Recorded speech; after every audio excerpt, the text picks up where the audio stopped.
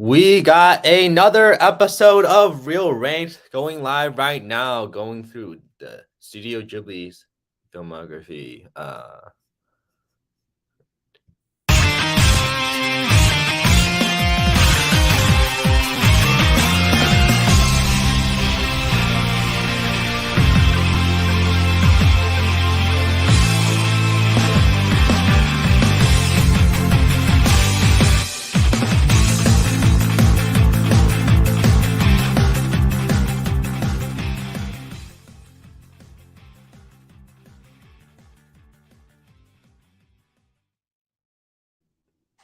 Hello and welcome back to Real Ranked. Today we got an exciting panel for you guys. We're going through the Studio Ghibli movies with Ghibli Fest happening this year. We thought it would be a good time to go through and rank all of them on a tier list. So I'll go ahead and bring in who we have, starting with Cole.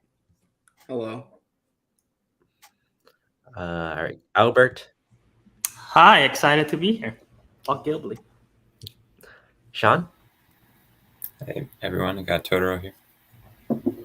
And Sarah. Hello. All right, so how's everyone doing today? What are your thoughts on Ghibli? Ghibli good. I agree. Popular opinion, hopefully. Yeah, I've been really excited for this one, so I can't wait to talk about it. Get some thoughts. I'm a last minute addition, didn't revisit it recently, but I have seen all of them, so we'll just see how my memory serves when you guys talk details, and I was like, I don't remember that. Okay. I'm interested to see if there's any maybe big disagreements or if there's just a general consensus, because I feel like some movies there are for sure, but the other ones I want to see what your guys' thoughts are for sure. I think there's some definite this is S tier, but then figuring out the order is gonna have some disagreements. Yeah. I think you'd be surprised, Matthew. I don't have hot takes coming in, but I have some takes that might upset people, maybe. Mild takes. Yeah, mostly just maybe this movie isn't as good as you thought it was. Just that kind of thing. Okay. But we'll have to wait and see. Okay, so before I bring up the tier list, I know there are some movies that we wanted to talk about, or Cole specifically, but yeah, if we've seen some of them, we'll yeah. I just want to bring them up because they're prevalently from directors and creatives at Ghibli, but they're not Ghibli technically. If you go back far enough, technically Nausicaa isn't either, but it's been kind of retconned in there as well. So that's why I talk about these, because it's basically the same situation, just a matter of perspective. In the UK, they're branded as Ghibli Selects, even though they're not Ghibli movies. So there's a couple caveats. Most famously, I think, is the Castle of Cagliostro, which is a Lupin III movie. Actually, I talked about this on the Real Ranked for sequels, animated sequels, because it technically is a sequel. It's great. Miyazaki is really great in that, and all the character work is awesome. And then there's a one called The Little Norse Prince, or Horus Prince of the Sun, depending on where you are in the world. It's early Takahata, 60s, quite early. An abject failure at the time, which is really interesting watching it. It looks unfinished, but also there are some fantastic sequences in the movie. But it's very much early anime, but I'd still recommend that. And then more recently, obviously, The Red Turtle, which is a co-production with a couple of French animation studios. Definitely feels more European than Ghibli style, but Toshio Suzuki, a producer at Ghibli, and also Isao Takahata was a creative director on it. So I'd recently watched that. That was kind of the thing that got me back into it here. And that's also great. I'd recommend that. I've seen that one too. I would also recommend it. Yeah, no, I just watched The Red Turtle, and it's a great movie. It's really cool how there's just no dialogue pretty much, and how the story is told through visuals. It's really cool. And that turtle do be red. Yeah, it is a red turtle. It is quite a red turtle, and also more. Go watch the movie to find out. Sarah, did you get a chance to watch The Red Turtle? I did not. I'm going to try and watch it soon, though. Okay, well then... I've never seen it either, so... Oh yeah, sorry, Albert. All Did you see the red turtle? Nope. No. Okay, sorry. We asked Albert now. We're good. All right. Well, I'm going to go ahead and bring up the tier list, and we can go ahead and start it. This is not the order. We're going to go by release date, not whatever order is on tiermaker.com. So we can just go ahead and start with Nausicaa, uh, which I guess I can start with. Nausicaa of the Valley of the Wind is kind of like a proto Mononoke, but I really like it. I think it's like the world building is just so creative, and like some really gorgeous visuals, and like a lot of Miyazaki, there's a lot of stuff about like environmentalism and just like how it deals with war. But yeah, this really strong female heroine and just this apocalyptic world is really really cool to see.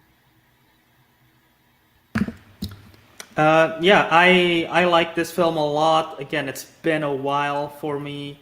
I think no, I think I finished all the Ghibli films because I watched them chronologically in order, and then I revisit this one.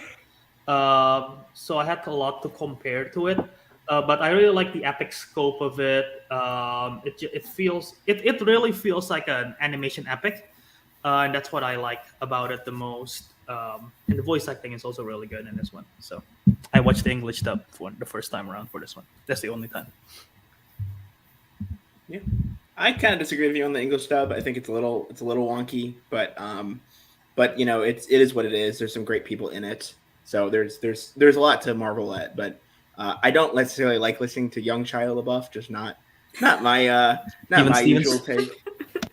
But yeah, this is really great. I think your point, Matthew, about being a proto Mononoke is really prevalent here because it takes a lot of those themes and which eventually gets rolled into that movie, and it plays with it really well. There's a lot of flight in this movie, which we learn Miyazaki loves flying things, and so if you can combine nature and flying, it's almost perfect. And this is also one of those movies that he had a whole manga based on, so this is very truncated, and so it's interesting to see where the sacrifices are made here for the sake of a 2 hour long movie.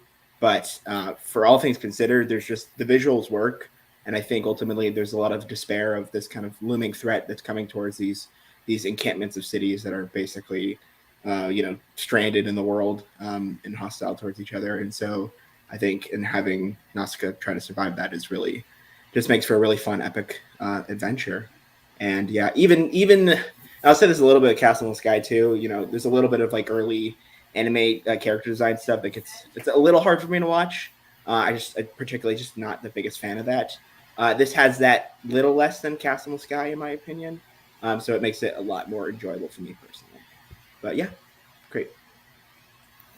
Yeah, I'd second about the animation. I mean, obviously it's like really well done. I think this one I'm a little less like as a fan of as some of their others. Like I didn't know it was based off of manga, but I feel like that makes sense. Like with what I felt about the movie, because it felt like it kind of packed a lot in and wasn't always like the smoothest at times. Like it seemed like Mononoke is much tighter in my opinion, and like this one, I don't know. It was good, of course, but I didn't feel as strongly about it as like some of the other Ghiblis I'd seen. I think. Yeah, I did really like this one. This was the last Ghibli I had to watch before I completed, besides like the projects that were mentioned at the beginning, and I did really like it. It's kind of middle of the pack for me for Ghibli, but I still did really enjoy it. Like, kind of like what I like about a lot of the other films from the studio is just I really like how they write a lot of the female characters, and they have like them kind of at the center. Like Nausicaa, I really enjoyed her character, but I think what kept me from enjoying the movie probably a little bit more is like I remember some of the other characters just being kind of boring or just not as interesting. But I did still really enjoy this one, and it's hard. I mean, like I said, like I have this at like mid tier Ghibli, but like it's still a great movie. Okay, well, let's get into our ratings. I would put this in A tier. This is what I really like it, and it's in my top 10. Yeah, I don't. I'm not. Yeah, because this is gonna be a hard place to start because the early ones people have their favorites and those are coming a little later on. I feel like I'm confident in A because I feel like it's gonna go lower A by the end of this, anyways. I was second what Sarah said. I don't know. I was thinking of more like it's mid tier for me. I was thinking like B or C. I don't know. Yeah, My guttural reaction was B, but I think I'm not sure. I'm either a high B or a low A. So I think we put it in B then. If I feel like that's the best compromise. Yeah. That seems okay. pretty. Yeah. And then we can like move. Hopefully, At it the end- stays. at the In end my for opinion, sure. hopefully it stays high B. But I mean, we'll Yeah. see. We'll see as it shakes up. Yeah. Okay. Well, let's move on to the next movie, Castle in the Sky. Albert, start us off. Castle in the Sky. Yes, this is the first one I ever watched in terms of Ghibli, and this one, I like it. I haven't revisited.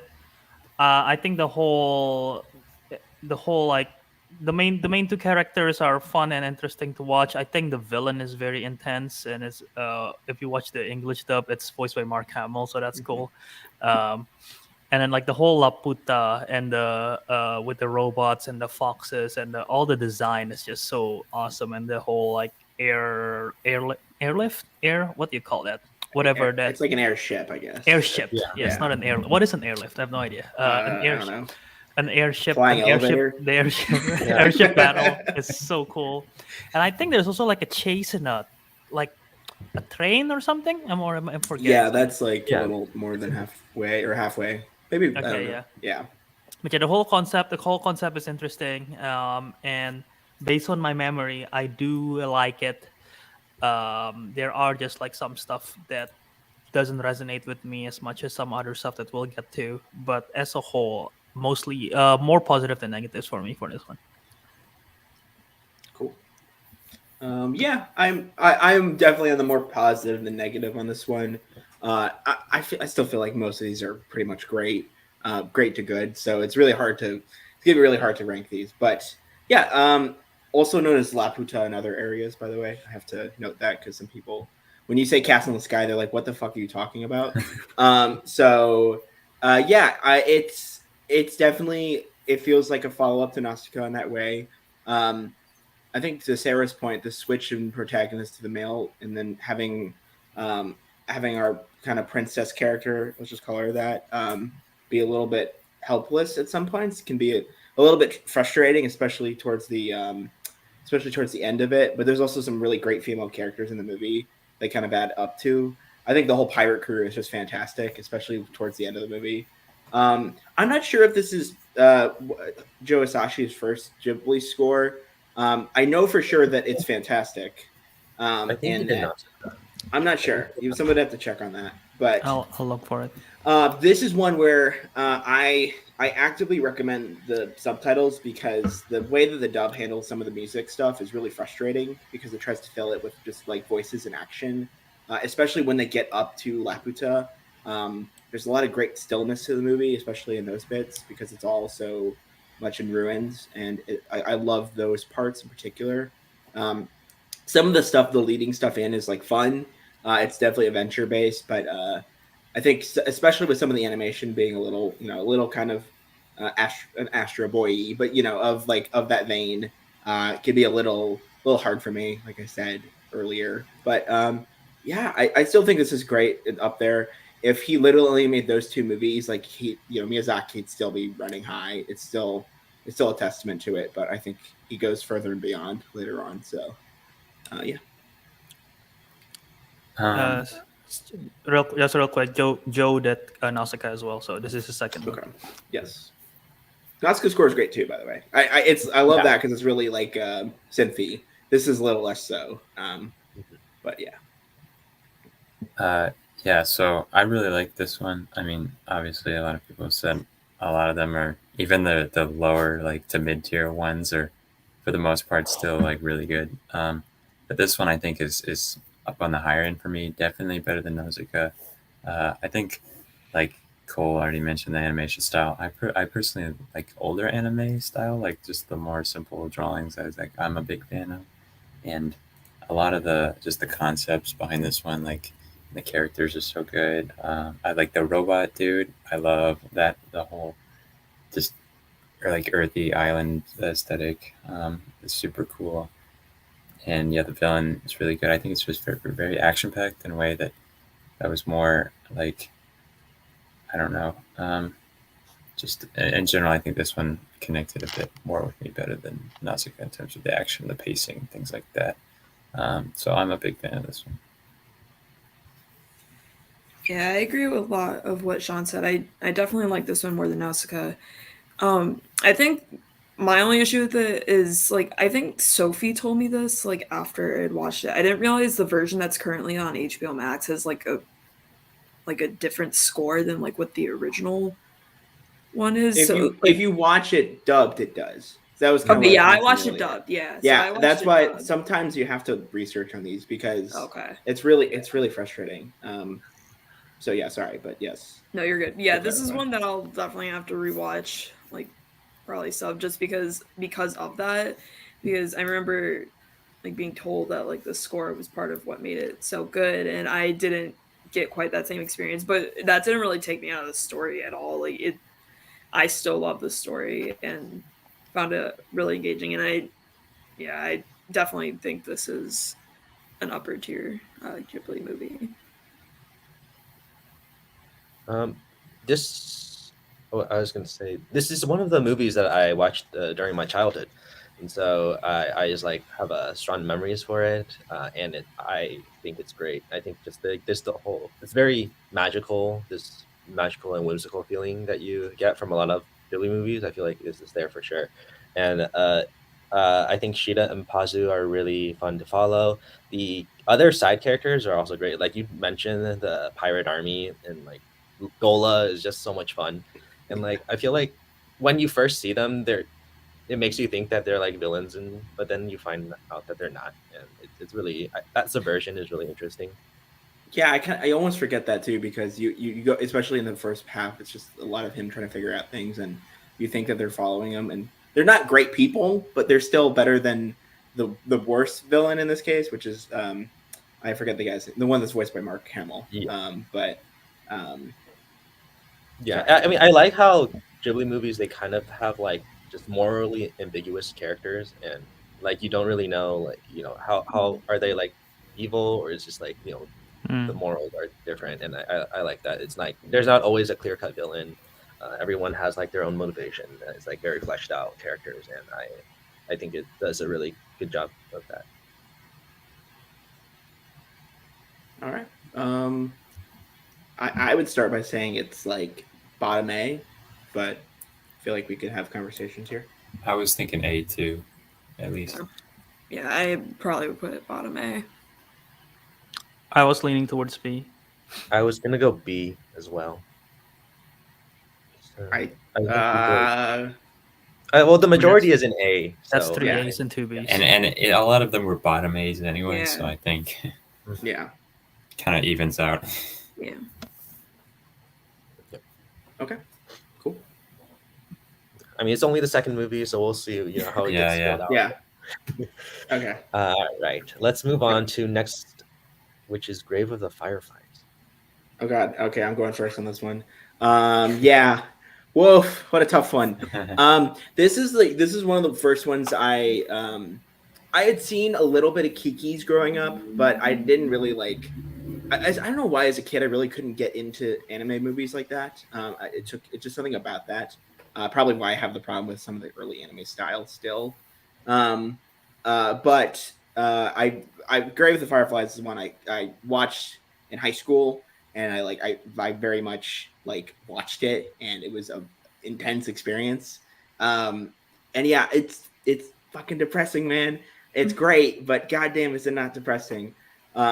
It's hard to call this like a slice of life, even though it's very grounded compared to the rest of the movies here. But it's great. The story of hardship is really heartbreaking when you just, especially as they get along to it, and they're trying everything to survive. Even like the aunt, that's just like a pain in the ass, even though she has no reason to be other than just to object her authority, which is so frustrating because it leads them into really bad, dumb decisions that ultimately.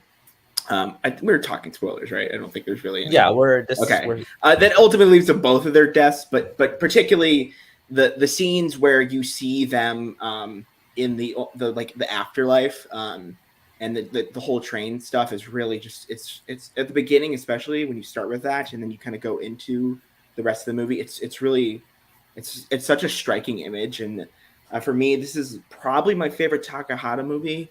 I can't.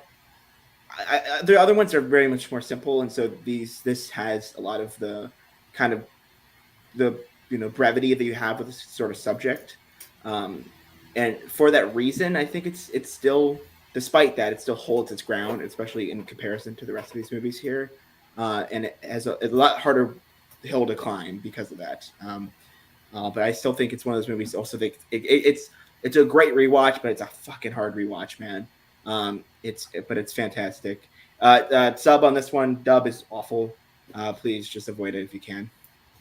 So, no. Oh god, we're not there yet. We're not there yet. You made a special tier at the bottom for that. No spoilers for where we're ranking that movie.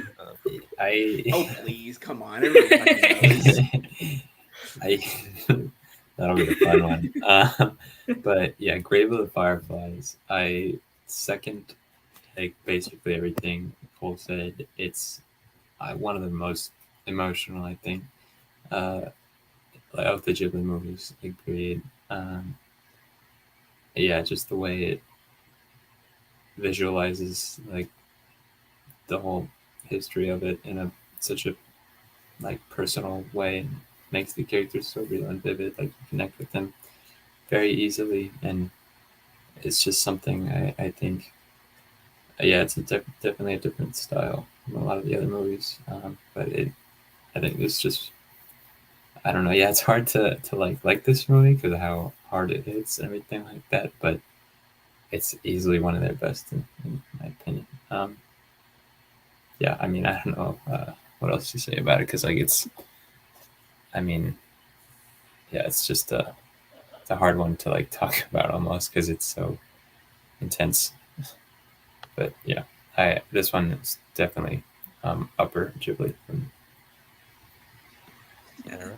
This is probably, it's like one of the best movies that I don't know if I will ever rewatch, just because it is so hard to watch. Like I remember this was one of the earliest Ghibli movies I saw, and I did make sure to watch this one subbed. I did watch most Ghibli dubbed, but this one I did make sure to watch subs just from everything I had heard. And I had to work myself up to watching it because I didn't know what happened going into it. I just knew it was really, really fucking sad.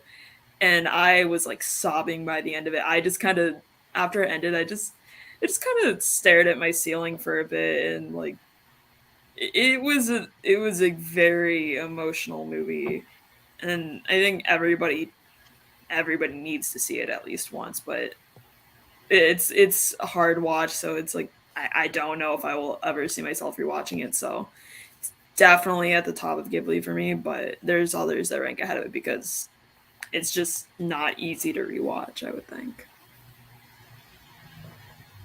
Yeah, no, this is just a super harrowing look at war and just the realistic portrayal of what happened in Japan. And following these two kids is just there's a level of innocence that they bring to this movie, but then it just makes everything else really, really devastating. And the opening scene sets you up for what happens at the end. I feel like it just creates this really impactful ending. I think that it's just so hard to watch, when the sister is eating, she thinks the marbles are gummies. God, I can't. That get the sound of that gets me every time, man. It's heartbreaking. So yeah. And yeah, I don't think I can ever I'll probably watch it again, but I'm not in a rush to rewatch this. Like Not a like I comfort said, watch. it's really tough, but it's Mhm. worth. I think it's worth it because it's also then you kind of notice some of the other stuff in the movie that's just like necessarily at the foreground. Like a lot of stuff about the war going on behind the scenes. Particularly with the father, you don't quite understand, and them having to struggle to realize that he's dead. Like there's just no other way to put it. But yet him trying to find every way to reach him is really, yeah, it's tough. Mhm. This is the one that I've rewatched the most. Actually, no, I'm just kidding. This is a tough watch. Like Listen. Everyone's acting like like listen. It's one of the movies that doesn't feel. It feels not like a kids movie. Like so, in a way, I can see why people would go back and rewatch this to get everybody else to experience it. So I mean, jokes aside, but it's okay to rewatch. I mean, and I don't think they all feel like kids movies per se. right. But, Oh no! By the way, complete. I'm just Yeah. saying that as a means of making sure to notify this one is definitely more mature. Yeah. So. fair. But yeah, no, it's a devastating film. It's really emotional. It's a really tough watch.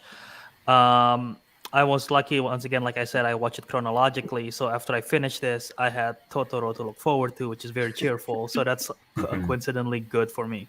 But yeah, no, and like everyone said, that rock scene was heartbreaking. And I mean, it's a very true story that needs to be told. And I think tackling such the tough subject matter, Isao Takahata did his first one really for this studio, and it's incredible. I cannot say anything bad about this film. So yeah. Fun fact: this also was a double bill at the time, so it came out with Totoro back to back. Oh, I think in the bill it's Totoro Is then it? this, Is Oh it? God. which is I can't even imagine doing that. that's man. such a God. They're rough. both only 90 That's just minutes, which is mean. crazy because Yeah. this one We did it feels way like around. a gut wrench, like hit you. This Nobody felt else. so much longer, not in a bad way, just because it's so emotional. Yeah, it really is. I would put this at S tier, and I will not be changing my mind. I agree. Yeah, S tier. Right. Yeah, I'm cool with S. definitely. Yeah. I mean, S yeah, tier. warranted. Awesome. All right. Well then let's move on to My Neighbor Totoro. We'll start with Sean. Oh, sweet. Yeah, this is my favorite one, hands down. I've seen it. Oh, I'm trying to think. I made like 2 or 3 times. I'm pretty sure. But yeah, it's one that, I mean, it's really simplistic, but like just I don't even know how to describe it. The whimsical and magical nature that Matthew already alluded to is like brimming throughout this one. I mean, just the design of Totoro, and all the other little woodland creatures, like really amazing. And what it has to say about like people's connection to nature and with nature, um, is, I think, just really really cool to see. Like the animation is like splendid. Like it's just one that I don't see how anyone could not be like happy while watching or after watching it. Like just a very, I don't know, just joyful film, and all the characters like um, are so like just like well done. Like the relationship with the mother and like who's in the hospital, and like the father, and the 2 young girls. Like I like how it's from the perspective of um, like sort of younger individuals. Like I don't know, it's just, yeah, very childlike, joyful film, and yeah, I don't know. Um, yeah, I don't know what else to say about it. It's just one of my favorites. I mean, even though it is so simplistic, I mean, yeah. Yeah, this I love this one too. It's definitely very very different in tone than Curry of the Fireflies. I almost wish that I had waited to watch this one until after because I didn't know that they were kind of built together until well after I had seen both of them, I think. But it was definitely it was a very heartwarming movie. It's a very easy watch because like I think it was Cole that mentioned the runtime just a few minutes ago, but 86 minutes. Yeah. It's very short. It's short and it's like it's good. Like it's just a very easy watch, like just to throw on, really quickly. And I think my only thing I don't like is sometimes cat bus creeps me out, but I still love it. But like it's a very Totoro's. Is it the eyes? Is it the eyes, like the light up eyes? Yeah, that kind of gets eyes. me sometimes too. Like it's a little weird. Like the way that, especially the animation is done with it, it's like it looks like you're looking into like the soul of it, and it's a little weird.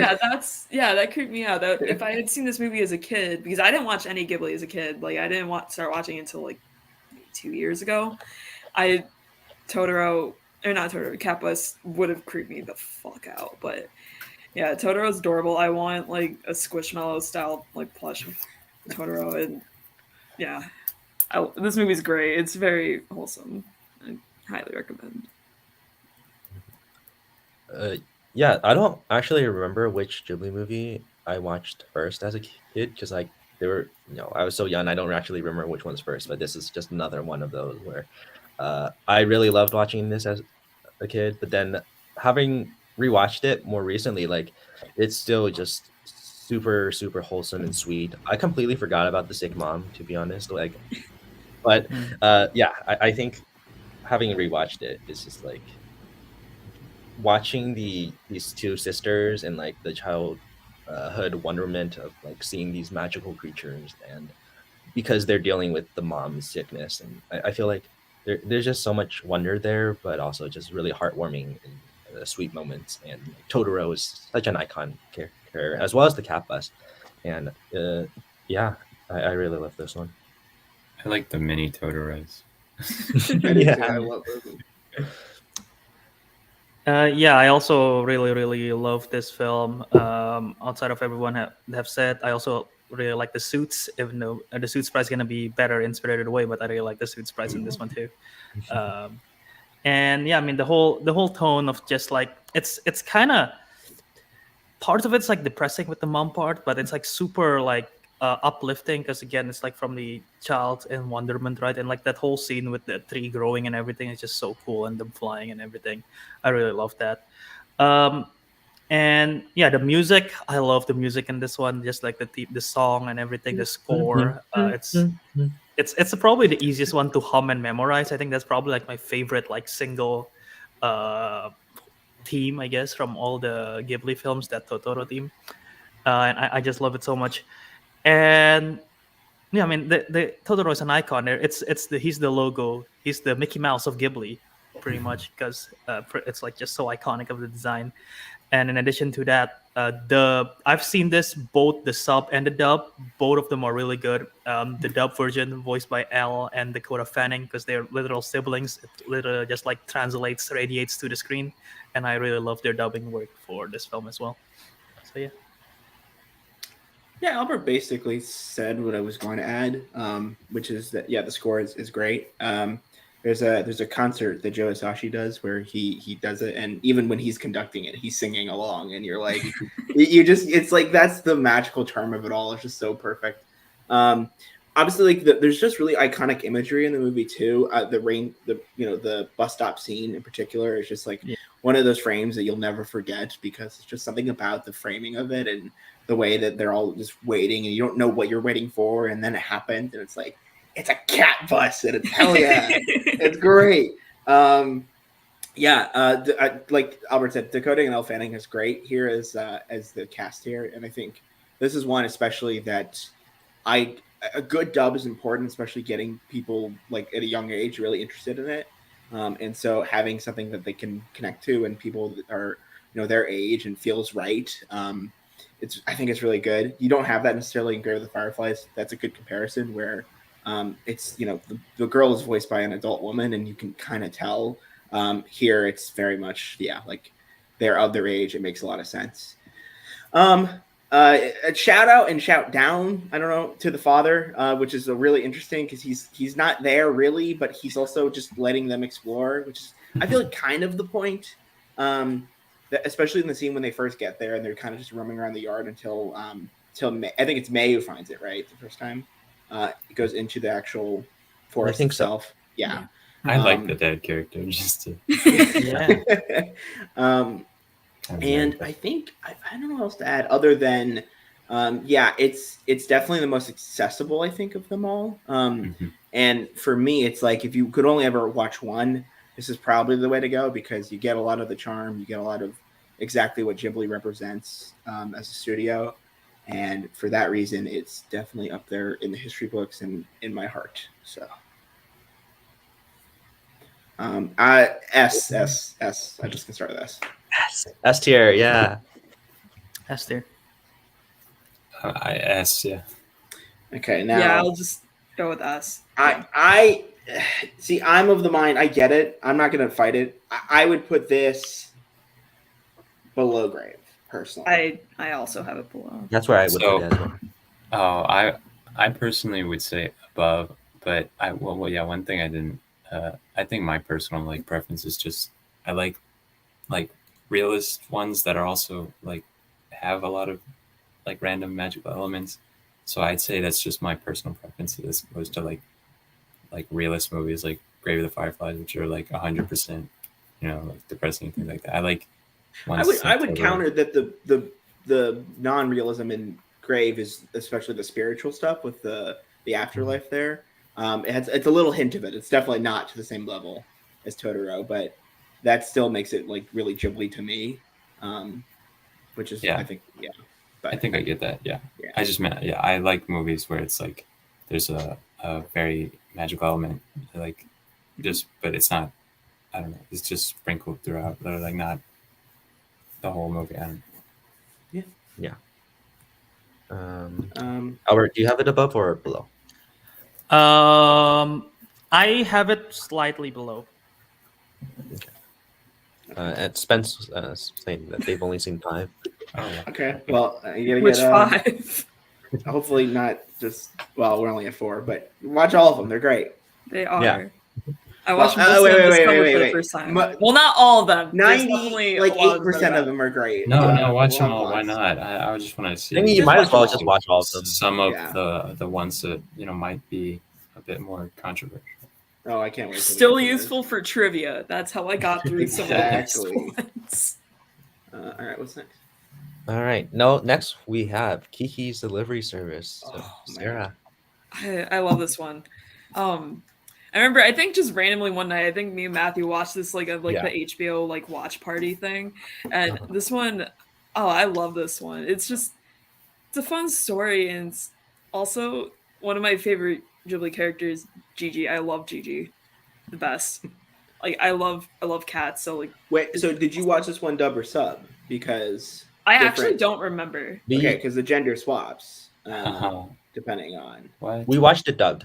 Okay, we did. Okay, cool.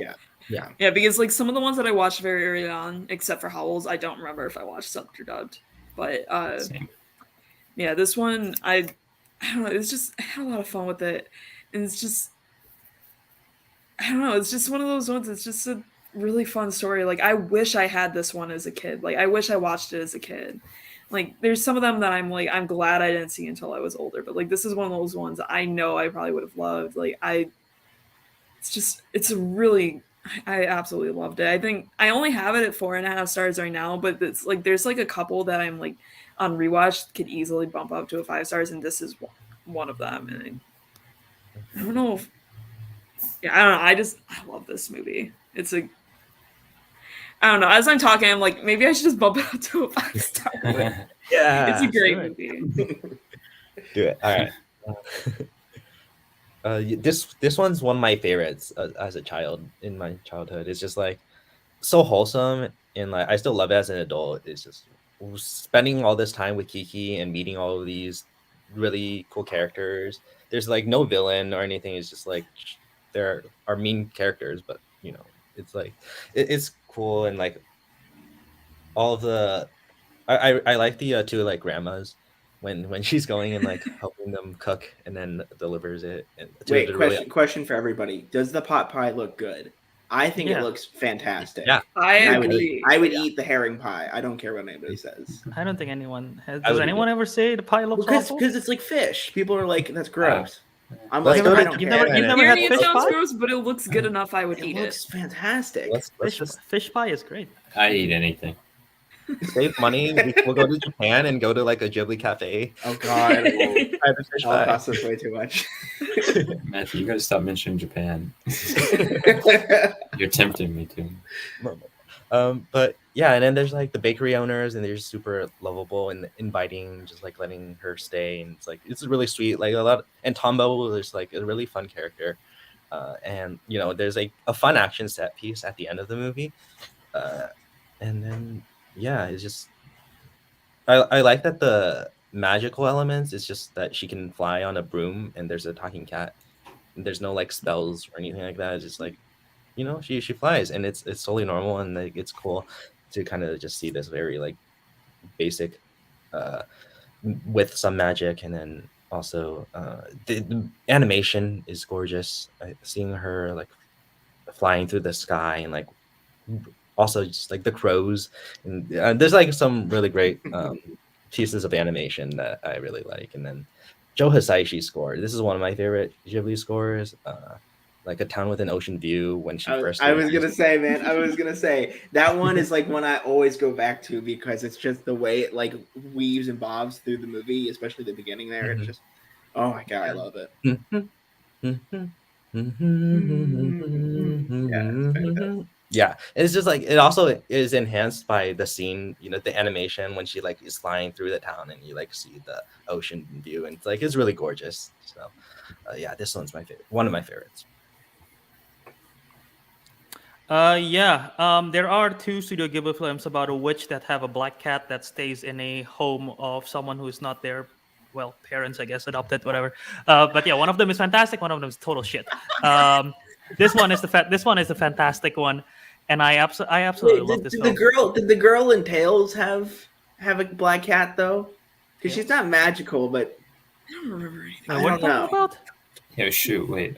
Whatever. I'm sorry, I'm getting on a tangent. We'll get to that when we get to that. Okay. But yeah, no, I absolutely love this film so much. It's my personal favorite. I've rewatched it several times, both dub and sub. I think both versions are great in their own right. Like everyone said, the score, Town with the Ocean, I forget the title, but yeah, that one, the Town with the Ocean View, that one's great. I also really like the town itself. I think the European setting, it's never specified if it's like Europe or whatever, but like the vibe is European, and it's so great, and it fits. It looks amazing. And I mean, we all know that Hayao Miyazaki, pretty much all of his films are coming of age films disguised in something else. I think this and Spirited Away handled the coming of age theme the best. And they're both very different too in terms of the theming. And the theming of this one is just pretty much like you can work, and you will end up in like a roadblock. You will burn out yourself, but that's okay. Take a break. Like there's one quote where Ursula said, "Stop trying. Take long walks. Don't look at the scenery. Doze off at noon. Don't even think about flying, and then pretty soon you'll be flying again." And it's just like that thing is just, that quote just resonates with me so much as someone who tries to feel like try to chase something all the time, trying to do all the much possible. Sometimes I just feel burnt out, and I just remember, like, take a break, take time for yourself, and you'll eventually be able to do what's great again. So I really, really love this film for that message, for the whole team, and just being such a delight of a film itself. So yeah, absolutely love this film. Yeah, once again, I think Albert mentioned a lot of the points that I was going to mention. There's something about the journey of being something about the journey of like trying to make it, especially with nothing basically, and her having that motivation is just really great. I think the particular scene when she just like grocery shopping and everything just seems so expensive, it's just like the epitome of that, where it's not exactly what you think, and you just have what you need, but you're getting somewhere, right? And you'll eventually reach what you're getting to. Grandmothers are great. They're all great. Like I said, herring pie, fantastic. I guess I didn't really mention this with the last one. And by the way, I love this movie. This is up there for me. So like, I'm only mentioning this because I think it comes up later. Is that Miyazaki isn't great with ending his movies. I think Matthew mentioned, especially the final set piece of the clock tower and all that is really great, but it doesn't necessarily do a lot to resolve her kind of conflict. it's kind of a pinnacle of what she can do, but there's not much of like what it means to her. And so for that reason, it's a little tough for me. But I mean, that's like such a small mark in everything else, which is so fantastic about this movie. But I think, yeah, I mean, that's at least in my opinion. I think, and we'll get to the other ones where I feel like it's a stronger case where I feel like he doesn't know how to end his movies. But this is definitely kind of the start of that trend, I think. If I may comment something, I'm kind of curious because I don't know, because I know this is adapted from something, and I don't know the source material if it ended the way like it is. I don't think. I think isn't this purely original? I don't think this is. No, this is adapted. Okay, it is. I mean, obviously, the thing with a lot of these is that we'll get to like, especially with some of the Ursula Le Guin ones, like House in the Castle, where they just change up so much that it's really the skeletons over there, but not necessarily everything is there. So, but at least in the context of the film, I think it has a little difficulty ending. That's all I'll say. In the book that it was based on, it says that one of the misadventures is losing a stuffed toy cat and using Gigi as a substitute until she can recover the lost toy. So that was taken from that. Yeah. So not everything is like, it's not word for word. Yeah, no, I'm not saying everything is fully original. I'm just, Fair. Okay. Yeah, no, I really like this one too. Just to mention like what Matthew said earlier, and what I was kind of alluding to is I definitely agree that like the magic is integrated really well into the film, and that's what I was trying to say. Like films that are like mostly realist but just have that like slight element of magic but doesn't take over the whole film. Like, it's not just a fantasy film. I like that style. Is really cool. And so just being a witch like surrounded by all these other people in this European setting and just going about like just things, I think it's just, really kind of interesting. And what Matthew said, like there's no like villain. It's astounding how interesting this movie is, like even though it's, I don't know, not as a like conventional as a plot per se, like not just a, I don't know, like a more internal conflict, like as opposed to just like a clear cut villain. But this one's really good. Pretty sure I watched this when I was largely, well, I mean, I was trying to watch more Ghibli, but I think Albert picked this for movie club, and then I did. I was some of I was like retroactively watching, and I got to this. So it's one of I really like it.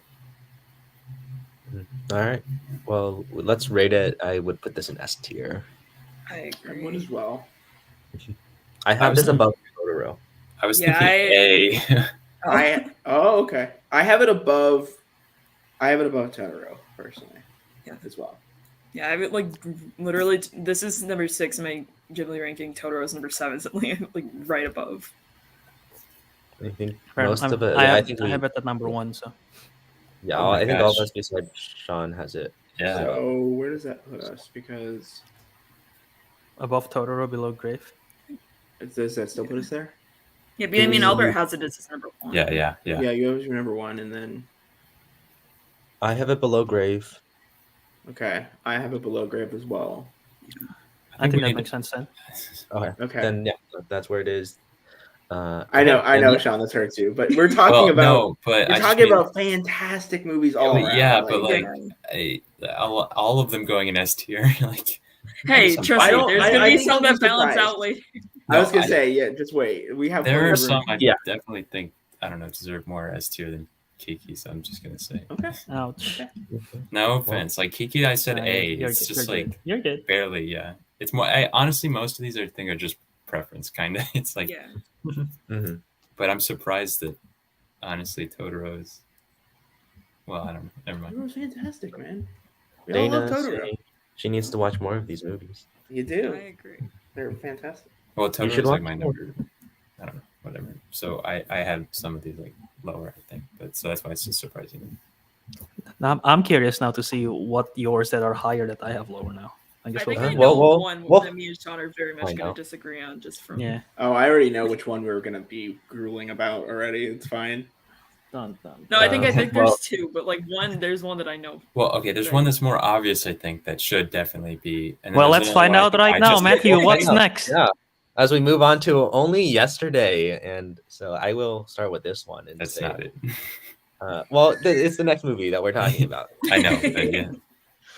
And I really like this one. I think just the really grounded portrayal that Takahata directs is just like really, really interesting. And I think I really like these characters and just like the way it follows this woman and sees her life through these memories of her childhood, and it really works well with her modern day. And I think it's just very this slice of life. It's the very captivating, very relatable characters. I think the animation is also more unique, and I really like this style of animation. And also has a great score. I think it's just really complements the movie. Yeah, I remember the first time around, watch it in sub. I remember liking it, and then I watched it again in dub and didn't like it as much. I still gave it like 4 stars, but like among the Ghibli rankings, it's like on the lower end. And I just didn't like it as much because like I think a lot of the stuff about her child, because this film is sort of like flashback. A lot of her childhood, I think, really works. A lot of the stuff in the present time doesn't really work for me. And I think that's where the divisiveness come from. But yeah, I think it's one of the most mature Ghibli films in terms of the themes that it tackles and everything like that. But yeah, again, so it's for me, it's on the lower end of Ghibli, but like it's still 4 out of 5 stars, which is still like a good praise. Also, the dub version have Daisy Ridley doing a weird half American, half British accent. I don't know what the hell she was doing. Didn't even realize it was Daisy Ridley until I was like, "What the hell is that? What's she trying to do?" So, I think I can provide a little context to that, actually, Albert. Go ahead. I think it's the way I understand it is that it's supposed to represent like the kind of idea of doing a country. When you go back home, when you have your home accent versus what you had in the city, it's trying to do that. It's not. It doesn't work because she's not consistent enough. Yeah, I didn't get that. Yeah. Like I said, I think it's trying to do that. I don't think it she should have just stick full British and it would have been better. Yeah. Plus, it doesn't help that like a lot of times they're just a bunch of Americans like in these roles, and so it's really hard to tell when they're just because then by that logic, everybody's country, right? Because then most of the roles are American spoken, unless you go outside and get other dubs. But this is one I watched pretty recently here. I think what I'm not piggybacking here, but I think especially the childhood stuff is really great because you get a sense of what Takahata does on an experimental level with his animation. A lot of watercolor-esque stuff, which is why I think that it's really great because it's almost like the faded memory, right? And then you go into the modern day and her current life, which is really detailed and very like much that Ghibli house style. And I think it's a really good companion to that overall. But the story itself isn't necessarily the thing I'm clinging to personally. I know some people really resonate with it, but I think it's just something that ultimately is really nice to look at and does what it's trying to do. But for me, it's not necessarily hitting those levels. I recommend sub on this one as well. It's really hard with the dub. I mean, listen, watch however you want to watch. Ultimately, even just looking at the movie is important.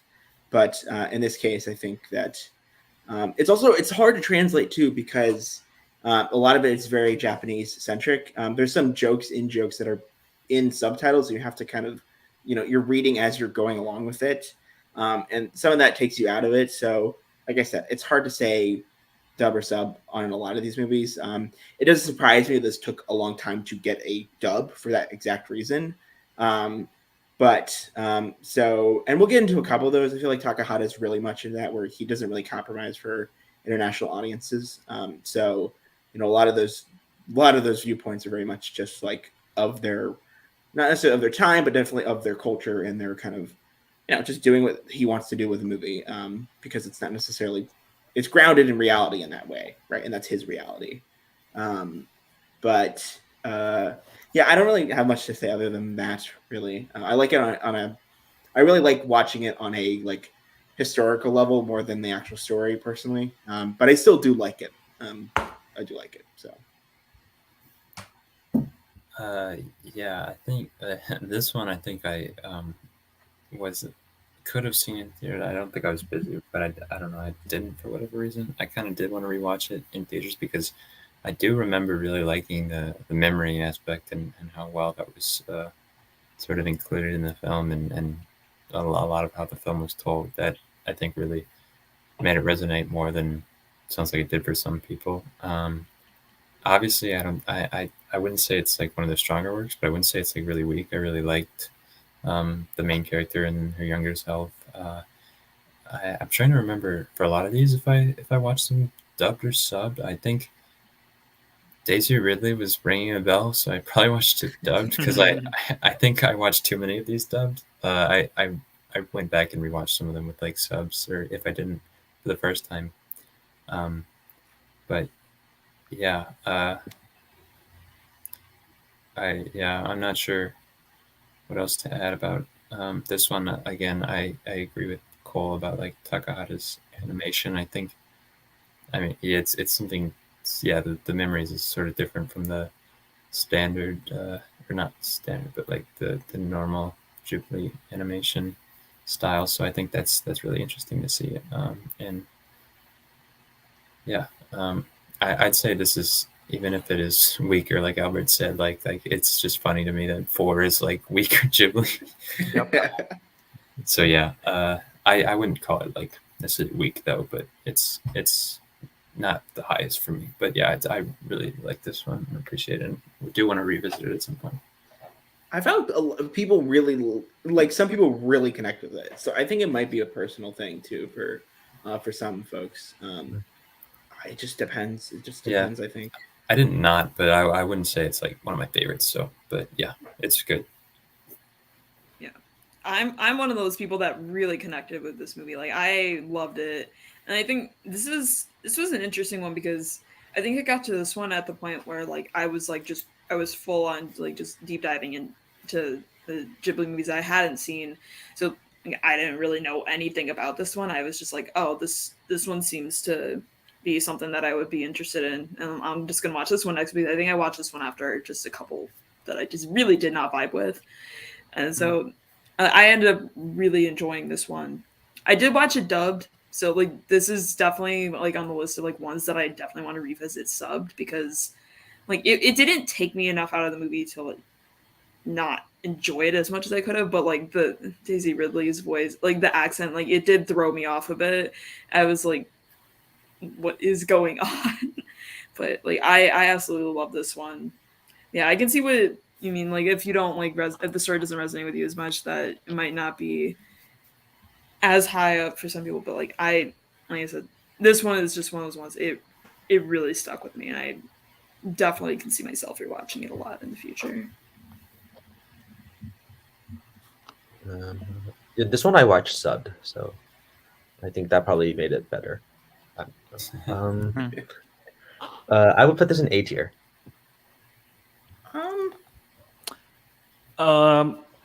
So in terms of classifying the whole 23 films in A, B, C, D, E, F, I'm gonna put it either C or D. Okay, yeah, I knew that was coming. Okay. In terms of the 23 Ghibli films, okay. But doesn't it hurt you to put like stuff like this? Like I get it, we don't want it to. No, because this is a tier list. I know. Yeah, that's what I was saying about Kiki, but I mean, we're not going for an equal distribution here. I think. Yeah, so. No, Kiki, I really would say S. Like, there's for me personally. Yeah. I'll put it at C. I'm like B. Honestly. Like it's good. It's doing everything what it needs to. It's just not necessarily for me. So that's where I would land on that. I'd say A or B. I think. Let me double check my letterbox that I did too long ago. Yeah, I have this one at top of A, and also not to sidetrack. I know during Totoro I mentioned I wanted to buy a Totoro stuffed animal. When we were talking about Kiki's, I found one on Amazon and ordered it. Let's go. Oh my gosh, how big is it? How big is it? It said it was only 9 inches, so it's not that big. It was actually, I don't know, it has great reviews, so I'm excited. That's okay. I want it. I think one's cool. There is one in because I transit in Japan because I go to Indonesia. There is one in the airport that is probably as tall as my TV from the floor down. Amazing. Oh my I mean, gosh. obviously I cannot buy it because it's too big to carry in the airport, but it's huge. So yeah. I got a Totoro Albert, when poster. we went to Chicago with Kenneth, there was a store. There is they that were one they were too. selling giant Totoros. That one, yeah. that one they don't sell though. They didn't sell that one. That was just for the Oh, store. damn. So yeah, They and it was stole not as big. Stole it. It is by the door. So next time. It's not. Yeah, you'll be fine. You'll be fine. So where does that put it for us? So we had a couple. It's either- How many A's? So It's It's either- not like I'm probably here. either top B or low A. Okay, wait. Matthew says A. I said C. I say Cole top of said- A. You think I Sarah said and I are B. top of A, Yeah, I have a top of A. Sean. and then Uh, Sean I- was A or B. So it's just I think That's whatever- that's leaning higher then. So, Okay. so wait, we had S, and then Albert was C or D. I I'll don't put it think we as had C. any I'll do C. Okay, I'm- so I'm S, B. C, B. I'll 3 say A's. B, right? and then Sarah said A. Yeah. Mhm. I'm fine with That's low prob- A. If we just That's probably on. agree That's on that. A. Low I think. A. Yeah, low A. Okay. Yeah. I think that worked out. I would rather watch Nausicaa than this, but I think for the purpose of what we're getting at, I think it makes sense. Mhm. So Okay, so the next movie is Porco Rosso. yep. Who's starting? I forgot. I lost track. Albert, we'll start with you. Porco Rosso. This one I haven't revisit. I want to watch the dub. This one I haven't watched the dub because it's Michael Keaton. But I probably have seen clips of the dub, but like not the full thing. I don't remember much of the story. For some weird reason, the thing that I remember the most is the fist fight at the end because I feel like it was so lengthy and gruesome. Once again, my point. I don't think he knows how to end the movie because it ends. Yeah. There's a fist fight and then it's over. Like Yeah. yeah, it's just really. punching each And I other. feel like it went on for quite a bit too. The fist fight. It was really funny though. In the old animation style, they actually flipped the paper too many times. It's like, wait, we've seen this clip before. But no, I think this. I mean, obviously with Tesla in the Sky, the whole team of flying, and this one even more so. Hayao Miyazaki. Also, I think this one's adapted too. But yeah, I don't remember much from it. I like the character interactions, obviously, between Porco Rosso and the mechanic girl. I think she's a mechanic. Fiji. Yeah, but yeah, I don't remember much from it. I did give it 4 out of 5 in Letterboxd, but in my ranking, it's also in the lower end. So there's that. Okay, leave it at that. Yeah, this one I love. I don't know if it's quite up there, but here's what I will say is that jokes aside about the ending, this has some of the best visual moments in Ghibli's history, in my opinion. I think the dream sequence with all the planes flying overhead, it's just one of those shots that's like ingrained in my head forever, which I can't get out. It's just there's something beautifully still about that in particular. I think especially the way that he has this reverence for like the Italian seaside town, this Mediterranean like coast, is really great, even if it's like slightly ambiguous. And kind of this weird allegory of him like not accepting himself, but also being a pig, right? And so there's a lot to that kind of plays into it, which makes me a little, like the ending not being as great as it could be. I think going back to my point about Kiki, I suppose. But oh, great opener with all the little kids that they're trying to save. That's some of the funniest shit in Ghibli I've ever seen, where they're just basically they're clinging on to the bandits and they're just like, "Are we being saved? Are we being saved?" It's like some of the funniest shit in both versions. It's great. But yeah, obviously we talked about like the environmentalism side of it. This is definitely not that. This is definitely more so the kind of love of flying, and so and we'll kind of get that with Wind Rises as well. But this in particular, kind of, there is still a nature, man versus nature kind of thing, and like what you can do with the limits of what you have in the sky. So thematically, I think it ties all together pretty well. But definitely just a movie about planes and an awesome guy flying planes and shit. I mean, sometimes there's nothing wrong with that. But I can understand why this is like, because it doesn't have some of the great things that you would expect in some of these other Ghibli movies, but it also just presents in a little different way. So for me, that's why it's definitely like up there, and it's one of the best like I watched it in the theater for the first time, and it was like one of my favorite experiences. So, yeah. Oh, well, yeah. So when I saw this, I remember me and my now old roommate got into quite the debate afterwards because I thought it was like okay, like not the best, and he like loved it. But for the same reason that Cole said, it's a movie about planes and like that. Like that's I mean that's I don't know. It wasn't entirely my vibe. Not a big plane like I don't know. Would you rather watch the Dude. movie Planes, the Disney movie Planes, though? No, I'm just saying, Porco Rosso better I than the think movie Planes. by virtue of it being a Ghibli movie and there are like the complexities you've talked about, I think I saw his point. Like we eventually, but personally, I don't know the concept and then like the simplicity of it just being sort of a pig pilot. Like it didn't connect with me. I think like a lot of like we've talked about with these movies, like some just didn't connect. This was one of those that very much I think didn't for me, which isn't to say it's bad because I still recognize that like the animation is great and the characters are fun and all, but I don't know. It seemed like it was a bit simplistic, straightforward for me in terms of like stuff. I don't know, like and the fight like at the end or whatever that was funny and all, but yeah, I don't know. It didn't feel as I guess I don't know satisfying as some of the other Ghibli movies where I was like, dang, that was like super good movie. Like I was just like, oh, that was pretty good. I don't know. I thought this one was a ton of fun. I don't know. I saw a flying pig on the poster and I was like, I'm gonna watch this and I'm gonna love it. Yeah, I think the ending definitely like lowers it a bit for me, but I don't know. It's a flying pig. It's fun, and then I also like. I mean, I'm a girl going into like aerospace engineering and like seeing like I'm blanking on the character's name, but I should get this right. I was going to say because we keep mentioning her name. Yeah, Theo. Okay. Piccolo? Yeah. I said Fiji. Piccolo's from Dragon Ball. Piccolo. God. She's another redhead that likes Picaro. That's her last name is Picaro. Okay. Or yeah, I don't know. I thought she was a really cool character. I thought she was badass, but and then that fight scene, it does go on a little bit long, but I thought it was hilarious. But yeah, like it's not quite up there with someone like the top tier Ghibli for me, but like I had a ton of fun with this one, and I think it would be an easy rewatch. But yeah, also Michael Keaton is cool, so I need to watch the Michael Keaton though, because I watched this dubbed, so I haven't. When I've only seen this once, I've been meaning to rewatch it again with Michael Keaton. But yeah, I really like it.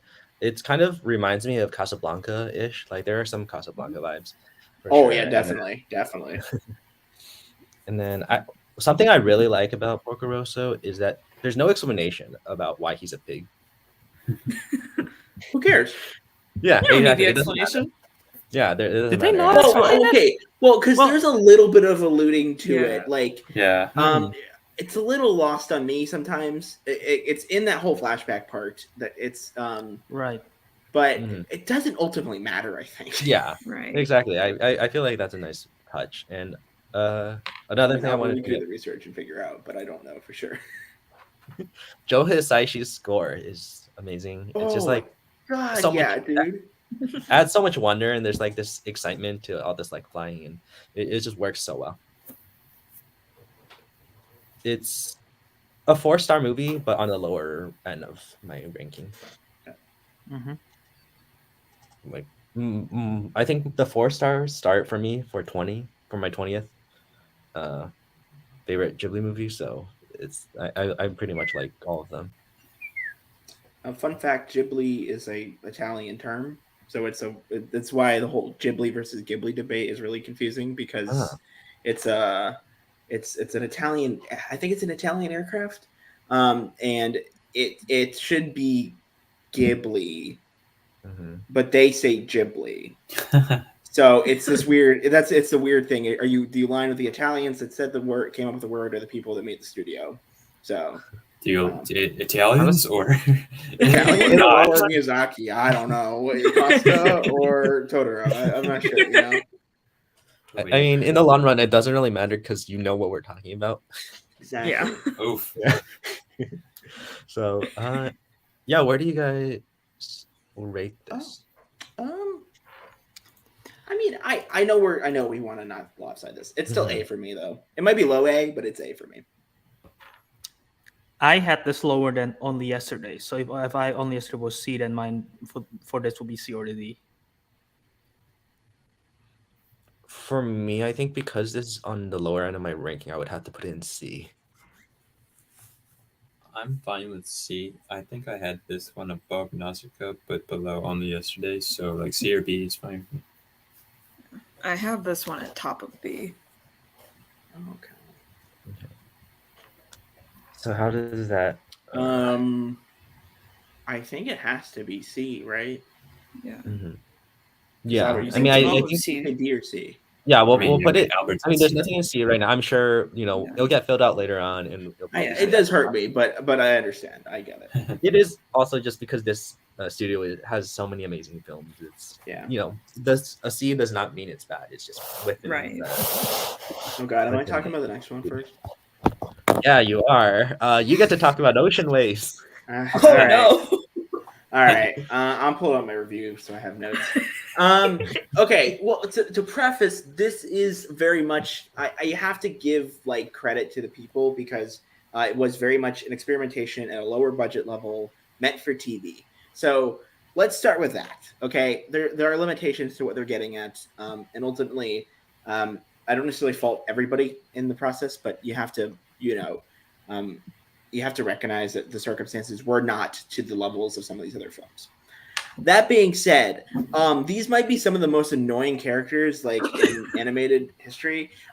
So like as a slice of life, it doesn't have the whimsy of a Takahata movie, and it doesn't have any of like the style tones you have in a Miyazaki, and so it's a little lost on that.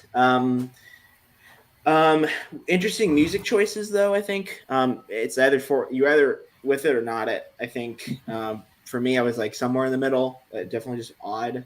But I just think that is it Ryoku? Hold on, gosh. Yeah, she's just a really clingy character, and it's really a shame because there's definitely a great relationship between Taku and his friend. Some people online think it's queer subtext, and I like that. I wish it was that because that means this movie would be interesting, which it isn't, and it's just very much even in the style of it's like not doing much for me. I feel like I don't want to get in a rant on this one because honestly, there's not much for me to say other than I just don't like it, and it's just it comes down to a lot of just things that are inherently in the script, I think, that you just can't get out of. Because even if you appreciate it as just visual beauty, it has a little bit of that, but it's not necessarily reaching those heights. So, yeah, definitely not one of my favorites here. But like I said, it's hard to blame everybody in the process. You always want to give benefit of the doubt, but I just think the whole product comes out to really a mediocre level here. Yeah, I'm not gonna rant about this either because I mean I saw it like a really long time ago. I'm trying to even check when, so I don't remember a ton about it. But like what I do, it's kind of like I don't know. It felt a little like aimless. Like the characters, they're doing stuff, but like they're I don't know. It didn't feel like there was as much interesting conflict or even like yeah like characters and some of the other ones. It's definitely lower Ghibli. I mean, I think I don't know. I think for it being Ghibli, I was trying to appreciate it a bit more, but and I don't know. I don't know how much I have to add on this because like this was one that I out of all of them, like I didn't have I haven't had a lot of like urgency to rewatch it because it's I don't know, kind of plainish. Like yeah, it feels like a TV like special. Like well, I mean for like a Ghibli movie or just for like anime in general. And the animation also isn't like I don't know, my favorite, I think, out of compared to the others. But yeah, I don't know. That's all I have to say about this, I think. Yeah, I agree. These characters are very, very irritating. I think this one, it was a chore to get through. Literally just looked at Letterboxd. Runtime of 72 minutes. It felt way longer than that. That's insane. It does feel so much longer than that. Like that's so short. Like I've watched TV episodes that are either the same length or longer. There are and this Stranger felt Things like episodes that are longer than this whole movie. Yes. Yes. And it felt so long. Like I kept checking like how much time is left in this. I don't want to finish. I don't want to keep watching it. I wanted to watch something else, but like there were like certain scenes that I remember like I'd be like, oh, is it maybe getting better? And then immediately be like, no, it still sucks. I'll leave it at that. I don't want to spend too much time on this movie. Yeah, the biggest issue is just the characters suck. I think the melodrama is also a lot, and I like. And we get better melodrama in some of these later Ghibli movies. That's another thing too that ultimately makes this like really tough because it's not even like a subsection of Ghibli where it's like it's a very different movie, and this is like the example that we have. We have that later on, and I think ultimately that we'll mention the other one. I think it does it better, and this is just a pocket of like. It's almost like the stepchild that's just like off in the corner. You know you have to appreciate it, but it's just there. Like I'm sorry. And Shigeru Nagata's score is great on its own. I don't think it works as well in the movie. I really like listening to the score, but then in the movie, I just feel like it feels out of place. I haven't rewatched this in a while, so let's try to list out stuff that I remember. I was gonna say, I think there is a scene where they skip stones by the ocean. I'm guessing because that's a title. As ocean waves, yes. Yeah, I think they were high school kids and they had a reunion and they met up like in a bar karaoke restaurant or something like that. I'm not exactly sure. I feel like you're mixing up other movies here. I'm not even probably just a restaurant type. There was a moment where the girl slaps the guy. Yes. Someone got mad. Yeah. You're basically describing a soap opera without like doing it. You know, this movie is a soap opera.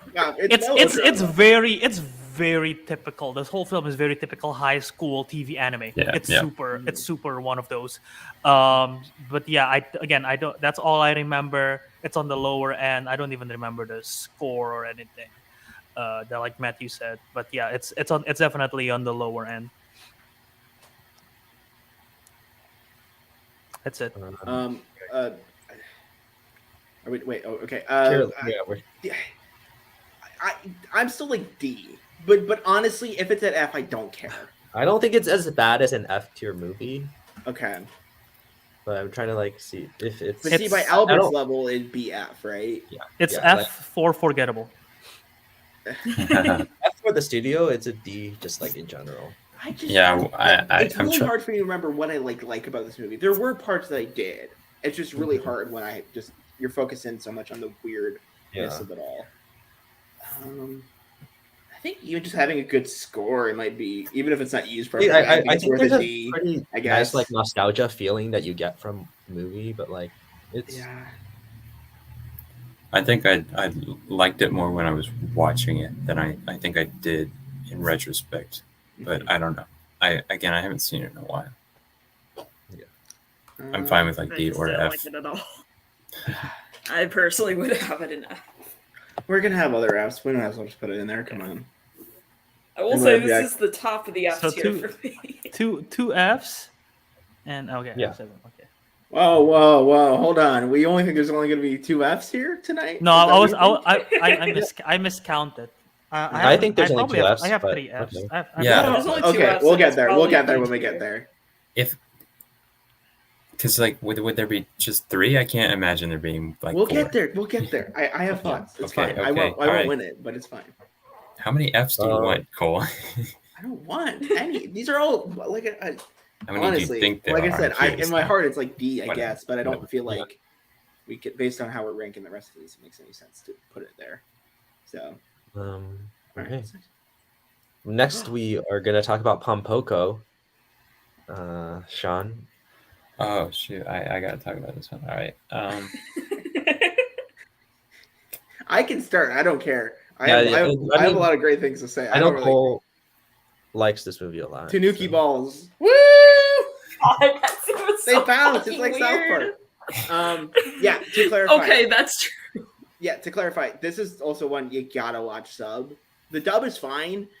It just changes things. So like they're not Tanukis. What were they, Sarah? They're like raccoons. They called them raccoons. They were raccoons in the dub. Yeah. Yeah. So just they're very similar animals, but the whole mythical part with the testicles is very much a part of the Tanuki, not the raccoon. You know, I mean, if we're in the States, I don't remember the testicles of raccoon being significant in any way.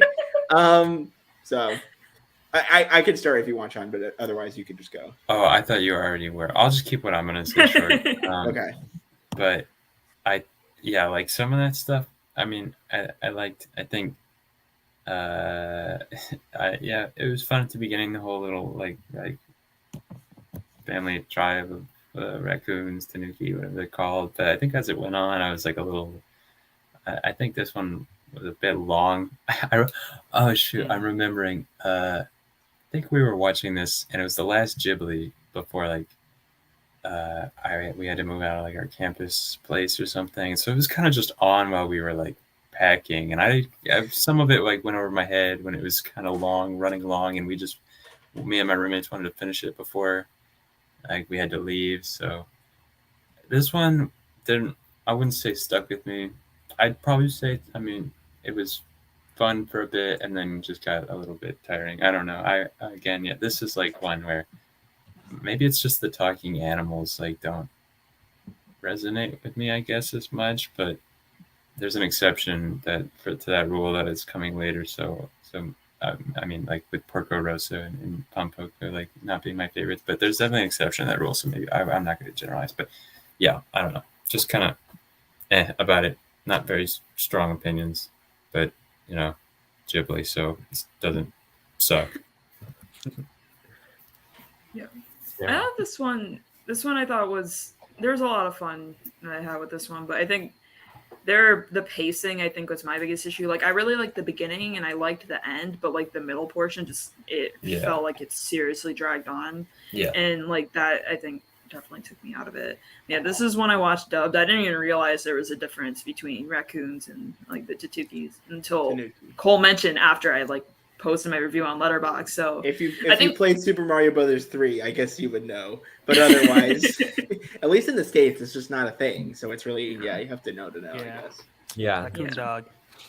Yeah, this is one that I think I would definitely be open to rewatching, like in the sub, just to kind of compare, because I know like I have a couple that whenever I get to it, just because I did just finish pretty recently watching all of them, I don't want to go into rewatches too soon. But like this is definitely one of the ones on my list to rewatch as subbed. Also, the dubbed Mr. Krabs. I can't remember which character he was, but he was there. I remember that. That's on my review. That was fun. Spencer?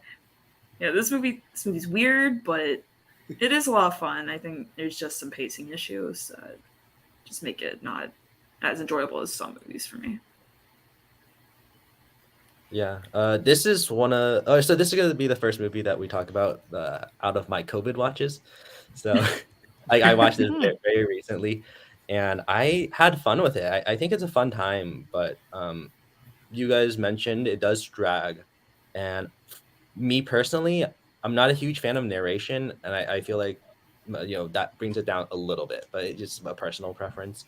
I think the thing that stands out to me the most is just the environmentalist message that this movie has about these, keeping these forests alive, but then also just like the coexistence between humans and animals. I think there are some really interesting ideas, and so that's just my favorite part of this. And animation also, I really like the stylized transformations. I think it's really cool.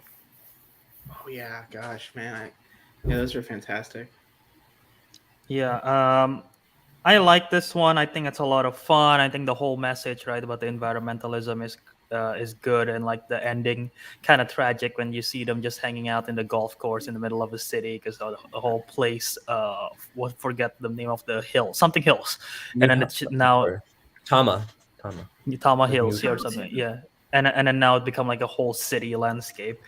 But there are like lots of great moments, like the thing with the like the not circus, like a carnival parade, theme park parade kind of thing. That whole sequence was awesome. Seeing the Yeah, whole that's a great animation sequence. um, and yeah, I mean, I like it a lot. I think the characters are fun, seeing all the different characters and everything.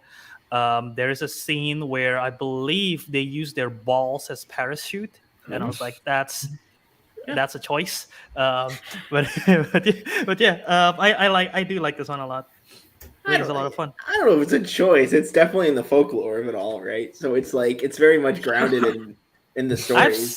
I've seen they use their balls for lots of stuff, but not for parachute. So that was the first time. Hey for me. man, you got to be creative in your animation. Use what you have, right? Yeah.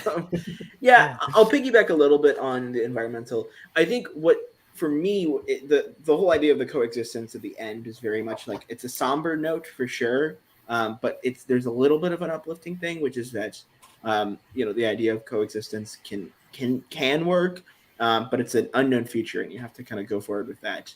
I forgot. So they're called foxes. Are they called foxes in the dub?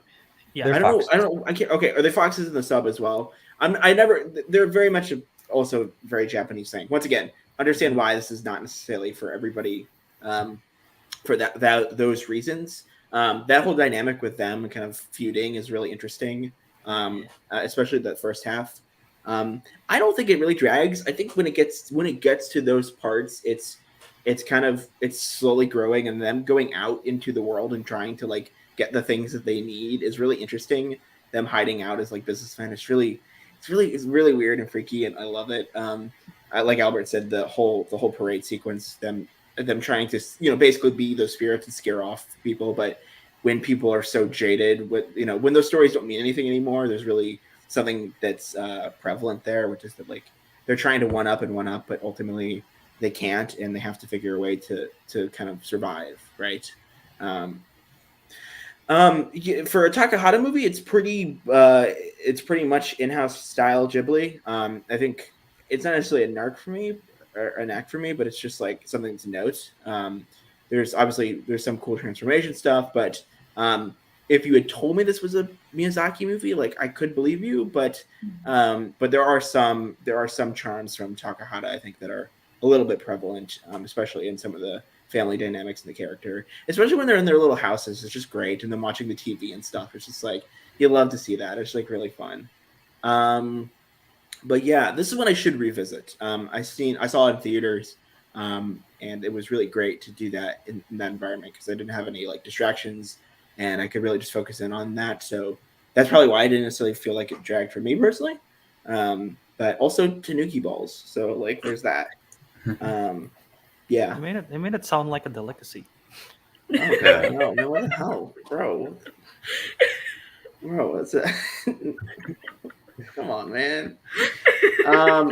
Also, isn't J.K. Simmons in the English dub or something? Yes. Yeah, Yeah. that guy. I'm gonna let everybody else go first on the ranking. I have thoughts, but obviously our scale is a little different here. So I put it in C behind Porco Rosso. I would second that. I feel the same way. Give me a sec. I'm trying to divide my list into. I think I'll lose, so I'll just say it. I think for me it's like B, but Porco Rosso would still be A. So there's like in that context, it's like it doesn't matter. I'm just gonna say B and leave it, even though I'm gonna lose here. So I have it as a B. After dividing my list, I think it's a B. This falls under B. So the majority of us have it's still C. C. Yeah. So, but I would still be okay with it behind Porco. To be honest. If we put it behind Porco, you're okay with that? Okay. I would. That's fine with me. Okay. Okay. Next we have Whisper of the Heart. I believe So we'll start with Sarah. I keep getting great movies to start on. I love this. I got the shit one. What the fuck?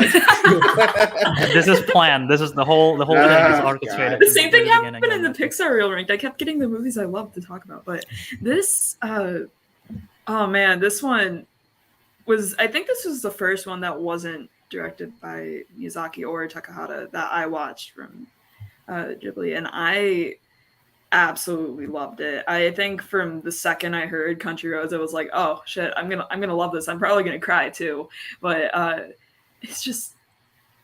I was smiling like the whole time. I think I watched this when I had COVID, so I was just like in a bad mood. It was like, can't believe I got COVID right before my birthday kind of thing. And like this one, it seriously, like, it made me really happy. And it's just I don't know.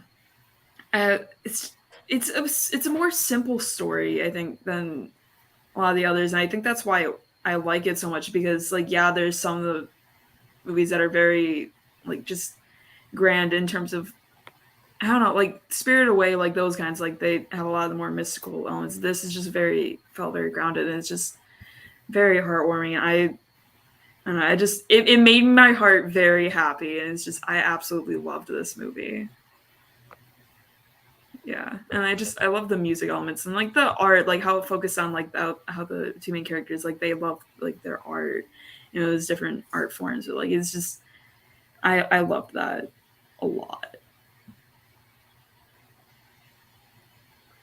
Yeah, this movie was incredible. This is my favorite out of the Ghibli movies that I watched just like recently. It's just really magical story of this character and like figuring out what to do in the world, where dealing with school, and then she has this really sweet relationship with Saiji. I think seeing both of them pursue their dreams, I think, is what makes this so special. Seeing her, becoming the spider, and seeing the Baron come to life, which we'll talk about the Baron later on. But God. And then Saiji, aspiring violin maker, is like, I just really like seeing people chase their dreams, and I think that's really heartwarming. But then there's also just some really great side characters. I really like the grandpa, and like one of my favorite scenes is just when they're all playing music together and playing the instruments, and it's just like so great. It melts my heart, dude. I love that scene. And just also the support that she gets from her family is also just like really, really sweet. And yeah, probably the best use of Country Roads in the movie. I really like how it is used in like the context. I really like it. It's between this and Golden Circle, maybe. So I was gonna say, it's Kingsman and then Logan Lucky, right? Is that the other one that year? Alien okay, Covenant. now I really need to watch Logan Lucky. I had no idea it was used. It's not that big in Logan Lucky. This is the best use. I agree. It's the best cinematic use of Country Roads, in my opinion. I really like this film. It's a shame that what's his name? Yoshifumi Kondo. Yep, it's a shame he only did one for Ghibli, because I really like this. I really like the love story. I really like the coming of age story, and I really like the music. And having seen it both in dub and sub, it's not gonna lie, it's kind of weird hearing the song "Country Roads" in Japanese, but it still works. And I really like the whole theme and the whole story. I think it's really sweet and really charming. Just I like it a lot. Okay, cool. That leads me to like dump about this movie because I love this movie. So the thing that's really sad about this movie is, like you said, Kondo only made one film because he tragically passed away after this. And so it's this awful. Weird, it's this weird pocket of Ghibli, and it's like what could have been almost, which is really interesting to see. It's definitely like the anti-Ocean Waves, if you want to look at it that way, because it's heartwarming, it's charming. It does a lot of the things that kind of Kiki does, in just a different way, in a slice of life way, that I quite particularly love. I think the whole storybook magical side of it is really great with the Baron, because it's like it's almost what could happen in your imagination, and that's why it kind of happens in dreams and things like that. So it still has those elements there. it teeters that line. Like how do we stick to slice of life, but also get some of that magical Disney Ghibli kind of ish vibes, right? Shout out also, I'm sure somebody's gonna mention it. The fact this is the frame in this movie where she's at her desk is the one that all the lo-fi beats girl. I said. Oh yeah. Yes. So yeah, technically she is the lo-fi beats girl. Obviously it's been like changed and stuff since, so it's not quite the same when you go to the frame in the movie, but you can tell it's like it's so obvious. Yeah. I believe she's still listening to music right now. Yeah, she is. She is still listening to music. She's studying hard. She's gonna get it. She's gonna do great. But yeah. I guess so. Okay. My only knack with this movie, and it is like kind of the thing that always I come back to.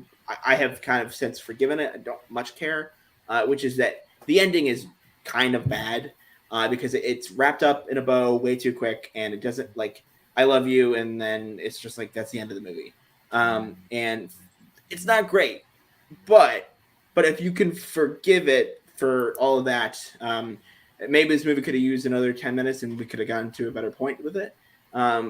It's also almost 2 hours anyways, so I feel like we got to the sweet point in the movie that you just don't need it, and you get that bonding experience anyways. So a little bit of a jump to say, will you marry me, and yada yada. I think it's a bit much, but They're kids. I know that's another part. Cole hates romance confirmed. Wait, hold on. Whoa, no! This is like it's jumping to conclusions. Wait, I don't entirely remember. Did he really say marry? Hold on. I might be. They make like long-term commitment. That's kind of. I think it is like a long-term commitment. It might just be boyfriend and girlfriend. Which as kids they do. Okay. Anyways, I mean, listen. Either way, my point is that it's not. It's it's kind of not necessarily the neatest bow, but it's definitely a bow that they choose to. But I only knack it because I love it. I think you only point out these things because everything else is so fantastic. Yeah, definitely. I love Japanese country roads, dude. It's like my favorite thing to listen to on Spotify with animated stuff. I love it. So.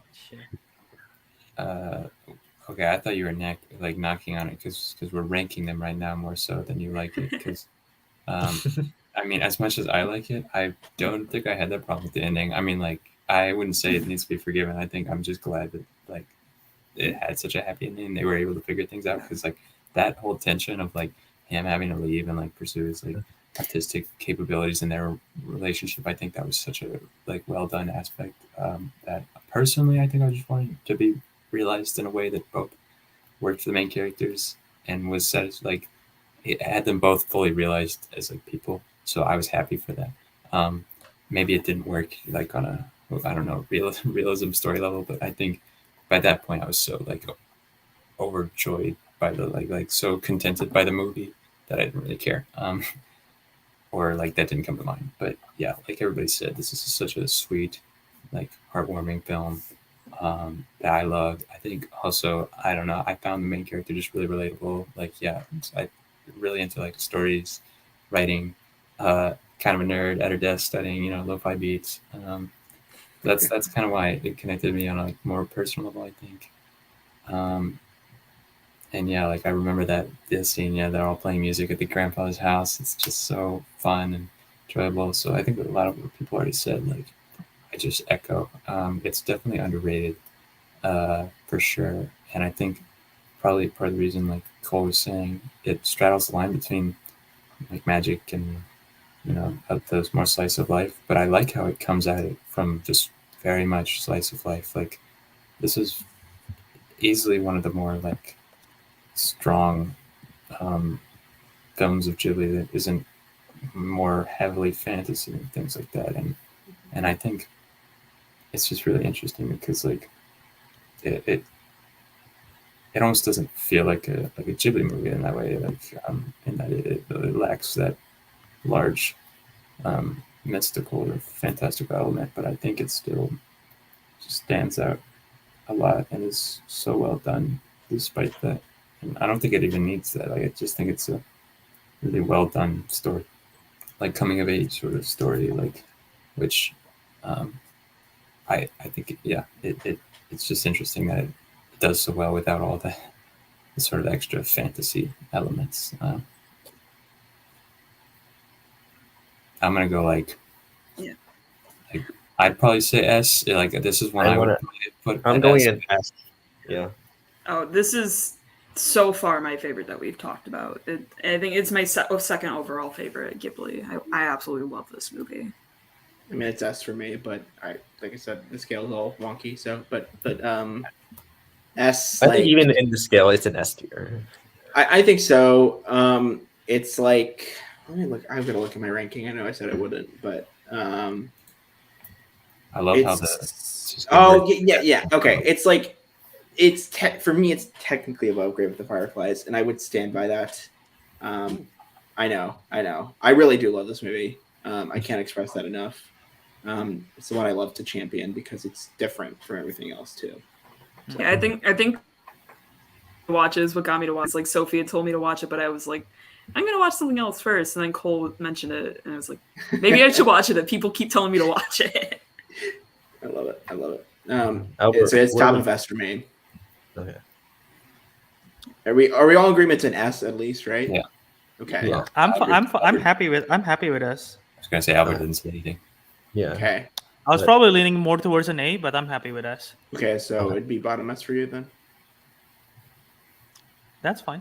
Okay. Well, it's top S for me, so I want to fight for I it. have it bottom. I have it below Totoro, so I'd say bottom S is where I would lean. I'd have it at top of S. Well, at least I know you got my back, Sarah. I'll That's put important. it's below Totoro for me. So. Damn. Okay. I think because for the majority of us, it's Yeah. Okay, it's okay. I understand.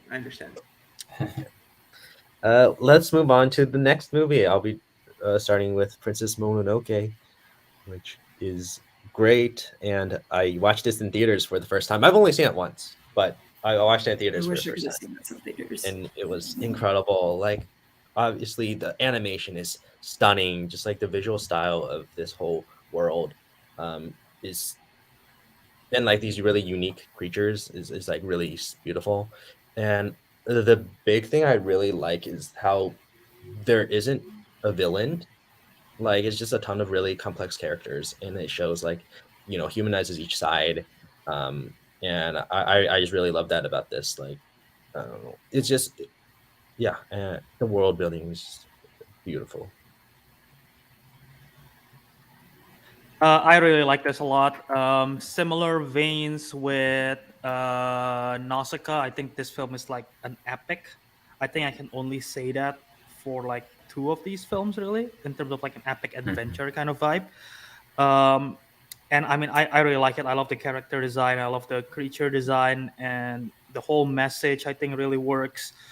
And there is a lot of like blood and gore in this, and like just some gruesome imagery, and I think it really works in this film, and it stands out among all the other Ghibli movies. And yeah, I mean, I just really, it's really mature. I really like it, and if you have not seen my review for it, go check it out. I think you'll like my review for it. Awesome. If you couldn't tell by my name, this is my favorite Ghibli movie. For a lot of reasons, I think. But I think to Albert's point about the epicness of it, it definitely is a factor for me. I really love those kind of stories, and to see it in this grand scale of Ghibli, which just perfects that style so well. It's so grounded in its culture and very much a part of that it feels so genuine. And I can't stress that enough, because for some of these, we come into this weird, European storytelling kind of structure, where it's, first, middle acts, and then ultimately conclusion. This doesn't necessarily have that. To Matthew's point, there are villains, but they're not villains because each of them have their reasons. And it kind of parallels along with Pompoko in a way, where the idea of coexistence is a part of it. And I think that in terms of score is like fantastic. The Legend of Ashitaka is along with Ocean Seaside, and it's probably one of my favorite Ghibli themes in general. It's just something that it's so memorable to me, and it just connects. It just the way it's soaring and epic is something that really connects with me personally. And then I mean, So Ashitaka as a character is also really interesting because she has such a level of like she wants to get revenge and kind of this one-minded set, but as it goes along, she has to learn to kind of accept the way things are, and even if she can't get that, people are encroaching on this spirit, which I in the dub, the dub's interesting. I have problems with the dub. I also love parts of this dub. Billy Bob Thornton, not the part I love about the dub. Keith David in as the Forest Spirit at the end is some of the fantastic voice acting I've ever heard. It's also Keith David, so that's great. But yeah, it's some of my favorite frames in Ghibli. Like everyone mentioned, it's very much violent. So there's something about that almost stands out as a kind of unique part of the canon here. If you're ever interested in reading interesting stories about this movie, look into the whole release in the United States. Oh, yeah. A lot to do with Miramax and Harvey Weinstein, unfortunately, but there's a lot of great fuck yous to that. So that whole system.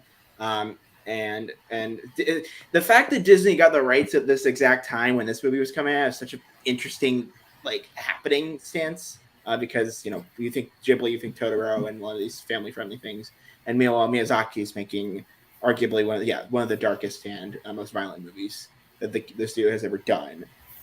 So a lot of great things, and I feel like I'm going to talk everybody out of conversation here, so I'm just going to stop. But I love this movie. It's top for me. So yeah. Yeah, I have this one at number 3. I mean, it like Albert's right. It's an epic, which is cool as heck.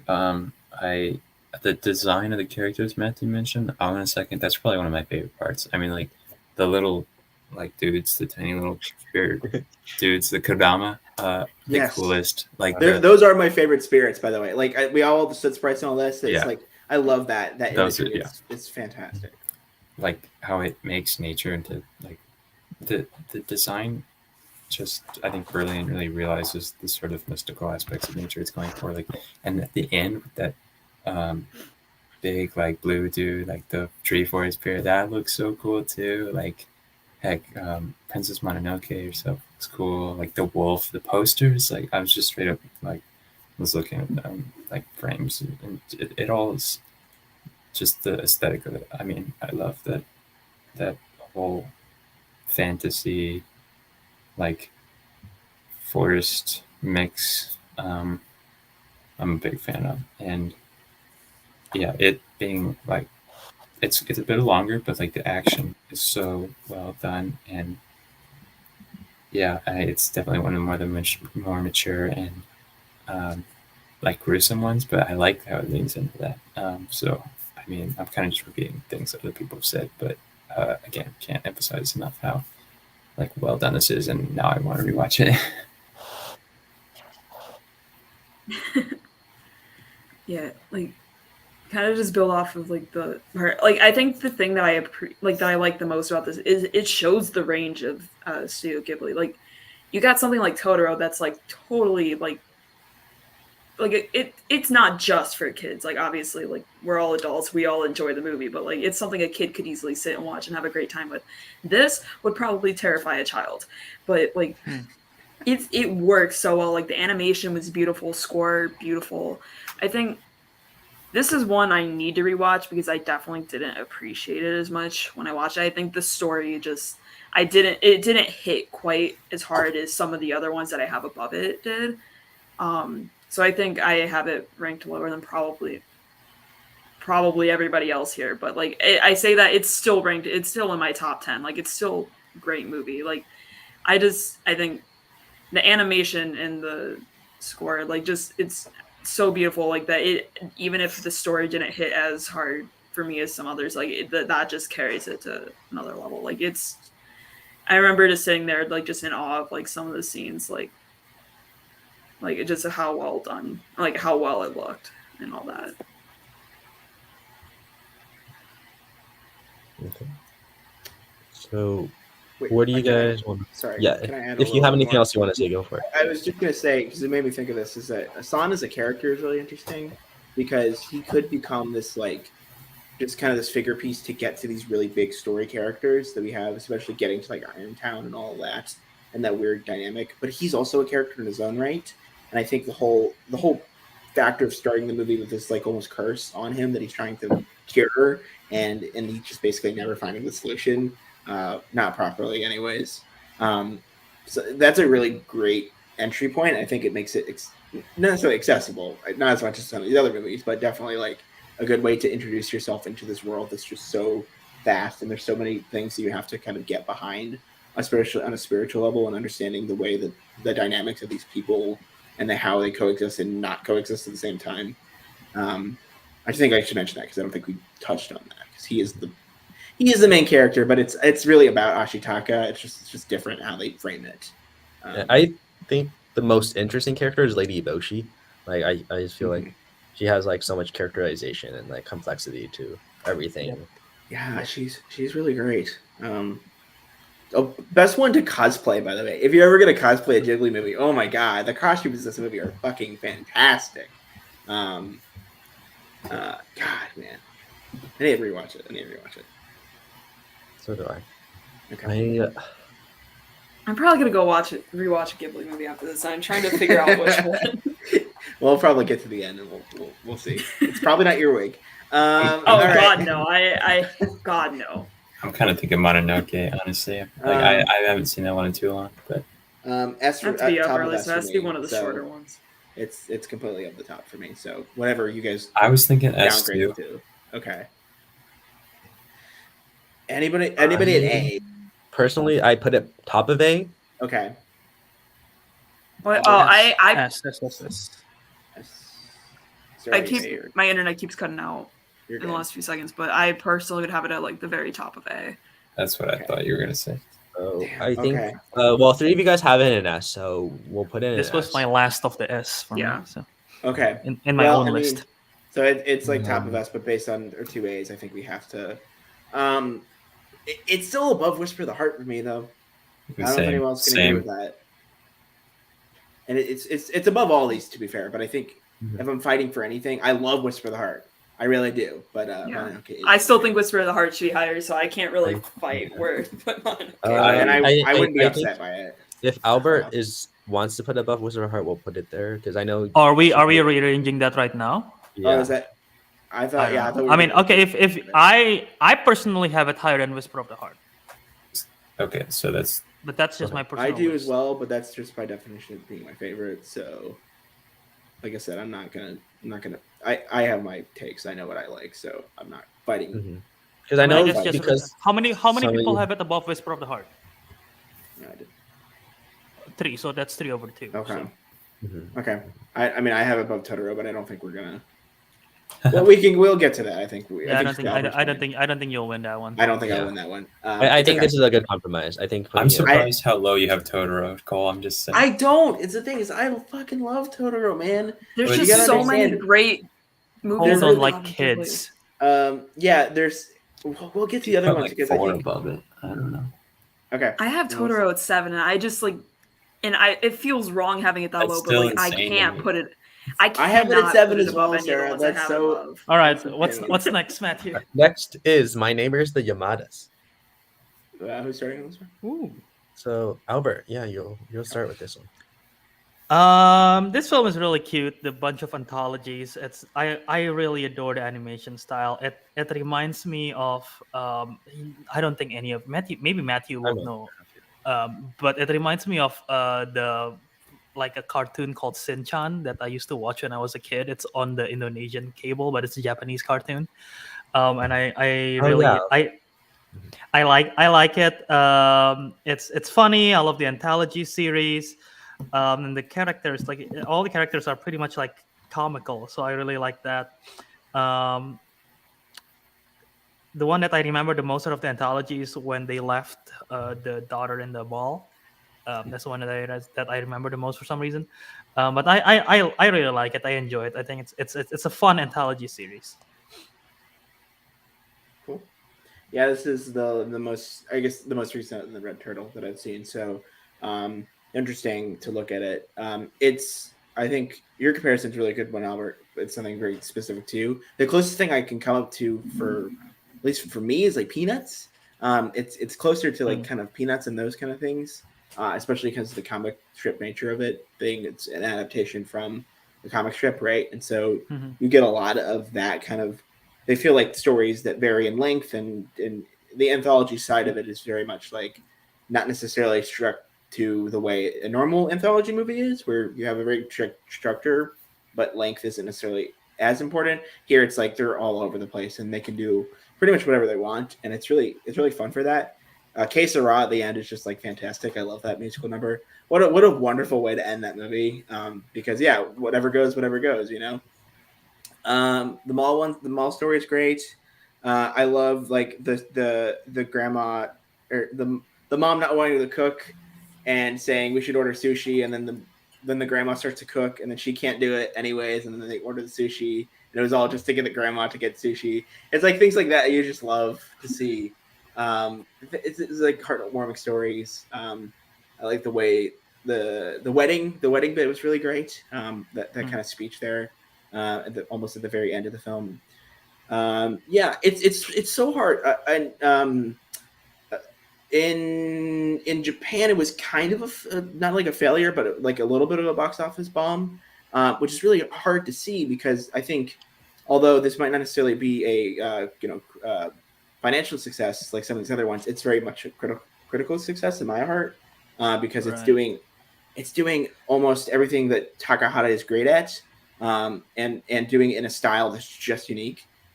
For a first movie that's done digitally as well, which I think is really interesting, especially because the art style is very much hand drawn. It feels like that way, but it's very much to get some of the colors, as I understand it. That it was just a stylistic choice.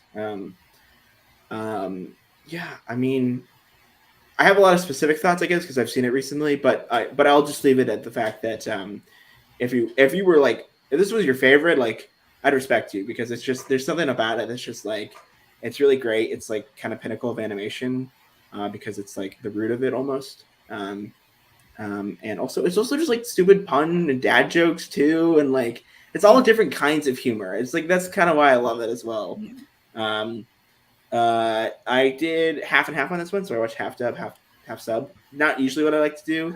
I was just kind of interested because this was one of the reason why I took this one so long to watch is because it's just the structure of it really threw me off, especially in Japanese at first. So I started dub, and then when I said okay, I'm at a good point, I just finished it subbed. Not that crazy, but the dub cast is still pretty good. I think Jim Belushi there is a really great choice. So yeah, just leave it at that, I suppose. Yeah, I don't have a ton of thoughts on this one. It's I mean, it was fun, cute. I don't remember much about it. I didn't think it was like, I don't know, super memorable. I think the most that stuck out with me was her being forgotten in the mall.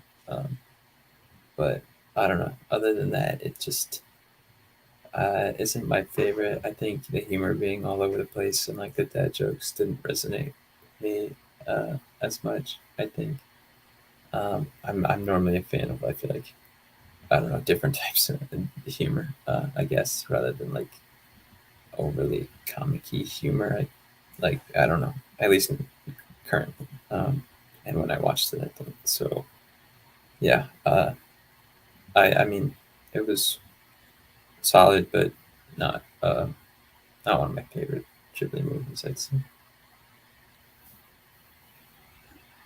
This one is interesting just because I honestly can't remember any like actual criticisms I had of it, but like I don't have it very high in my ranking. It's like Same. I think I have.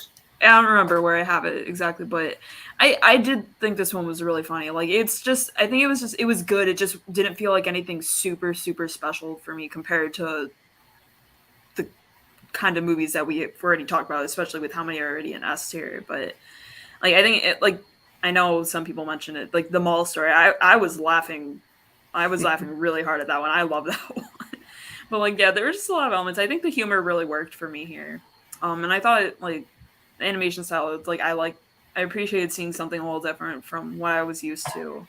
And yeah, like I don't know. I don't really have anything bad I can say about it. It's just it's been a few months since I had seen it. I've seen, like I said, like watching all the Ghibli so close together for the first time. Like I think that some of them just started to blend together in terms of like criticisms I had. So it's like that's where the rewatches are really going to come in handy. Yeah. Mm-hmm. This one, I know I watched this as a kid. I know I watched the TV show as well, Nono-chan. I know watched some of those episodes, but like this movie I just found really delightful. Like I really like the family dynamics that they have with each other, the animation, I just really love the stylized animation, and like Mall Story is my favorite as well. It's the one that stands out or is more memorable to me, and then just this portrayal of just very basic things in life, I find really enjoyable.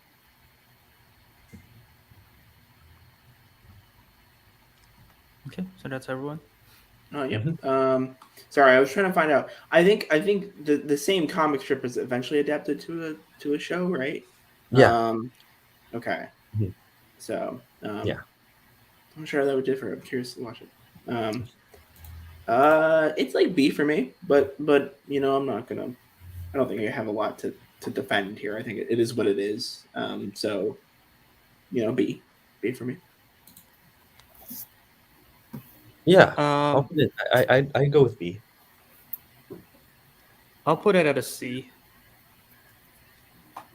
I think I would put it in B. It still hurts to add Portnero, so it's C. So it feels weird to say I'd put it above. Yeah, I'm not gonna, but I don't want to punish the movie because of that. That's my thing. I'm not gonna punish it because of that. So I would have stick with said B. I would have said C, but it looks like it's outnumbered a bit. So Okay. Yeah, that's two C's again. I would still have Nausicaa above it. That's what I'll say.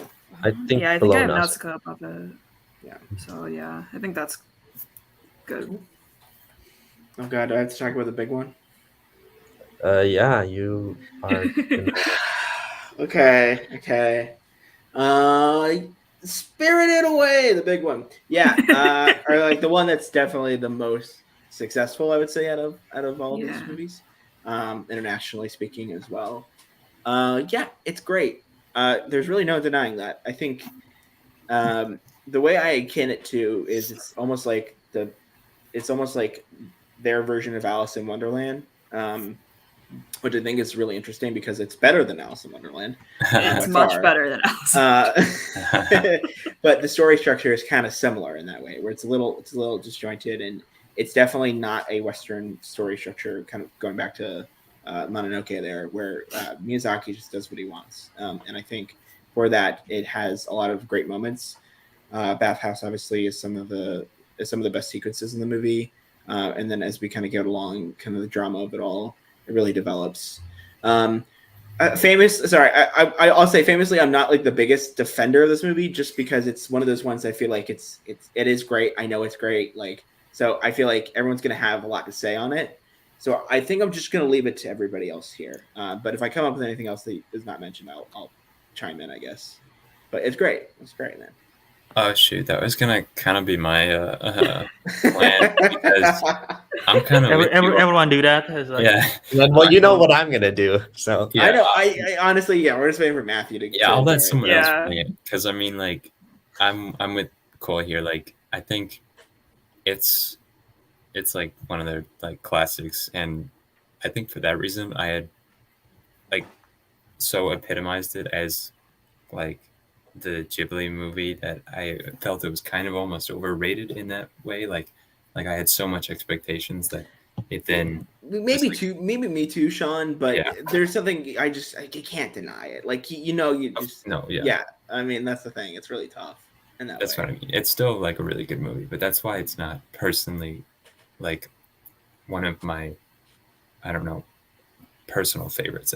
Like it's still obviously a very like one of their top movies. Like, I mean, everybody acknowledges that. Like, but on a personal level, like, I think the weight of those expectations of it being one of their most highly rated and lauded movies almost like made it a bit hard to live up to, I guess. A bit daunting, right? Yes, yeah. So I think I feel like it's just suffering from that, and it shouldn't unjustly so, I think, because it's still a very like amazing movie, and the main character I'm trying to blank it on Chihiro. Chihiro. No.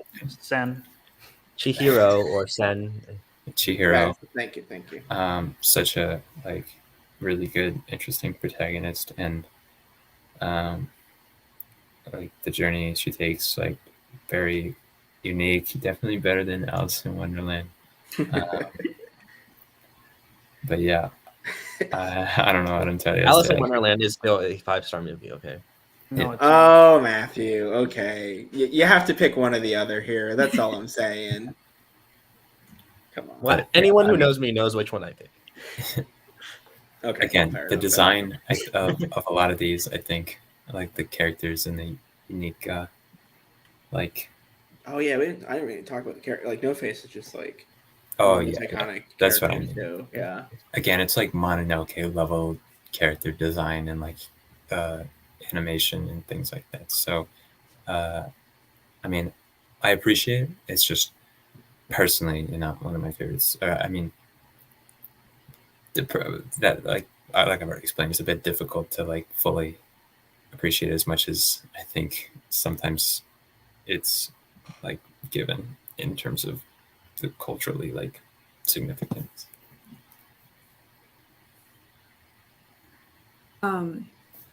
This was the first Ghibli movie I watched. So I think I mentioned earlier, I didn't watch any Ghibli until around 2020, I think. So if I had nostalgia for anything, it would have to be this one because it's the first one I saw, but it's not really nostalgia. But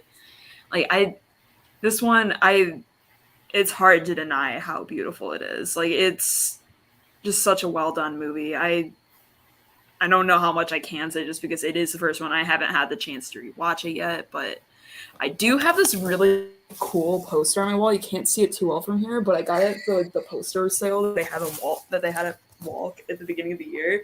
Is that the Japanese poster, right? There are a bunch of posters. Black background, right? Yeah. Yeah, sort of. Okay. Yeah. Nice. Yeah, I saw that. It was there were a couple really cool ones. I was stuck between that one and a Totoro one, and I was like, oh, I didn't mention earlier. Oh no! Kiki has a great poster, by the way. Kiki is just basically her. The Japanese poster is her at the bread counter, on just this. That. Yeah, it's I love that the best. poster. The best. One of the best Ghibli posters. That's Sorry, awesome. I had to bring that up. Yeah. So, but yeah, this I think the No Face is one of those characters. I had not seen the movie until 2 years ago, but I knew who No Face was before. For a long time before that. Same with Totoro. Those are two characters that I knew. So I think it's definitely a commercial success. I think I know because it was my first it got me to want to watch the rest of Ghibli. So I hope that's for other people who haven't seen as much that I can do something like that. So I think it definitely deserves a little bit for that because I know especially for people who might not be used to the anime style, I feel it's a really good way to get more people interested in it, which I think it definitely deserves some praise for that. All right, Matthew, let's hear it. Okay, well, I'm not not hyping you up. I mean, do you want to go to me first or go to Albert? No, go to you. A long one then. Albert will just have nothing to say. Go to you because I have a lot of things. I was in the podcast recently that talk about Spirited Away specifically, so I had notes for it. So I'm pretty sure I have something to come up with as well. What you say? Okay. Yeah. So this is my favorite movie of all time. I watched this a lot as a kid. This is just a huge part of my childhood. And it's definitely one of the big movies that got me into animation in general. I think this movie is what really made me a fan of animation. And besides all the Pixar stuff and the other Ghibli movies that we've talked about so far, I think this is a really big one. And then I think I love this movie. It's the animation is gorgeous. I watched it in theaters in 2019 when it came to Wabash, and it was just an incredible experience seeing it on the big screen.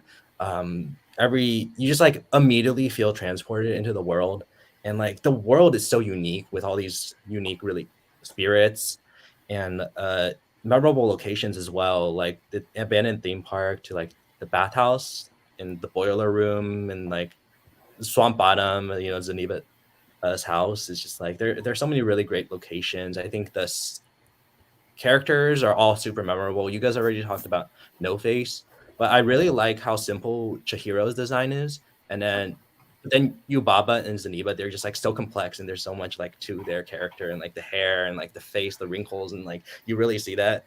And then obviously there's like Kamaji, where with the 8 legs, and it's like so moves around so much. It's so like with all the herbs that he has, and the stink spirit, you can really just smell the stink off the screen. Like not the one you watch it in 4D. That's what I was thinking. Yeah, no, but like it's just like because of the way it's animated, you really just like so gross, but like also the environmental message, of course, like where Miyazaki as a child pulled a bicycle out of the river, and so like putting it into this movie is like because of his childhood. It's just a fun fact. And Soot Sprites. we talked about the Soot Sprites. I love Soot Sprites. Soot Sprites great. Soot Sprites great. Yeah, there's so much personality to them. Like when they're like breaking the spell, and so they're like copying her actions, and like it's just so funny. I really love that moment.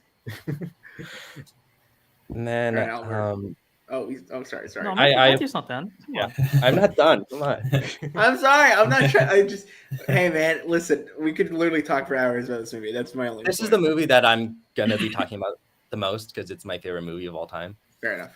That's totally valid. And I also love Chihiro's journey, like how she starts out as like really, she's like whining a lot, in the car, and like then she goes through this journey, and you see how these characters and like how she grows and learns to kind of just like contribute to society with what she does in the bath house, and really becomes more confident at the end. One of my favorite scenes, everyone's going to talk about like the one on the train where like with No Face, but I think one of my favorite scenes is where she's like eating the rice cake or what, it's like a and then she just starts crying. And it's like it's just such a beautiful scene, and really she's like going through so much in this movie, but then you see that moment. I feel like it really sticks out. I also love that there's no villain. Again, there's characters with their own motivations, and like even though Yubaba puts this curse on her, there's like there's not really a clear like villain or anything like that. If we're taking our comparison to Alice in Wonderland, she's not like Queen of Hearts. Like it's very different. Very much like, and then the whole dynamic later on where she kind of it changes. Yeah, it's all changed up on you, right? I mean, that's the thing. It's great. Mm-hmm. And then Joe Hisaishi's score. There's incredible. Beautiful score. Somehow it's not my favorite in Ghibli, but we'll get to that. Okay. It's a very close. It's a very close second. I think I know which one it is, but we haven't talked about it. Earwig and the Witch, right? But it's just like you hear the first notes, and then it's just like, I know what movie this is from. It's amazing. It's incredible how Joe Hisaishi is able to do that. And then I think just something I never noticed as a kid watching it now is just like the themes of greed, because like it's just the ideas that when Chihiro's parents first goes to the abandoned theme park and they're just eating the food without like anyone there, it really exemplifies like this idea of like immediately they're eating like pigs. And then it kind of just like, there's also just the greed of the bathhouse workers when No Face is like filled with gold and they're like running after it. And I think that's like really, really interesting to include in this movie. I'll pass it on to Albert now. I don't know if you have anything else, because I feel like I watched it. Just to add to some of your stuff, the scene where she eats the rice ball and cries her eyes out, that's even better when you put into context that is the first time she remembered her name from the card, and that's the first time she saw her parents again. So so that's like the whole emotional moment for her. I really like that.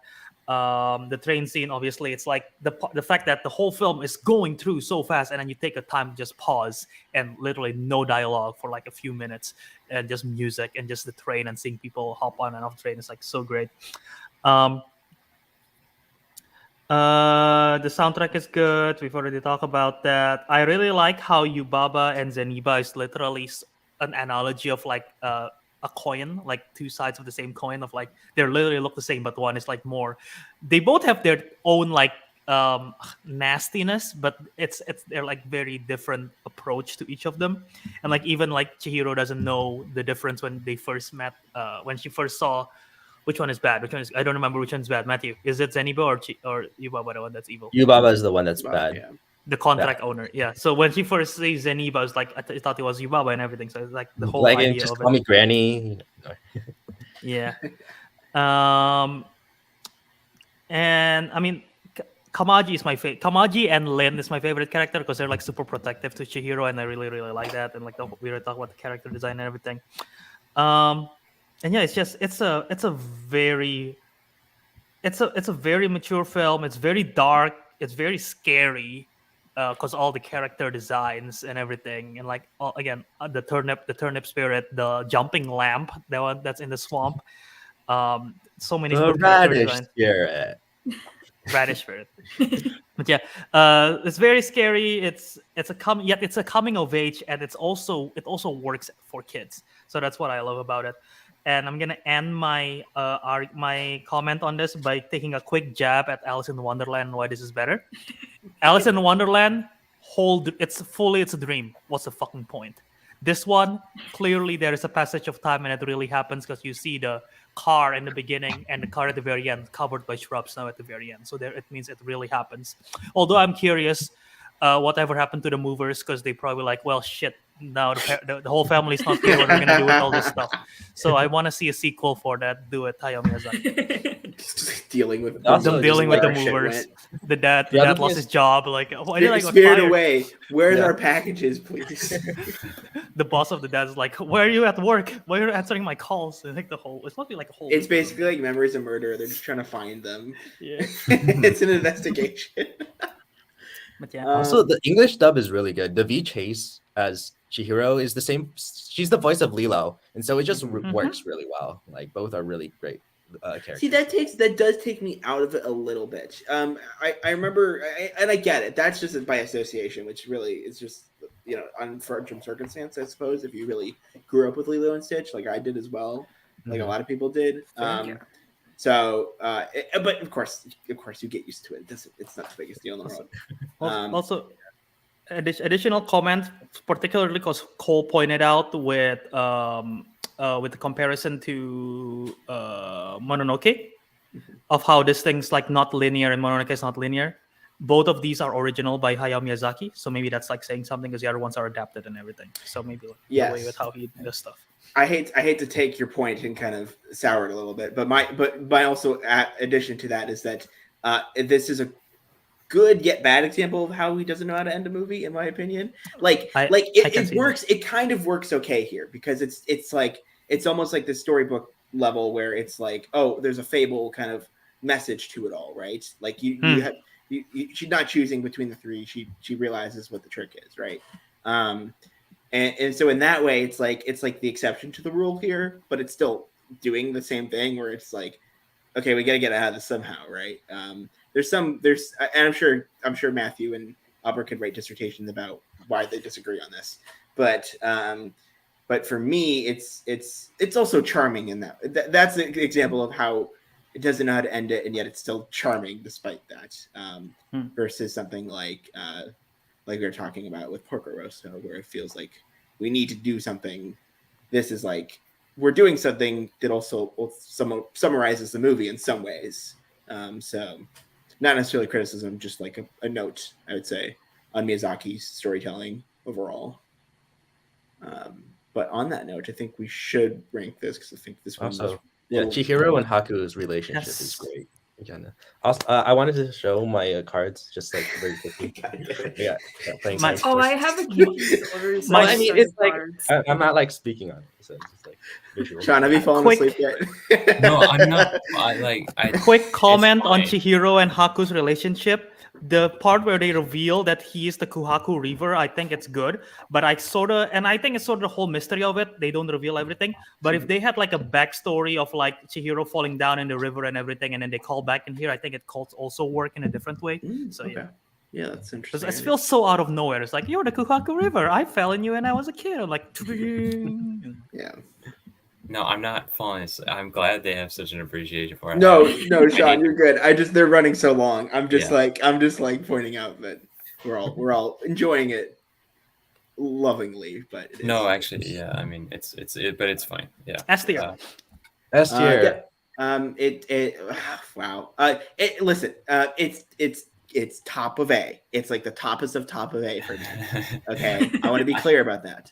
But it is still A for me personally. It's not going to matter because I think everyone's. I don't know. I'd piggyback on A. I'm okay with that. Sarah, oh no. Oh, I have it at S. Okay. All right. Great. We're not. Okay. So here's the question: where does it go in S? Because to me, it can't go above Kiki's for me. But that's where I stand. I mean, I have it. It's hard because Whisper the Heart's at bottom I S. But Mine okay would be up there for me too, and Whisper as well. It's all. I have it above every other movie in S tier. It is ninth in my ranking. Yeah. It's just right now. I don't want to. What did Sean say? It is ninth in my ranking right now. Oh, never mind. Sorry. It was 9:30. Okay. It's like 7th in my ranking technically, or I think I have it there. let me see. Hold on. It is with what we have now. I want to keep it there because I personally like 6 actually. Wow. Mononoke, Totoro, and Whisper of the Heart better. But that would be comfortable for me, but I feel like with those two loving it so much, it'd be really a shame. Yeah. That's what. So that's why I think my compromise is about. And Albert and I are higher, right? I think so Sarah. I say ignoring where Whisper of the Heart is, I would put it at S, top of S, because I have it at number 3. Okay. It just hurts to have Whisper of the Heart so low. If I cannot get Kiki as number 1, I'm gonna fight for Spirit Away as number 1 then. That's fair. Those are my top 2. But that's why I'd put it right there, like below Kiki. But like I'm not.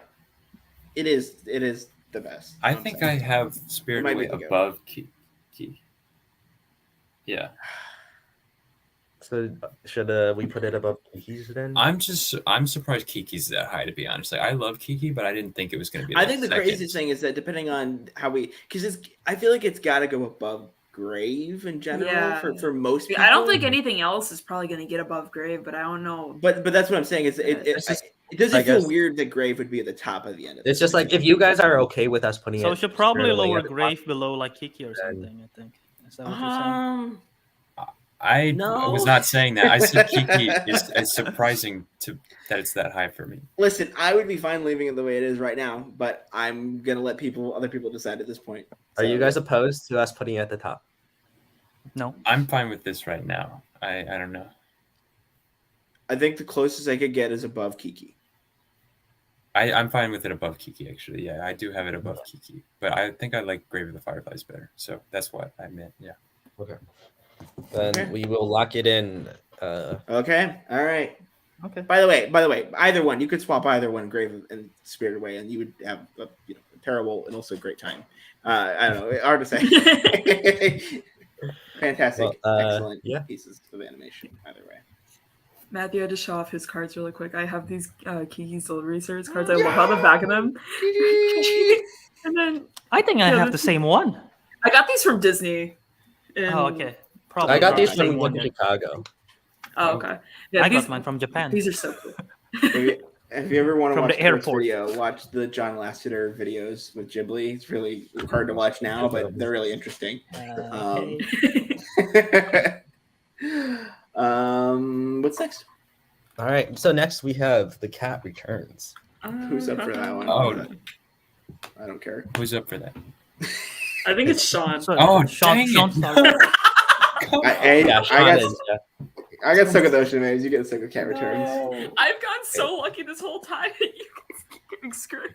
I got one good one, and then like Pompoko and this.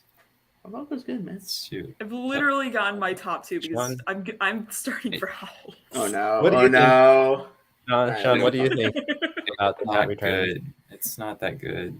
Can I ask Sean? Did you watch this before Whisper? Because I always liked asking that question because I need to check. okay, because I don't think it adds much context, anyways. Like you don't. It's basically just transplanting that character into a new story, anyways. I think I watched it before. Well, because it's one of the stories that Shizuku writes, right? Yeah, about that's the idea. It's supposed to be a story that she's writing, and then that's the story that they're telling. But also, like time changes anyway, so like there's time. Like it wouldn't make sense if you think about it on like a chronological level. Mhm. That's why it's really so interesting. I did watch this one before. Wow, 2 days before. Okay. Anyway, yeah, it was when I watched Ghibli movies. We binged them basically. So I get what you mean, Sarah, about them running together a bit. But anyway, yeah, this one, I don't know. Like, I didn't like the design of some of the characters.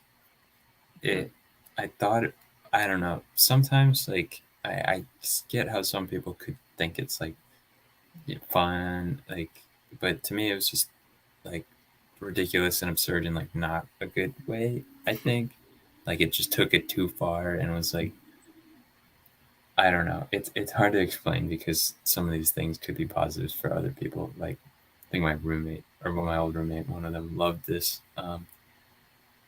But yeah, for me it didn't really work. I just felt like it was too like I think I needed the context, and even with the context, I feel like it's not the most interesting story to follow, like about like basically I don't even know if I can remember. Like she was turned to like a cat, like something like that. I mean, this random cat king, like I was not having as fun of a time with Can it. I just ask? I'm not saying like whatever on time. Does anyone honestly have any like definitive thoughts on this that they want to share? Because I feel like to me this is like the most mid of these movies, and I don't feel like we need to do the roundtable here. So this I'm okay with movie, I watched this as a kid, and so I just like really like it. I think it's a ton of fun. Carrie Always, Tim Curry are really good. I wish I'd seen it as a kid, to be honest. I would have liked it, I'm sure, but It's a super kid-centric, it's super kid demographic film. yeah. I think I just have like super strong nostalgia for this, and I still have fun because of that nostalgia. Yeah, I'm conceding that I get that other people could have fun. I think this one is like childish in a way that offers less to people as an adult. I think now I don't know if you agree still, Matthew, but from someone who saw it as I guess a youngish adult, like whatever, it didn't impact me as heavily as I feel like I would have liked it. You know, as someone who saw it pretty recently too, it just doesn't like. It's not like insulting because like as much as I love Whisper of the Heart, like it's so different. Like it's not even really. We're not talking about. But yeah, Cole's right. I don't really have definitive thoughts on this, other than I didn't really like it that much. So we can just rapid fire through that. I don't know, whatever. Hey, Albert. Well, I liked it. Okay, I think on rewatch I find it a little bit more charming the second time around. I think the English dub is actually better than the Japanese dub because of Carrie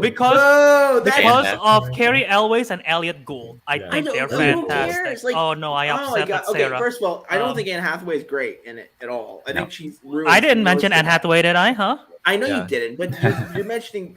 Okay, listen. Elliot Gould, come on. Okay, but like, what's the guy from Conan? What's his name? He's also one of the cats. Andy Richter. I mean, come on, it doesn't add anything, man. I think the dub is better because of Elwes and Elliot Gould. I stand by that. Up to you what you want to say, Cole. I think this film is very child centric in terms of like the target audience because it's like super lighthearted and everything. But there are some stuff that I still don't find too much like enjoyable. Some of the cats are annoying. The chubby tubby cat, I forgot his name, is like Moon something, Buster Moon. No, that's Sing. It's something else. He's like kind of annoying, and like the whole tantrum prince villain of the cat is kind of annoying, and everything. Is it Muta? But yeah, I think there are some good visuals. Yeah, Muta. That's Muta's the fat cat. Muta. Oh, Yeah. I like Muta. Muta's annoying. Yeah. No, I just like they're fun cats. characters. I like the characters. Yeah. B tier. No, No. like, you know what? Wait, can I say Honestly, something D. really quick since my D. internet No, cut Sarah- oh out? yeah, Sarah Sarah haven't got a please, chance Sarah, to- yes. Oh yeah. I went into this movie really excited because it was a short movie about cats. I I came saw out of your it. review. It's so funny. Yes, I just it is reread very I it. cool. came out of it being like, "What the fuck is going on?" It was so fucking weird. Is it really that weird? Yes. Okay, I It's mean, so weird. yeah, I guess It is weird. It just It's- feels like She's, story. like, It feels like weird Contemplating storytelling. leaving like- her real life to go marry a fucking cat. She saved a cat. The cats want to pay them by marrying her I, and turning her to I a just cat. want to hear where Matthew had put this because I think he's the only one who said he It's liked not. it. It's not a B tier. Let's be honest. It is. I don't- Well, there. I agree. I think Uh, it's Not better than it's- Porco Rosso. It's D I'm for not- me. I'm not putting course D. correcting, but it's still D for me as well. Yeah. Like I think it's better than Ocean Waves because there's some good visual stuff in there. Even if the line work isn't that great, I think that's another thing. That's I think the style of it having. I don't no think it's better real than Ocean identity. Waves. You don't think it's better than Ocean Waves? No, it's worse than Ocean. I'm getting confused, but it's worse than Ocean Waves. Okay. Well, I was just gonna add. I don't think the style has a tone. Like it doesn't have a direction or a tone for me, and like that's something that I go into Ghibli movies for. Like it's such a big part of it. Even if it's wild or like something different, we'll get to Earwig. At least it's doing something. Like there's something. This is just like I don't think it has an identity to me. Yeah, which really same. hurts. Well, rip Matthew's nostalgia. I think. Sorry. Sorry. So D for me. I mean, I was expecting it, but I still think it's a B tier movie. I know that. Fair. I get it. I think. Well, not Don't really, let us but change your I'm opinion. not. Yeah. Not trashing it. I mean, I could So how do I could see bottom of a C maybe, but I'm not really. Let's just leave it at D. I think. Okay. D tier, I think. Okay. Yeah, I would go Great. tier. The cat has returned and now it's gone. All right. Oh, here you go, Sarah. Sarah, you will start with Howl's Moving Castle. I hate Let's this. go. I've gotten She got Oh. she lost internet connection. no! All right, move This on. is Matthew, my- let's go. Never mind, she's Oh. back. fucking hell. My internet's Oh. buffering again. No. I think we're good now. Sorry, everybody started buffering. I was like, my internet better not die while I'm trying to talk about Howls. But I'm sorry. I love this movie. I wanting to watch it because Is she cutting in and out for everyone She else? is or just- cutting in and Yeah, out, yes, unfortunately. she is. How? Let's see how we can do this. I don't think she's coming back anytime soon. She's frozen real bad. Okay. I'm the least favorable on this. I could start and then we could just ramp up to when she gets back. Okay. Because at least momentum. That Is works. that fine? Yeah. I feel like that's fair. As soon as Sarah gets back, though, we can swap to her. It doesn't matter. Yeah, that works. Okay. Cool. Yeah. So, a conflicted movie for me. I think what's great about the movie. Oh, it'll be fine. doesn't want me to talk about Howls. Okay, I haven't started Sarah, yet. So Sarah, just go ahead. Okay. Yeah, I don't know if any of what I said actually came through because No. Okay, you it should, didn't. You should start Okay. over, I think. This is my favorite Ghibli movie. I went into it wanting to watch it for Christian Bale voicing Howl, but he's my favorite actor, so like if he's in anything, like I'm gonna want to watch it. So like even if it's not the original cast, I ended up loving it for so many more reasons than just that. But like the score, this is the one that I like more than Spirited Away. It's just like when it was trending on TikTok for a little bit, I was very happy because like anytime it would just show up on my For You page, I was like, I'm just gonna listen to the score. I'm not even gonna watch the video. Like I just want to listen to the music. And then Merry-Go-Round of Life is so good. Yes. Yes. And then Calcifer. I love Calcifer. Like, I didn't know anybody else that was in the dub cast, and besides Christian Bale going into it, because I was so hyper focused on him that, like, when Billy Crystal showed, I was like, oh my god, it's Mike Wazowski. And I love this movie. I need to rewatch it. Oh my gosh. but- Sorry, Albert What? just. The cat returned. Oh! And then, but yeah, I love this movie. And then, like, the scene where, like, the eggs and the bacon are cooking and they're using Calcifer. I don't know. Those eggs look fucking delicious. Don't you want to eat eggshells? Like, I I look at that, I'm like, I'm sure that those eggshells seem tasty. I don't know why. Yeah. Yeah, I absolutely love this movie. I need to rewatch this one, purely because I love it so much, but also just because, like, it is my favorite. I want to confirm that with the rewatch, but I don't see how, because I watched almost every other Ghibli after this one, I don't see how this one would drop off. But, like, I absolutely love it. I know eventually. Yeah. No, Colin, the cat returned. We've already clarified this. Yeah, eventually I want to try and watch every Ghibli movie subbed to compare. That's going to be a long ways down the road, but this is one that I don't think I'll ever want to watch subbed over dubbed just because of Christian Bale. I will say the sub on that one is really interesting because it's like a Japanese boy band artist, right? Or like a really punky boy band artist, apparently. Amazing. So I feel like it translates for the character so well. I think it comes out in the performance as well. Yeah, I know people have said, like, certain Ghibli movies that they've had the chance to see in theaters. I want to see this one in a big screen so bad. That comes out this month. Right? Yeah. Wait, really? I think it is part of one of the the Ghibli. Yeah, I don't know. Fest. Wabash isn't doing Ghibli Fest anymore. I don't. Damn. Because, they Yeah, did it. Have your chance someday, Sarah. I'll have to So- convince somebody to drive to Indy. That's fine. We'll figure You'll have your chance someday, I'm sure. it out. Seeing your favorite Ghibli in theaters is a must. Yeah, it really is. I can say that. Okay. All leave it right, at Sarah, that. are you done? I just want to make sure because. For time's sake, I'm tired. Howl's Moving Castle is the Mia's, or I guess just Ghibli in general, the one I watched the least amount as a kid. But I think it's still, I still like it. It's not one of my favorites, but I think it's still a good movie because I just really love the world building of everything. Like, there's so many great characters. I really like, I think the cast is wild because Josh Hutcherson voices Markle. This is true. Oh, yeah. That's another one that threw me off. Yeah. Yeah, we're gonna And get into this weird area with Disney dubs where they start just using Disney Channel actors, and so or like young child actors. in general. Arietti, cough, cough. Oh Yeah. god, that's not good. We're not there yet. But, like, Billy Crystal's Calcifer is just amazing. He's like one of my favorites. And then Lauren Bacall as the older version of Sophie, I think. Oh my is god! that right? Yeah, I think it is Lauren Bacall.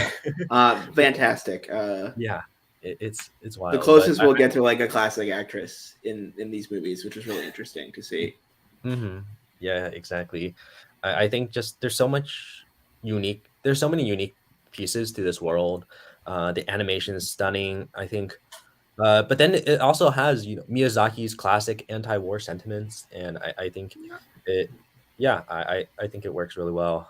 Howell and Sophie, really great relationship, and yeah, I like it, but it's not one of my favorites. Okay, hold on. Let me turn off the background since it's my turn. Okay, so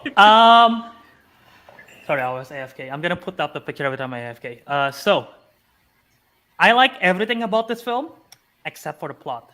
I think the plot's messy.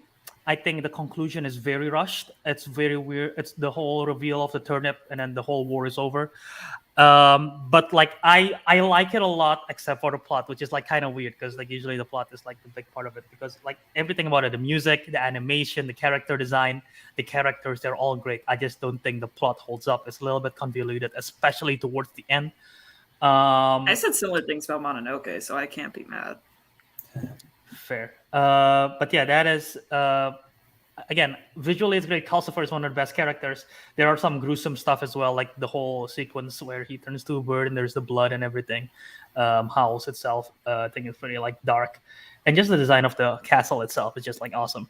But yeah, pretty much my whole sentiment of the film is like I like everything except for the plot. That's it. So yeah. Another thing I forgot to bring up is that I like that the Witch of the Waste. You like when you get introduced to her, like you think she's like they're gonna be this big villain, and then like after throughout the movie, you like learn more about her as, and I think it's really interesting. Yeah, and basically when she's just there, like tagging along at the end, it's really interesting. Yeah, Albert Little stole my thunder here because I kind of had a bigger point to that. But yeah, I think for me, so I think it's good. I think some of especially all the Ghibli-esque things that they're going for are just well done here. I think the way that it adapts Ursula Le Guin's story is quite interesting. It's different. This is one I know for sure takes plenty of liberties on the story. So ultimately, that I think is to transplant a little bit of a commentary on the Iraq War. He's commented about this interview, so it's not necessarily like subtext here.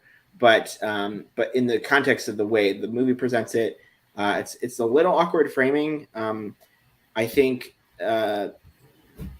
you can't really ignore it, but also if you're just kind of in there for the ride, like it's okay, especially because a lot of the world building is like really fun, if not like a little confusing at points. I think what really works in this movie is the character moments. I think that's kind of the thing that ultimately, if we're looking on a story level on a broader spectrum, it's not quite hitting those marks for me. But on a character level, Howells is just like this angsty. He's just this angsty character that we really haven't seen in Ghibli in that way. Maybe Ashitaka, but not in the same level. It's like such a different kind of thing, especially with some of the grace that he has and the kind of the ultimate madness he gets into, a little bit of the transformation and whatnot. And yeah, I love to see just like basically the main character being an old woman for most of the movie. I think it's such a really fun idea and something you don't see in animation in general, especially because we're catering to families. Go ahead. I messed up. Gene Simmons voices Old Sophie. Lauren Bacall voices the Witch of the Waste. Okay, that makes sense. Yeah. So, yeah, that does make sense. Okay. Anywho, so yeah, I feel like I'm not alone on this. I feel like some people are really mixed on this one, and some people really love it. I think the epitome of that is like for me, like the mixed messaging, but then also seeing it live with a bunch of people cheering at Hal's abs, Hal's abs. like it's like stuff like that. It's just like it's very much like, it's almost like how every angsty kind of piece of media is, where it's not necessarily going to work on every story level because it's supposed to be a little angsty. And for that reason, I think it's great. Castle's great, obviously. Great use of CG. I feel like we talk about CG Ghibli in a bad context. Here, I think it really works because the hybridization there is just really fluid and nice, and especially the way they combine it with those fantastic backgrounds, which, I mean, all the backgrounds in these movies are fucking fantastic. So, like, there's really no doubt about that. But here, it's like they do some really good compositing work that makes it impressive. So, I'll leave it at that. That's pretty much all I have to say. Dang, I wish I talked about this instead of whatever the cat one, because this is the first I got one. really lucky, and you guys got the. This is actually the first Ghibli I saw, and I saw it with Colin and a group of other people. I remember like years before I actually started watching the rest of them. So it's kind of funny because I have like this, the first one, and then like the first one once I started watching the rest, which I'll get to. But yeah, this is the one I've seen the most too. I'm gonna put myself straight up in the like I love this one camp. It's like top 5 for me. Well, actually, I think I just moved it up in my rankings because this is also the one I've seen the most recent, and it's kind of interesting because I think this is actually a really funny one too. But someone else I was watching it with said he'd seen it with like other language dubs or things like that, and like the grandma's portrayal was very different. Like she was like silly in one, but like the English version, but in another, I don't know. But anyway, the design of this one is again like one of my favorites, like the whole mystical steampunk element. The characters of like Calcifer and the turnip head are so fun and amazing. Like it's that kind of design that I really like, how they're like whimsical, but also like interesting, serious mix. I think I get what Albert's saying about the plot a little, but the chaotic nature of it doesn't really. I don't know. I don't mind as much because I feel like it flows so well. At least, like just going from one thing to the next. Like it's so interesting that I don't mind as much. The characters I think are all really fun. How like Witch of the Waste goes through that sort of transformation, and then yeah, you think she's bad, but then sort of like this weird old lady like who has the powers like out of her, and yeah, having the character young but be old, like such a unique sort of I don't know transformation that makes things difficult for her throughout the movie, and Howell is such a cool and interesting character as well. I think. I don't mind having the ending either. I think the turn of head is such a funny reveal, and I think it all tied together pretty well. I mean, that being like the sort of catalyst of like the war, that it would solve it. And yeah, I think that the whole like conflict of the moving castle being like propelled by sort of Calcifer and like how I think at the end when it gets sort of like more intense, I really like that. Yeah, I don't know what to say. I think the one part in like the memory is also really like, impactful as well. And I think this is probably just an example of like the whimsicality and mysticism of Ghibli at like its best. I think with the talking fire and the steampunk castle, it's like I just love that whole world that it creates. The world building is amazing. So this is one of my top upper ones, but yeah. Okay. I'll start because I'm on the more negative Nancy side here. It's like top C. Oh my gosh, dang it! That hurts. I'd say at least. I can argue for bottom B, but that's where but I'll say top C. I'll put it at a B. I'll put it at a B for me. Okay.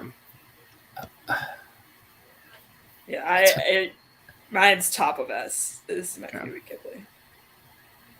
I want it at S, but like I'm trying to think of compared to like the rest of our ratings because this is not at all close to mine. Hold on, I changed my mind. I'm putting it at an A. I'd be fine with an A. What the fuck? I said B initially because I saw Nausicaa there. I was like, okay, mine lines up, but then I saw only yesterday. I'm like, that doesn't seem right. I gotta put it higher. I'm sticking with my gun. I'd still C for me. I think it's like I would put it in A normally, but I would put it below Nausicaa. But I'm putting it in A for this. So is it A? I guess. That sounds like I normally A. would put it in A, so I'm gonna keep it there, even though I'm fine with top of A though. Honestly. Yeah, me too. I would put it as probably S. I have it above Castle in the Sky as well. I don't. Yeah.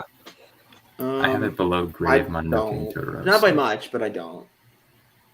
But I think I'd compromise here. This makes more sense. Okay. I think that's the best compromise, putting it out of A. I think so. Knowing that there's people here that aren't as high on this movie as some of us are. Yeah, I'll take top of it is a fan favorite to a lot of people, so I really can't deny it. Yeah. Because everybody has their opinions. Yeah, but it's not even. It's like it's more than that. It's like there's something about this one in particular that just like resonates with people. Something that maybe just doesn't for me, versus ones which are objectively like annoying or like flawed. Yeah. I think this is not that. It's just like has its story flaws, but I think it belongs to the canon of Ghibli as much as everything else here. So I think the messy is fun. It's okay. Yes. Yeah. I mean, The Dark Knight Rises is my favorite movie. Do you think I care about messiness? Yeah. Okay, well, we can move on to the next movie, which I will start with Tales from Earthsea. I'm not really gonna. Sorry, I'm just gonna start with like, I'm sorry, Goro. Like, I just feel bad for you in general. Yeah. So we'll just start with that. Can we maybe speed on this one? If I'm not gonna have a lot to say. I'm just gonna say this was really boring and uninspired. It's like Yeah. It's trying to build an interesting world, but fails to do that, and it tries to have like these themes about life and death, and it doesn't work. And yeah, I think.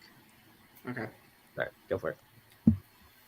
I don't remember shit about this film. I tried to rewatch it for trivia. Like I think I stopped at like almost 15 minutes in. I was like, fuck this. I'm not in the mood for Oh it. my god! Wow, we're Yeah, gonna speedrun this. Okay. that's it. Really. I'm Wait, gonna say a little bit on this. Before Cameron Holtzman is back and said the Do cat you- returned. Do you not feel joy? No, we just feel No. like the It's a Baron's B banner tier whisper the for me. heart. You see a Grave of the Fireflies at the top of S tier. Yeah, I clearly was don't gonna say, feel do you think joy. is this a joyous list to you? Apparently.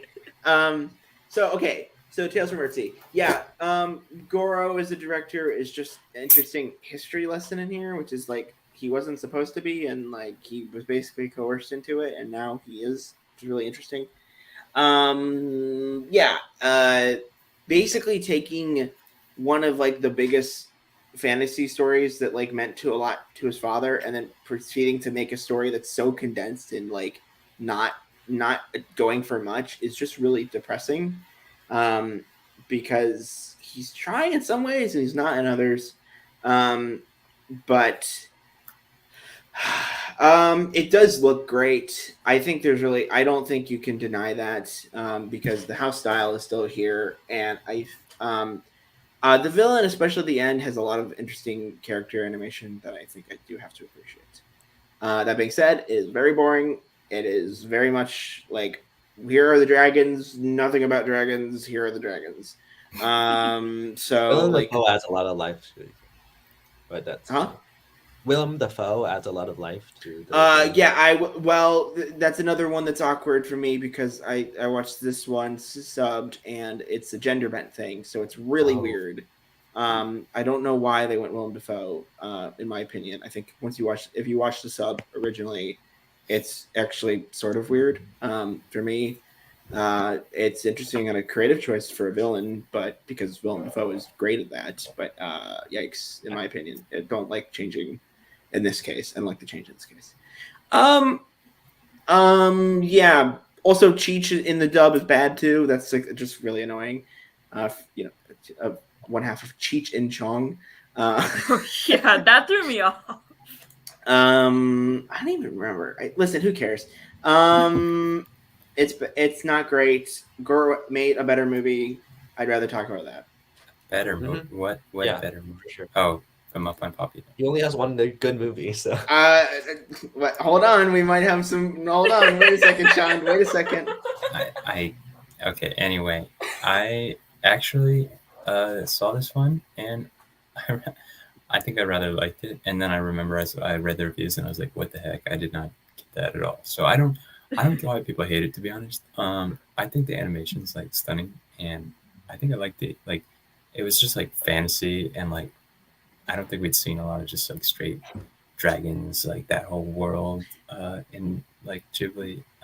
Yeah, it's a little weird seeing high fantasy in Ghibli. That's right? Yeah. So that's why I liked it. I was like, high fantasy, great looking in my opinion. I don't think you can bash it.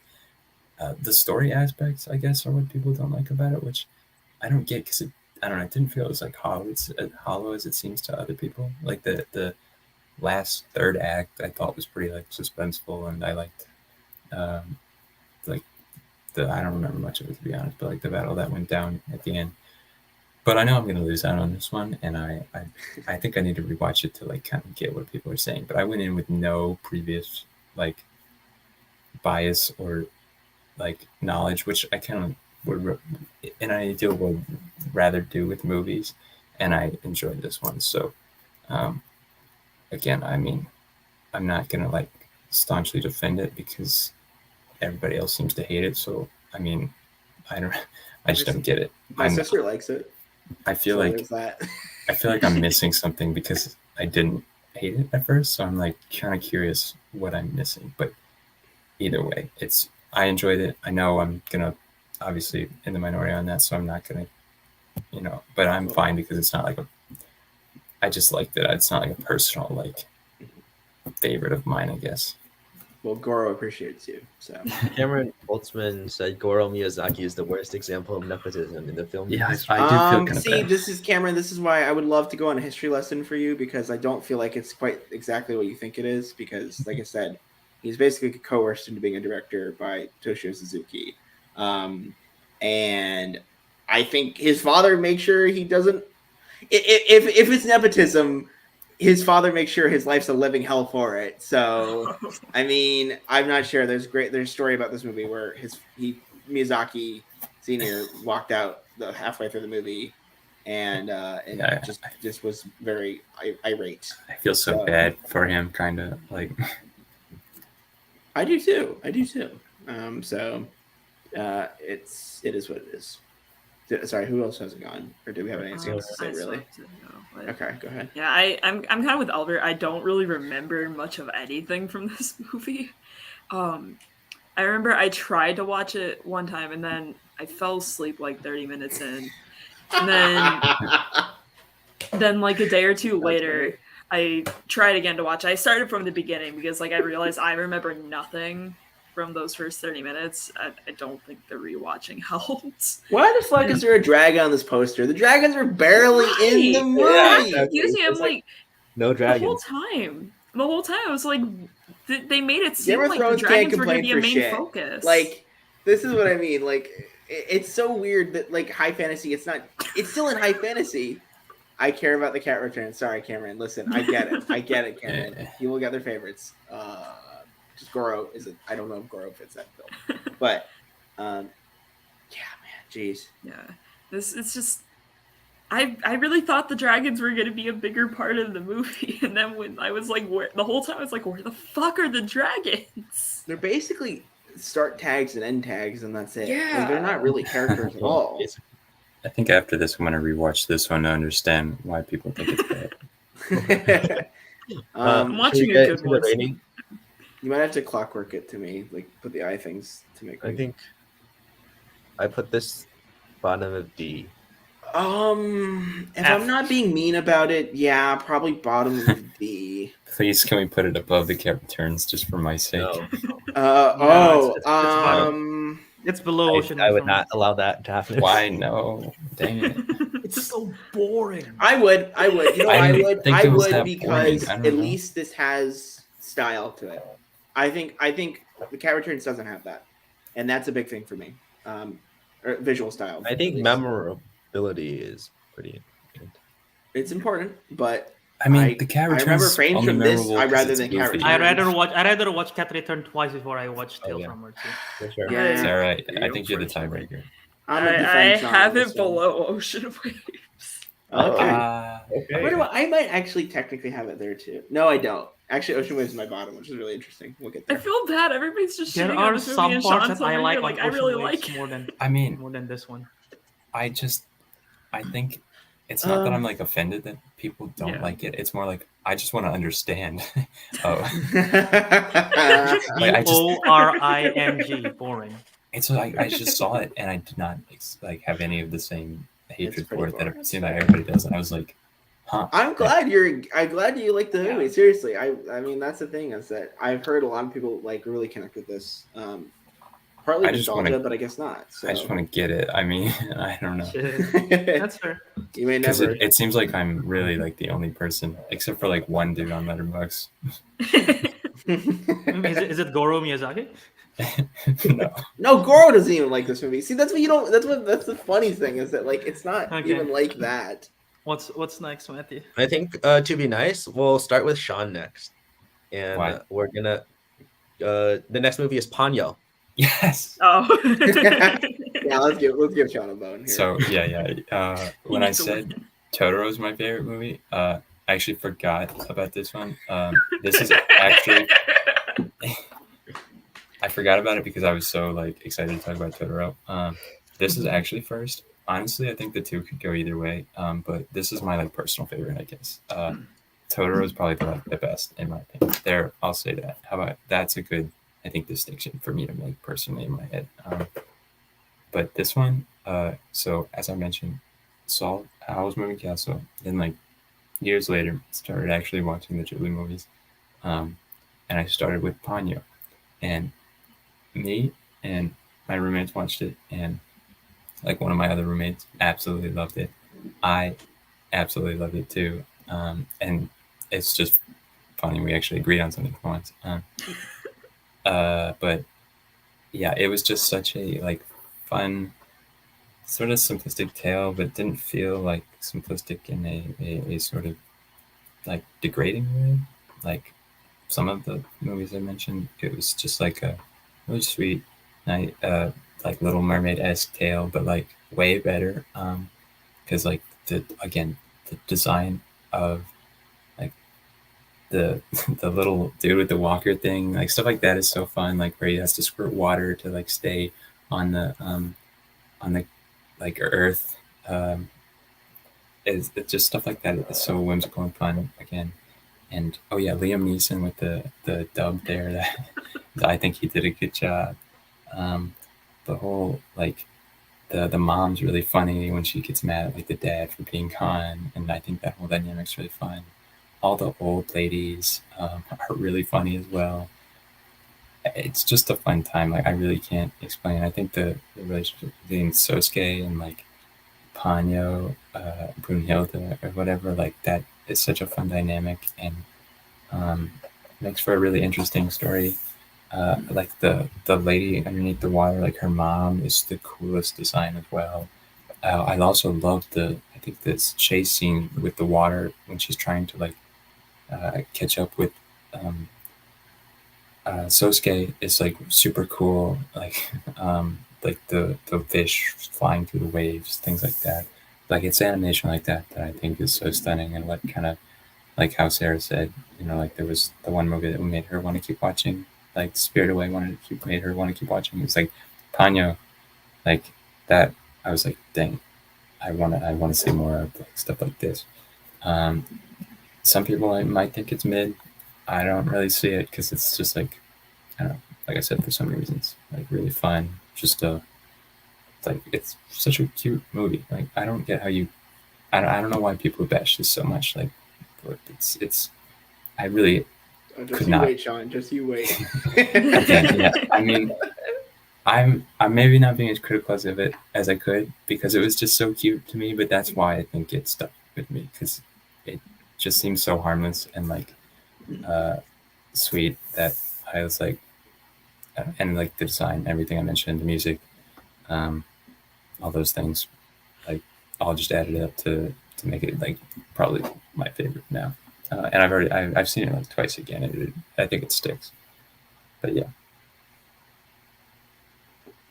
This is an interesting one for me because I do agree the story is a very cute story. I do like the animation here, but like I think this is one that would very much benefit watching subbed for me just because Frankie Jonas and Noah Cyrus, I couldn't. I actually kind of like him in it. It's not just like it's just I couldn't take it seriously.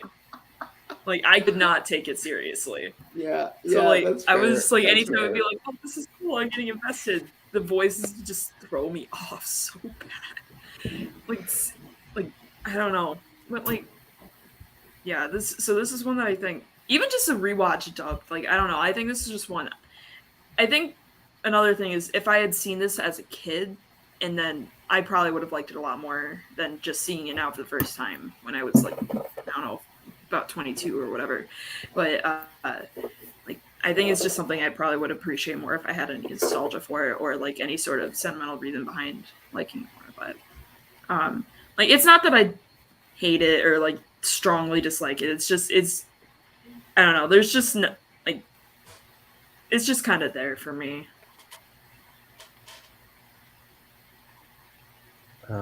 This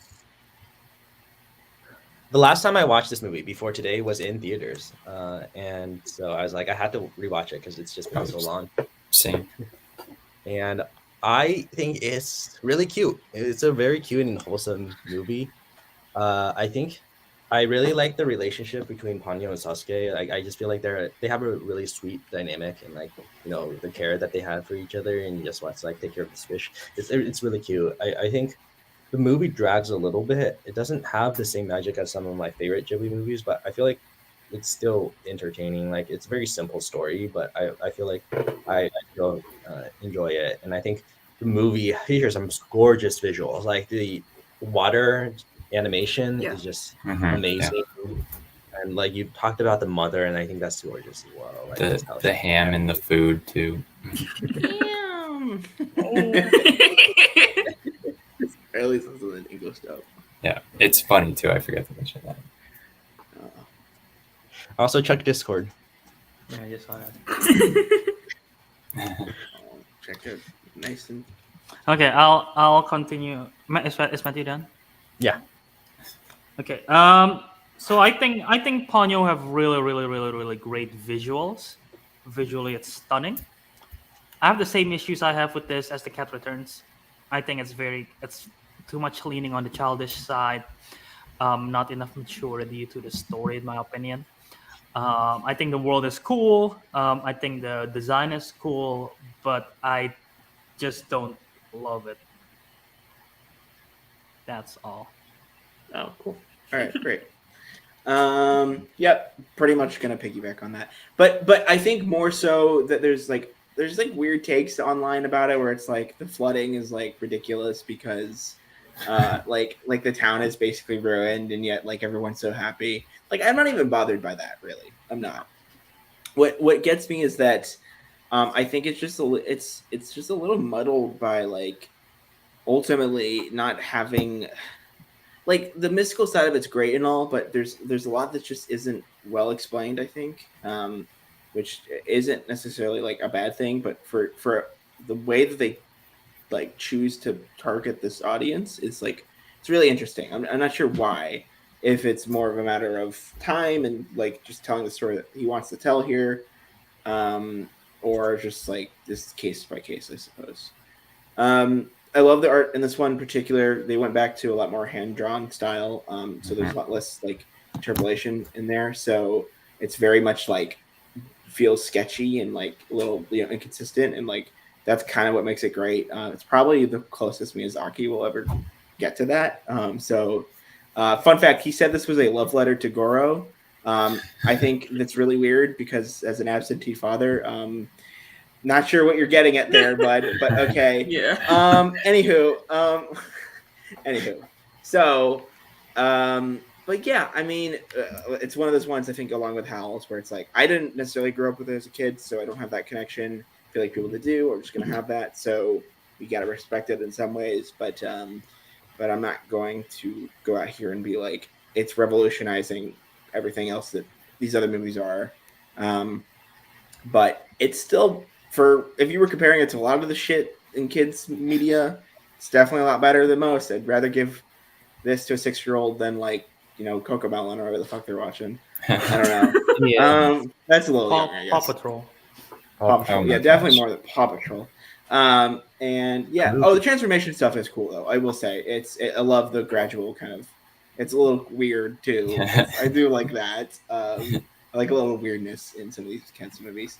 But I don't feel the take of like it's bad because it's kids movie isn't really what I'm getting at. It's that like in the kids movie format, it's not doing that like well enough for me to like get behind it. Even though I think Miyazaki thinks that you are, but I don't think it does enough to get there. But yeah, I mean it's still great Ghibli, so hard to argue about it. That being said, wait, am I the last one? I forgot. Yeah. Yes. Yeah. That being said, C. Yeah, I'd probably put it C. Yeah. I would put C. Bottom C. Actually, sorry, bottom C. Let me be clear. I should clarify. Yeah, bottom C. I like Porco and Pompoko more. I'm sorry. So do I. Yeah. Sorry. That's fine with me. Bottom C is fine with me. John, how much are we gonna? Because if you're really at S, like I feel like we should at least. What? Yeah, we have to take that into account somehow at least. Dang. Okay. Yeah. Well, it's super weird because, like, I mean, I don't know. We have so much at S. Like, I don't even like. I'm trying to think of where I would put it in respect to this ranking. Like, with weighting, however, the things we have, like, because like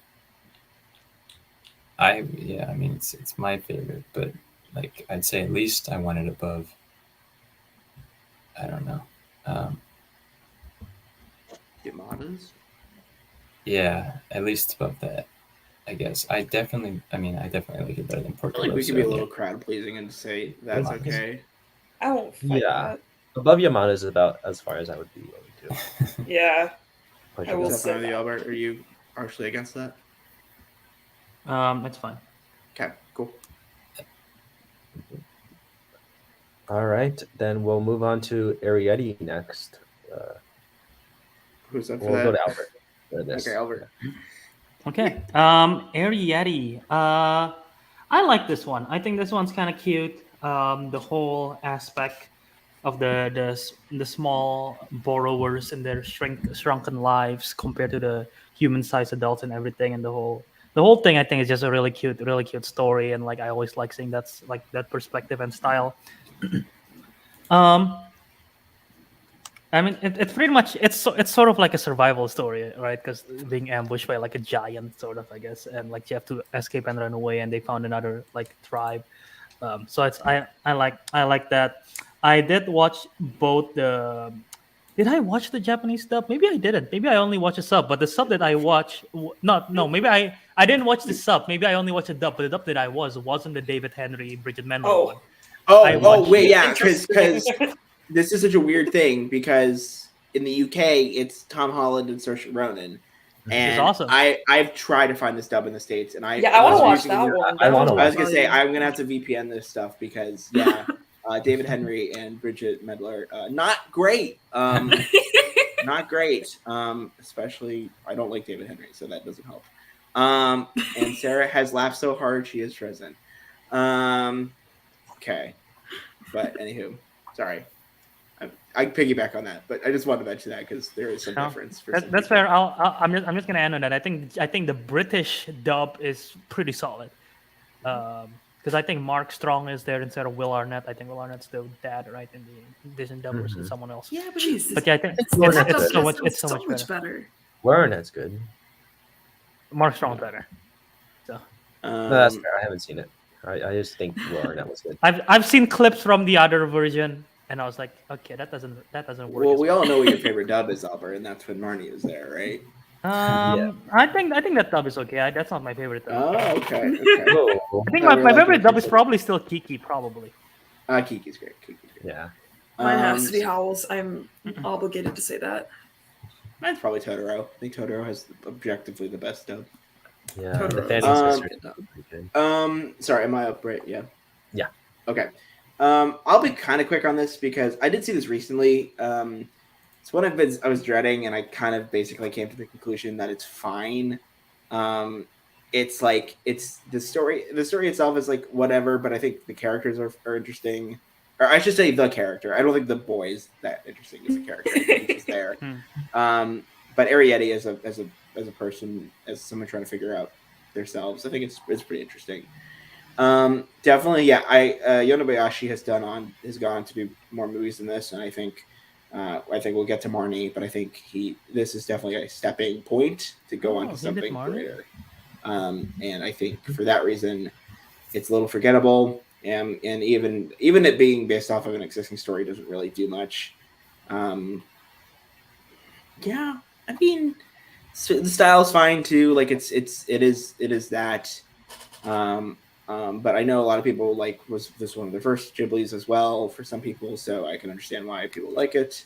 But for me, it just doesn't do much. It might be technically the most mid out of these all new movies, but Cat Returns is just kind of feels very mid versus this, which has a little bit of pizzazz, you know.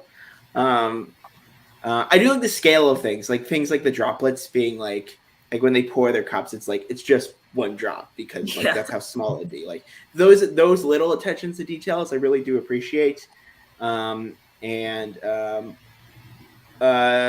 Stop the dub at the very end because the song is terrible. God, the song made me laugh. Sorry, Bridget Medler, you've gone on to do better things. Oh, she sang the Has song. She sang Hurricane There are and Ready two, or so, Not. so what happens is there's a song at the Wait, end. they play Hurricane Ready or Not? No, That's no, at no. the end I'm of saying it? she's got Oh, Hurricane. that's- Wait, has she There- gone on to do better there's things? a little bit of score, Hurricane and then it stops, and then it's her singing at the very end, and it's Summertime, really weird. right? So Wait, funny. what has she done after this? I really can't think of anything. She's had an album. Lemonade Mouth was a year after because it was Oh, 2011. then never mind. Oh, Pretty sure she was still doing Good Luck Charlie. And she was doing Good Luck Charlie after. yeah, I don't remember when Good Luck Charlie. Great. I like I'm Good just Luck trying Charlie. to Good think Luck of Charlie's after post Disney. I don't think she's done anything. Wait, Albert. So if you watch the UK dub, was there any like weird song at the end? I'm assuming not. It was just I the don't Japanese. remember. I don't remember. It was probably just the Japanese song because the Japanese song in there is way better. Maybe It's not as I- poppy. Apparently, it is a poppy soundtrack. The score was done by a French person, actually. I don't know their name. It was very much a different departure for the studio. It wasn't done by Joe Asashi. So I'm not sure what her name was. I forgot. But interesting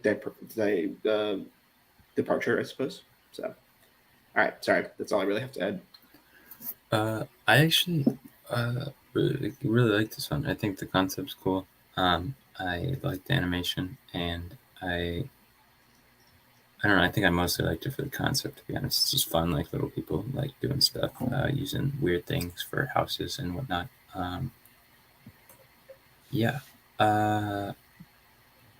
I personally had this really high. I feel like after in retrospect, like after I saw it, I was like, man, that was so good. Like I really liked it. And then as time passes, it doesn't feel like it has that same like Howls sticks with me more. Like I want to rewatch that more. Arrietty I still think is really good, but I don't know. I feel like it's fading a bit, like that feeling from after I watched it. But I don't know. I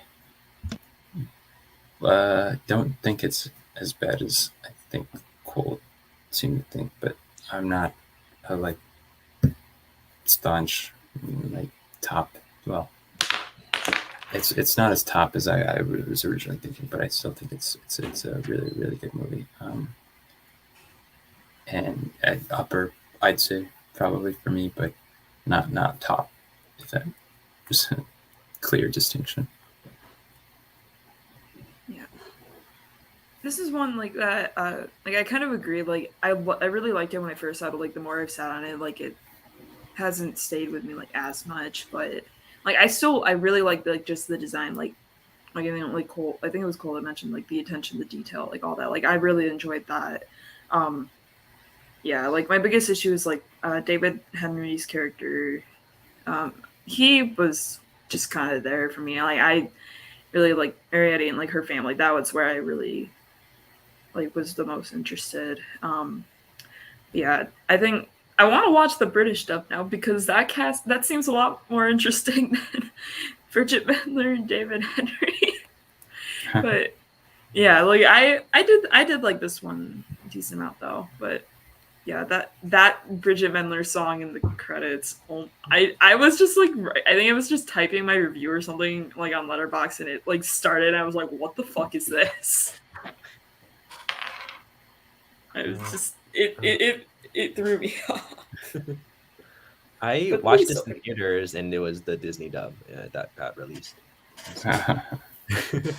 But I remember liking it in theaters, and so I did rewatch this for the show, and I still like it. I think it's really creative. I think the world is really creative. Like seeing the movie from the point of view of these borrowers, and like seeing them interact with these everyday objects and using them in their life, like watching them like go through the dollhouse, and because it's like so much bigger than them. I think that's like just really cool to see.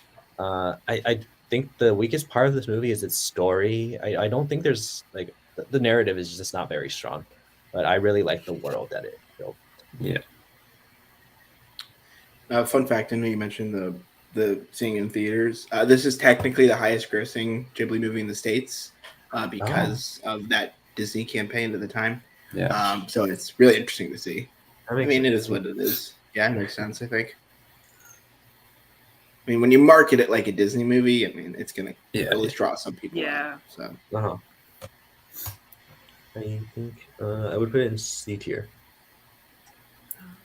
I would say like I don't know. I feel like B, but I don't know. Because I think I have this above. Top of D for me. I will put this on. I'll put it on B. B is in boy. Yeah. Oh. So would that be like high C if we average? Sarah, what did you say again? Did you I say think I have it on C. Yeah. C? So if we put it top of C, or yeah, I'm okay with I think that really hurts me, but yes. Yeah, Dang, because like I would personally put it below one. Porco Rosso, but like I think Porco Rosso is too low. I think both of those movies are doing so much more than this, but that's okay. I don't know. I like this one a lot more than I feel like. It seems like you do.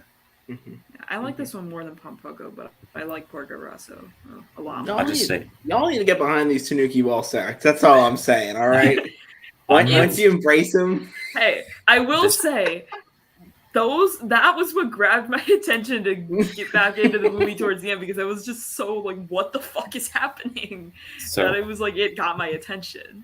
I'm tempering my list now because I did have this one much higher than I think I feel about it now, but it's still above Nausicaa and Only Yesterday for me. But anyway, we'll leave it here. Oh, well, okay. Just for retrospect. And Cass, I think. Okay, let's move on to the next movie then, which is on Letterboxd. Poppy Hill. So Cole. It's me. Okay. Hey, back to Goro again here. Hey Goro, how you doing? Hey, so you made a good movie. That's good, right?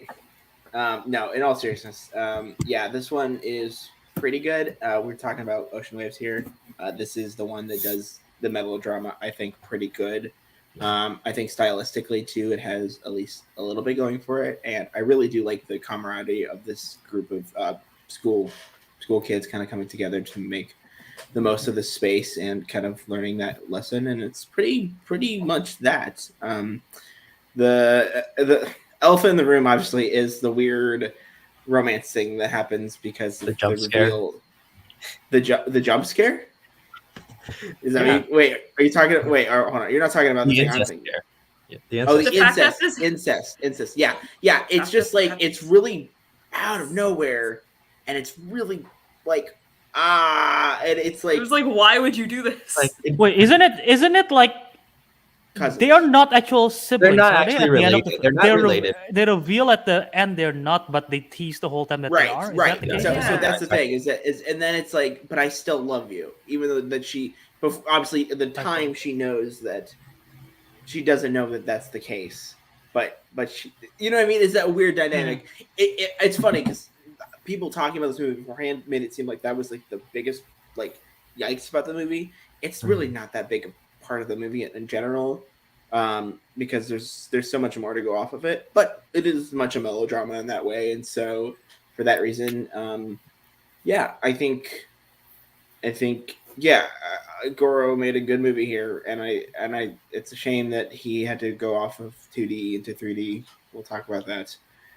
That's necessarily his fault, I don't think. But I think this proves that like he could do something here. Mm-hmm. What? Matthew? I said we're gonna go into that when we get. I know.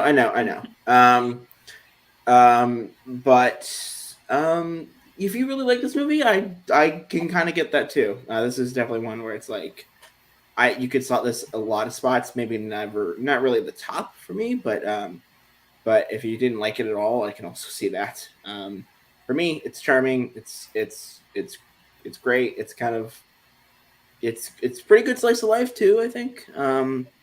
And interesting historical context as well. I think at post-war Japan is really interesting. I don't know if we'd seen that really in any of these movies. So cool, good movie. Yeah, I won't go too long because I honestly don't remember. I know if I remember too much about it, but I do like the sort of school, like slice of life angle that it goes. I remember that whole like clubhouse they had, that being a major part of it. was kind of interesting. A lot of the side characters too, like just like fellow classmates, seem kind of interesting. Now that you guys mention it, that whole sort of weird teased aspect of their relationship is a little weird in retrospect. I think that's I don't really have as high on my ranking. I think it's solid, but not that like memorable. It didn't stick with me in my opinion. I wouldn't say it's bad, of course. I think Goro. I mean, yeah, it's made a solid. I mean, if it wasn't in a Ghibli context, it would be probably thought of as better than it is, but by me at least. But yeah, for Ghibli, I mean, it's just I don't know, sucks for Goro.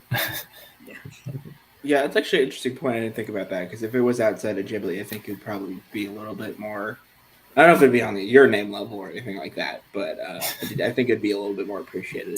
Definitely not your name, but yeah, No. poor Goro. Anyway, Poor Goro. Yeah, this is one that yeah, like it's. I don't necessarily think it's bad. It's just there's just so much more within Ghibli that's just better. I think I also don't really remember a whole ton. Like I think the story itself was like an interesting perspective. Like I think it was cool to mention like the post-war perspective. Like I think that was interesting, but the story itself, it just didn't stick out to me a whole ton. I don't really know what else I can say, just because I don't remember a whole ton of this. Mhm. But yeah, it's not bad, but not great. This movie I found really charming. I think just the characters, their relationship is really sweet. Um, I also really like the town of Yokohama. I just feel like it's really beautiful, animated. Um, and then I really like when the students just like come together to try to save this really old building and just like holding on to your past, which like is a big Yeah. theme of the movie. I thought that was really special. Really Yeah. made it easy to care about their situation. Does it remind you of the bathhouse cleaning in Spirited Away a little bit? Because I feel like it's trying to replicate that a little bit, but not necessarily quite hitting that level. I don't know. I could see that. I could see why you. Yeah. Yeah. Yeah, I did like I that like scene. Sorry. I like cleaning I like this film. Sorry, John, go ahead. No. I was never mind. Okay. My bad. I like this film. Okay, I think the animation's kind of lacking. I like the whatever they call the quarter in the part of the school. I like that part, the design of it. But yeah, overall, the film is just pretty much okay. B tier for me. Okay. Yeah. B tier. Yeah, B tier, probably bottom B based off this I would list. put But bottom like, I'd say bottom. Yeah. Yeah, based on this list, I put it bottom, but I'd personally have it below Pompoko. But if enough people yeah, say B, I'm just I can't even. Actually. yeah, these later ones get harder to rank just because like once it starts to deviate from my own personal Yeah. ranking, it's harder to Exactly. separate. It's Yeah. filling up, so it gets harder. Wait, hold on. Let's Yeah. take it out for a second here. Does anyone really think it's above those 3 and C? Wait. No. No. Because that's my thing. Is that like I would put it behind Pompoko at that point. Yeah, I would put it like. See, I like it above Ponyo and Yamada, so that's why I'm putting it at B. I'm putting it at the Above? God Oh damn my it. gosh. Okay, in my list, yeah, it's below all 3 and C, but I think in Maybe we should just leave it where it is. Yeah, I think it makes it easier. I think let's just Or we could go just to do the next. Porco Rosso. Okay. All right, the wind rises. So Sarah. I'm skipping Sean because we went to Sean yeah. for fun. yeah, no worries. Yeah. This one, I liked this one. It was, I think it's like part of the reason I liked it is once again aerospace. I like planes. I thought like seeing like that kind of aspect of it was pretty cool. I think it's. I don't want to say it's boring because I did still really like it, but like it just doesn't have as much to like I think hold attention as well as some of like the other Ghibli movies do. I say that like I actually do really enjoy this movie. I'm starting to get tired, but because yeah, I don't know. I did really like this one though. Like I think it had a cool story, and it's just like the flight. Like I don't know. I found it fairly fascinating. I'll leave it at that for time's sake. I'm just gonna ramble if I don't stop myself. Okay, so this is the last Ghibli movie that I watched to complete it, and I think it's a good movie, but I didn't really, I didn't love it. I think it's very clear how much Miyazaki puts into the movie. Like he really pours a lot of himself into it, just like showing what it's like to be this dreamer, and also just including some of his own personal stuff. And this, the animation is gorgeous. I also love the Joe Hisaishi score, but I think just like the dream sequences are stunning. I really like the relationship between Jiro and Nahoko. I think just like it's really heartfelt, but I just didn't find enough of the story to be interesting, but I really like how much of Miyazaki is in it. I echo Matthew on the part of how much Miyazaki is in it. I think that's what makes the film really strong. The animation is beautiful, the music is great, and I like the main characters. I think it's a good story, and the passage, the telling of like the different time periods, I think really worked. I really like this film. All right, we're going quick, and yeah, I get it. Okay. um, okay. I really do have some interesting thoughts, but I understand where we are here. So, I'll piggyback a little bit on Matthew, um, but just to say that it's interesting that this might be. I mean, obviously Miyazaki's still working on a movie. We'll see. Mhm. This might be his like last project, and for that reason, it's really interesting in that context to see how much labor of love he puts into it. Particularly, kind of as we go back and forth in his filmography between environmentalism and flight. And I feel like this is kind of addressing it, where there's some consequences to his love for aviation here, right? And that like his thing that he's building becomes one of the most one of these instruments of war, and that's not what Jiro really wanted. He just wanted to make planes, and I think for that reason it's almost akin to Miyazaki, right? Where you just have that dynamic with him kind of wanting to make this thing, but necessarily coming out to be exactly what into an industry that is like that. The same kind of transposing, I suppose. It's a little melodramatic, I think, especially with the relationship there. So you really can't deny that, and so for me, for me, I think it's really a good reflection, and I think it's a very mature film. Not in the same way that like Mononoke is mature because it's violent. It's mature because it's oriented with concerns of what is the meaning of life into adulthood and those kind of things and those dreams, and sometimes what it means to give up dreams, but also strive for them. So yeah, on a rainy day, this could be my favorite, depending on. I just feel like this is one that's like really important, and I think it will reflect that going forward. Um, Obviously, it's not going to have all the fantastical stuff, but I think it's really well paced too, which helps for sure. So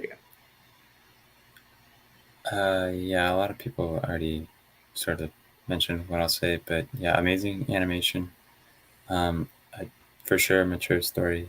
And I think it makes sense near the end of his career. He made something like this. I remember, I think I saw a documentary where it said he was like very much late on coming up with this one, so that explains why his supposedly upcoming movie is running late as well. But yeah, I think I can appreciate this one for its like artistic value. I think it did, I don't know, feel a little long at times, like dragging on. I don't know, but a very beautiful story. I love the connection between the two leads. Yeah, I don't have much else to say besides that one because this was one I like. I think I just like realized it's a beautiful Ghibli film, but like it didn't connect as well as some of the others. I think, but like that said, for the ones that didn't connect with me, this is still one of the higher ones that didn't. Yeah, that's fair. Mhm. Okay. Uh, I'll Alrighty. start because I'm the highest. I'm guessing is I'm an S here. It's like number 4 for me. So I feel like I'm running out of steam to explain why, but I'm just gonna stick with my guns here. So it's S for I me. think It's probably gonna go down. I put this in A. Okay. I have it at A. Okay. I'd have it probably top Sean, of B. top of B, and I'm assuming Sean, you're at B somewhere. Yeah, I'm fine with top of B. Well, if it's we're either- if I'm saying S though, Or A, either A. Yeah. I what think about bottom balancing of A? out Is that it okay? goes A. Bottom I of have A it- is okay. I actually have it above only yesterday and below Castle. I in have the it above Sky. Castle in the Sky, but below only yesterday. So I'm compromising. Never here. mind. I'm Yeah, fine with bottom of A anything. is fine. Yeah, I think just to appease the B's. okay. Yeah. I mean, I don't care if it goes higher or not. Like having an S tier, I think that does Um, strike up a little bit. I don't want it above. I would. I mean, House. listen. I put it like way above, but maybe above Castle. I don't want it above Howl's. At least I don't know. I Yeah, wouldn't go it that shouldn't far. be above Howl's. That is like the one thing that's my hard lie. Well, I guess could we'll see wait it for above Albert better to than get only back to his. yesterday and Castle. I like how think it's a it is. stare right now. I think it is personally. I think we wait for Albert to get back in here. Oh, Yeah. Is he But getting I'll go back? ahead and Albert, hurry up. What do we Okay. need to decide on? Is it above Castle in the Sky? Moon Rises. Yeah. okay. Great. Then I will Um, move on, and we'll talk about the Tale of Princess Kaguya, which the animation is breathtaking, and it's just like it's amazing. These are probably some of just my favorite animation, like some of my favorite visuals I've ever seen in animation. Just how it captures Japanese culture and just brings it to life with these characters, and I just really loved. And the story is also really compelling. I think it's just following the father's greed and just like how it affects the daughter's life, and just these her wanting to like go to the small town, go back to the small town, and reject the riches, and like going back to a simple life. I feel like that has a really touching sentiment to it. Like when Kaguya is running back to her hometown, it's just like some of the Oh my most God. striking imagery. It's beautiful. it may be one of the best Ghibli sequences, like Yeah. in general, because Yeah. it's just so striking, right? Yeah, oh for sure. And yeah, it's a really great movie. Albert, you got time? Yeah. This is my second favorite of Takahara's. I really like this film. I think the animation's beautiful. I love the whole story of it. I think it's really sweet. It's bittersweet. It's also tragic because of the ending. But yeah, I really adore this film. I haven't rewatched it recently, so my memory of it is kind of fuzzy. But based on my recollection, I do like it a lot, and it stacks up among the best ones for me. Yeah, this is one I think that with the style here in particular, I think there's really no denying that it's a candle above a lot of these movies because it is the peak of what Takahata would do with experimenting with animation in general here, and I think it's definitely the culmination of that. Once again, we're going back to really Japanese stories, and I feel like there's no compromising here with the way it's told, and I don't think they ever want to. They'll do it in stories, they'll do it in flashbacks, they'll do whatever they want, and for that reason, I have to just appreciate that for sure. But yeah, I mean, if it really wasn't for the fact that Grave of the Fireflies just like hits me emotionally, this would probably be my favorite Takahata because, yeah, it's something about this one in particular it's really guttural too. Like I said, we mentioned with her running away, but even just the beginning there with like the bamboo sprites and all that, and like it's just such a striking sequences of like just like this folklore of raising it from a seed and basically becoming it's just a goddess. I mean, it's what it is. She ascends to godhood, right? I mean, that's what the end of the movie is, and in that way, it's bittersweet and it's quite fantastic. Probably not the one to watch with your little kids. Not that they wouldn't like. Not as dark or anything, but I don't think they'd get it. I think there's a lot. It's you just a have more to, mature story. I think it is a I little mean, bit more mature. but like the five suitors, like they're fun characters too. Yeah. Don't get me wrong, yeah, but like I just think they wouldn't appreciate it. That's my thing. Yeah. So, hey, I'm sorry. I did want to mention this about Wind Rises. I completely forgot this. I apologize, but The guy that voices Jiro is Hideki Anno, who's very famous from creating Neon Genesis Evangelion. One of the best voice castings in Ghibli, in my opinion. I think it's such a weird choice. Not Joseph Gordon-Levitt. I watched it on HBO, so it was Joseph Gordon-Levitt. You love it. Okay, well, he does a good job. Yeah. That's at least I'm sorry, in the Japanese dub I'm referring to here. So but sorry, I just want to mention that because otherwise I'd forget, and that's really funny to me, but also really smart. Sorry. Okay, that's back to Kaguya. I apologize. Yeah, this one, I'd second everything everybody else said on a technical and artistic level. It's like probably a masterpiece. I don't know personally. I like on my personal ranking, I don't have this one as high as some other ones. Like I just I don't know, personally like better, but I'm not denying the like what Takahata brought. I'd say like the folkloric element, the experimental animation, like the way it's all realized is so like wonderful. Like I've never seen anyone tell a story like that, such a traditional feeling story in such a unique and new way. So I'm glad I saw it. It's like I feel like I don't know. I don't know. I felt like at the time it felt like it ran a bit long, but I don't know. I think I just I could see that honestly, because it does feel a little bit, but I feel like you have to succumb yourself a little bit, right? Yeah. So it feels like one like I appreciate more than I in realistically like I don't know enjoyed as much as some of the others, but that said, it's still an amazing film. So yeah. I'm sorry. Just let you go. Yeah. I personally really love this one.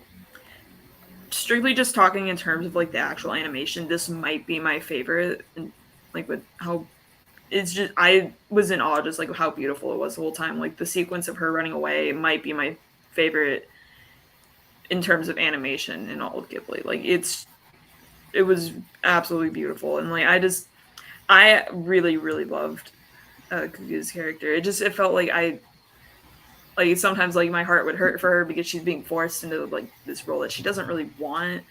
And then like it also made me laugh like how she handled the stuff with the suitors. She's like she gives them all these impossible tasks because she doesn't want to marry them, but she has to do something to try and appease her father. And it's just this one at the time when I read it, I think I gave it like 4.5 out of 5 just because at the time like there were parts that felt like they dragged on, but like as I'm like sitting here, I can't remember what parts actually felt like they dragged on for me. But like this one, I think with what Cole said, like this would be my favorite Takahata if Grave of the Fireflies just wasn't so goddamn emotional and like but this one I absolutely love this one. I can't say enough good things about it. I would love to revisit it soon, but I also just watched it like a month ago, not even so. It won't be my first to rewatch. Has anyone seen the dub on this one? I watched the dub. Any good, or is it? I know it's Chloe Grace Moretz, right? I think Chloe Grace Moretz does a pretty good job. Oh yeah, I think I did see it dubbed. Yeah, it's not okay. Yeah, the dub didn't bother me at all, but like it didn't bother me. Okay. Yeah, this is also the people who voice the suitors are like James. Is it like Marsden? I think James Marsden. Yeah, I think he was. Did he win? Did he win or did he lose? I think he's one who like he got cucked again. Oh no! It's meant to be. Anyways, for John me, Cho voices one of the characters. Oh, okay. Daniel Day Kim. It's a pretty wild. Great! Did we mention great score on this one too? Really traditional, but quite fantastic. Yeah, the traditional score is really great.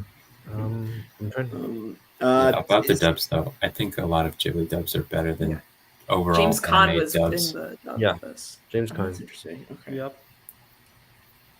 I give some of the dubs some credits, but for the ones that are really Japanese, I try to just watch them sub. Yeah. I think there's some cultural stuff in this. On HBO Max, the only option is the dub.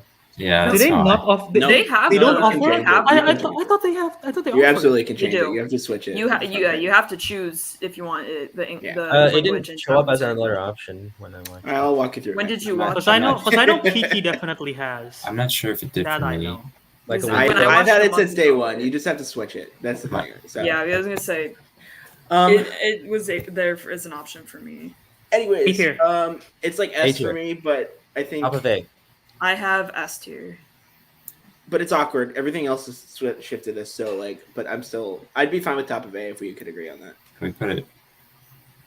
Never mind. I was going to say behind. You don't Howl, want to but it doesn't matter. Way. I'd be okay with it behind Howl, honestly. Yeah, I know I would personally put this S tier, but I don't want to put anything else ahead of Howls if we can avoid it. I just can't. In my heart, I don't know if I could put anything above Whisper at this point. Yeah. Uh-huh. That's true. So. Okay. Well, I don't think. Well, let's move on to when Marnie was there and Albert. We can start with you. Love how balanced this looks right Okay. now. I like when Marnie was there. I think I like it more on the rewatch than the first time around because I kind of forgot what the whole thing was. I know it's like there is a not time travel. It's sort of like I don't even know how you describe it. It's a time Supernatural kind of thing. Yeah. Yeah. I don't. Yeah, I cannot think of a comparison on top of my head, but yeah, there you guys all know it. But yeah, that whole thing, and then on rewatch, I think the chemistry between the two characters works better. The music is great. What did I write in my review? Let's see. The animation's beautiful. The music's good. And yeah, the whole plot is like it's a really good like emotional roller coaster because of the payoff at the very end, and she finds out and everything, and then the moment with her, is it her friend at the end that they reveal that like she knows, I'm blanking, but there's something to do with like her grandma's friend or something like, oh okay, yeah, I know your grandma, something like that. Mm-hmm. But yeah, it's a really good payoff. I've watched it in both versions. I don't know which I like better in terms of the dub or sub. Oh. I'll say this. I think Haley Steinfeld is very okay in this dub version. This is her first voice acting work. Since then, she's been great. She's awesome in Arcane, and she's also awesome as Spider-Gwen. It's a much better improvement than what she did here. So. Yeah, I think that also comes down to matching lip movements and things like that. That's still an issue with everybody who's doing an English dub. It's a little tough. So,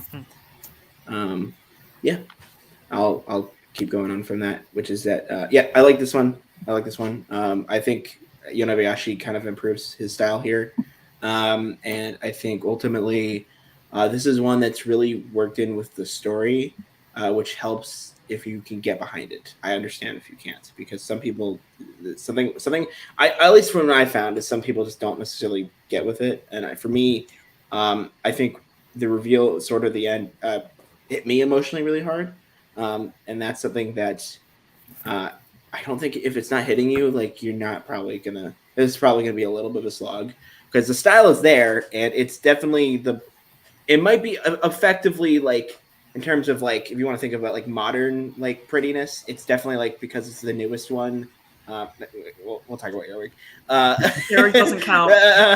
The one that's like the newest, it has the most like polish to the whole Ghibli house style, and it might be the last time we see that kind of polish, unless you go over to Studio Ponic, I guess, want to watch Mary and the Witch's Flower. But it's good. That's all. It's not though. But anyways, hey, this is the better Yonebayashi movie. I'll just say that. Well, yeah, I agree. But yeah, dub is good. I actually like the dub. I actually will disagree a little bit with Albert here. I think Haley Steinfeld does a pretty good job. I think Kieran Chip does a pretty good job here too. Rainy Rodriguez, not so much. So that's another Ghibli or Disney tie-in thing there. I'm not sure what was going on. Rennie Rodriguez from the hit show Austin and I think John C. Reilly is in this one, right? John C. Reilly's also. I like him in this one. There's actually a pretty good lineup of people in there. I should look at the full list. That's a really fun behind the scenes one because Rennie Rodriguez doesn't know It's a really awkward interview.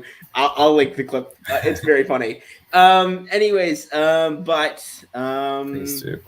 yeah. Oh, sorry. One last context is that apparently at the time of the trailer, people thought it was like it was queer baiting, which I think is interesting once you understand the context of their relationship and understanding that they're familial. Really awkward in hindsight, but this is the real Ghibli movie with an incest scare. I suppose if you want to look at, but I never saw them as romantically like that. I feel like they're just really good friends. Now Taku and Ocean Waves and his buddy, that's another story. Oh, yeah. I think they really got Okay, something but going that on wasn't there. incest. That boardwalk thing, I'm just saying, it's not incest. I get it. I'm just saying, it's if we're talking queer subtext. I surprisingly all agree with Ocean Waves better. That's the one time. The one time. Anyways, yeah, I'm just gonna leave it at that because we're running along and it's good. People should watch it. Give it a shot. If you don't like it, I get it, but give it a shot. I think. Yeah, I like this one. Not as much as some other ones, but still, I mean, the shininess, I like. It's beautiful. I'm a big fan of Yonebayashi, I think, in general. Like, I think, actually, not to get off on a rail, but Mary and the Witch's Fire I had fun with.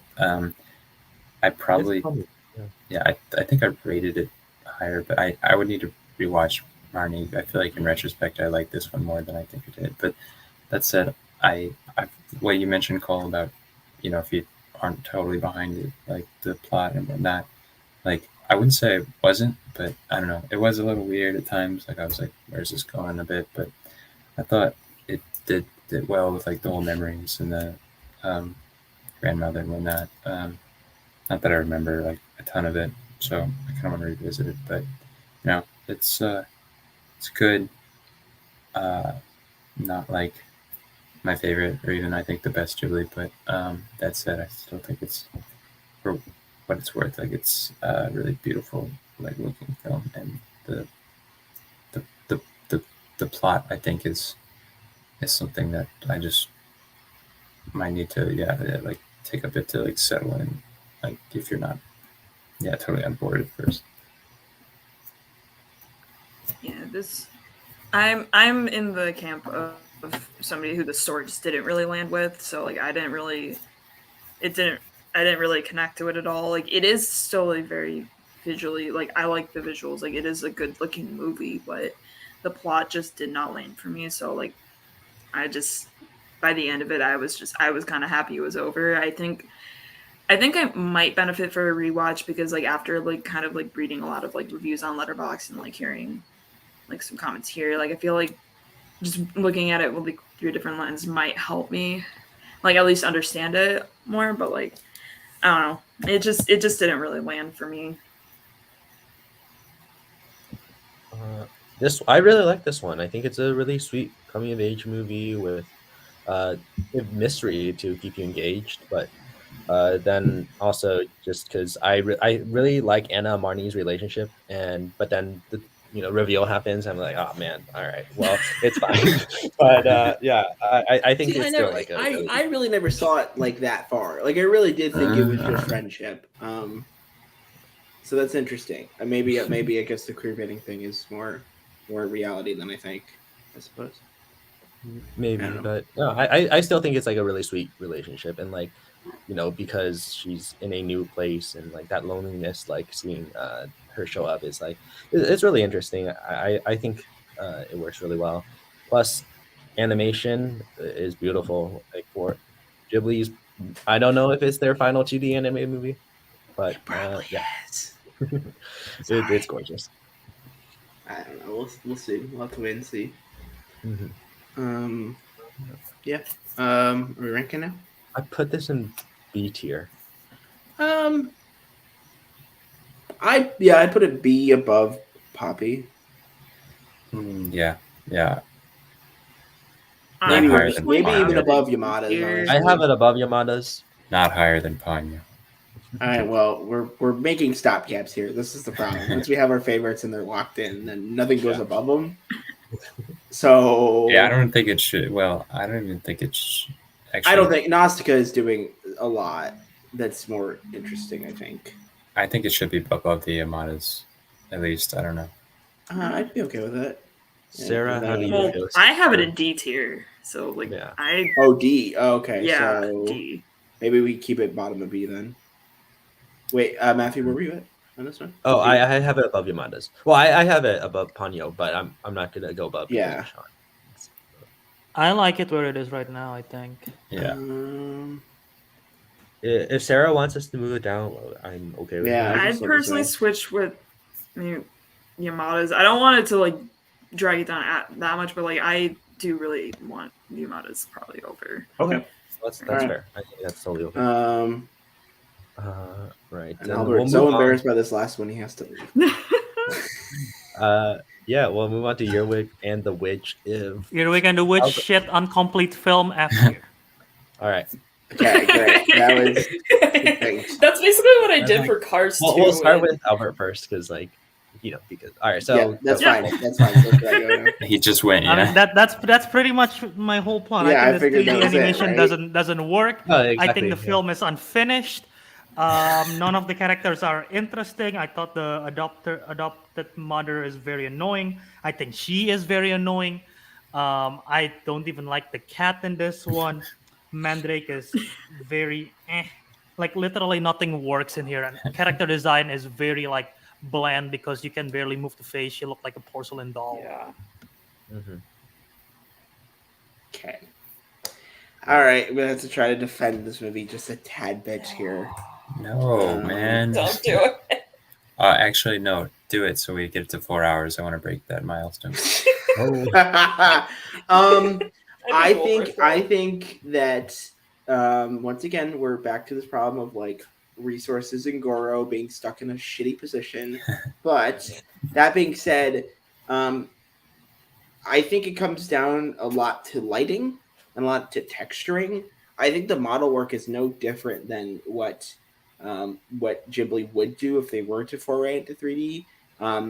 It does look a little Dragon Questy, if that makes sense, which is a little bit of an insult, but also I think that the music is good. It's really good in this. I think if you take that aside from it, I think it's a really interesting inspiration to take that into a Ghibli movie with the kind of rock inspiration there. And for that reason, like, I think there's something to like here. Yes, she's a very annoying character. It's also different. So I feel like there's something to be said about that. It doesn't always work, but I think the end not being as finished as it was definitely really hurts this one. And in particular, I like the Mandrake character design, but ultimately, the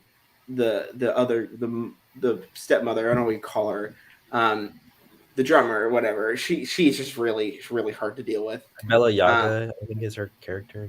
Okay, sure, let's go with that.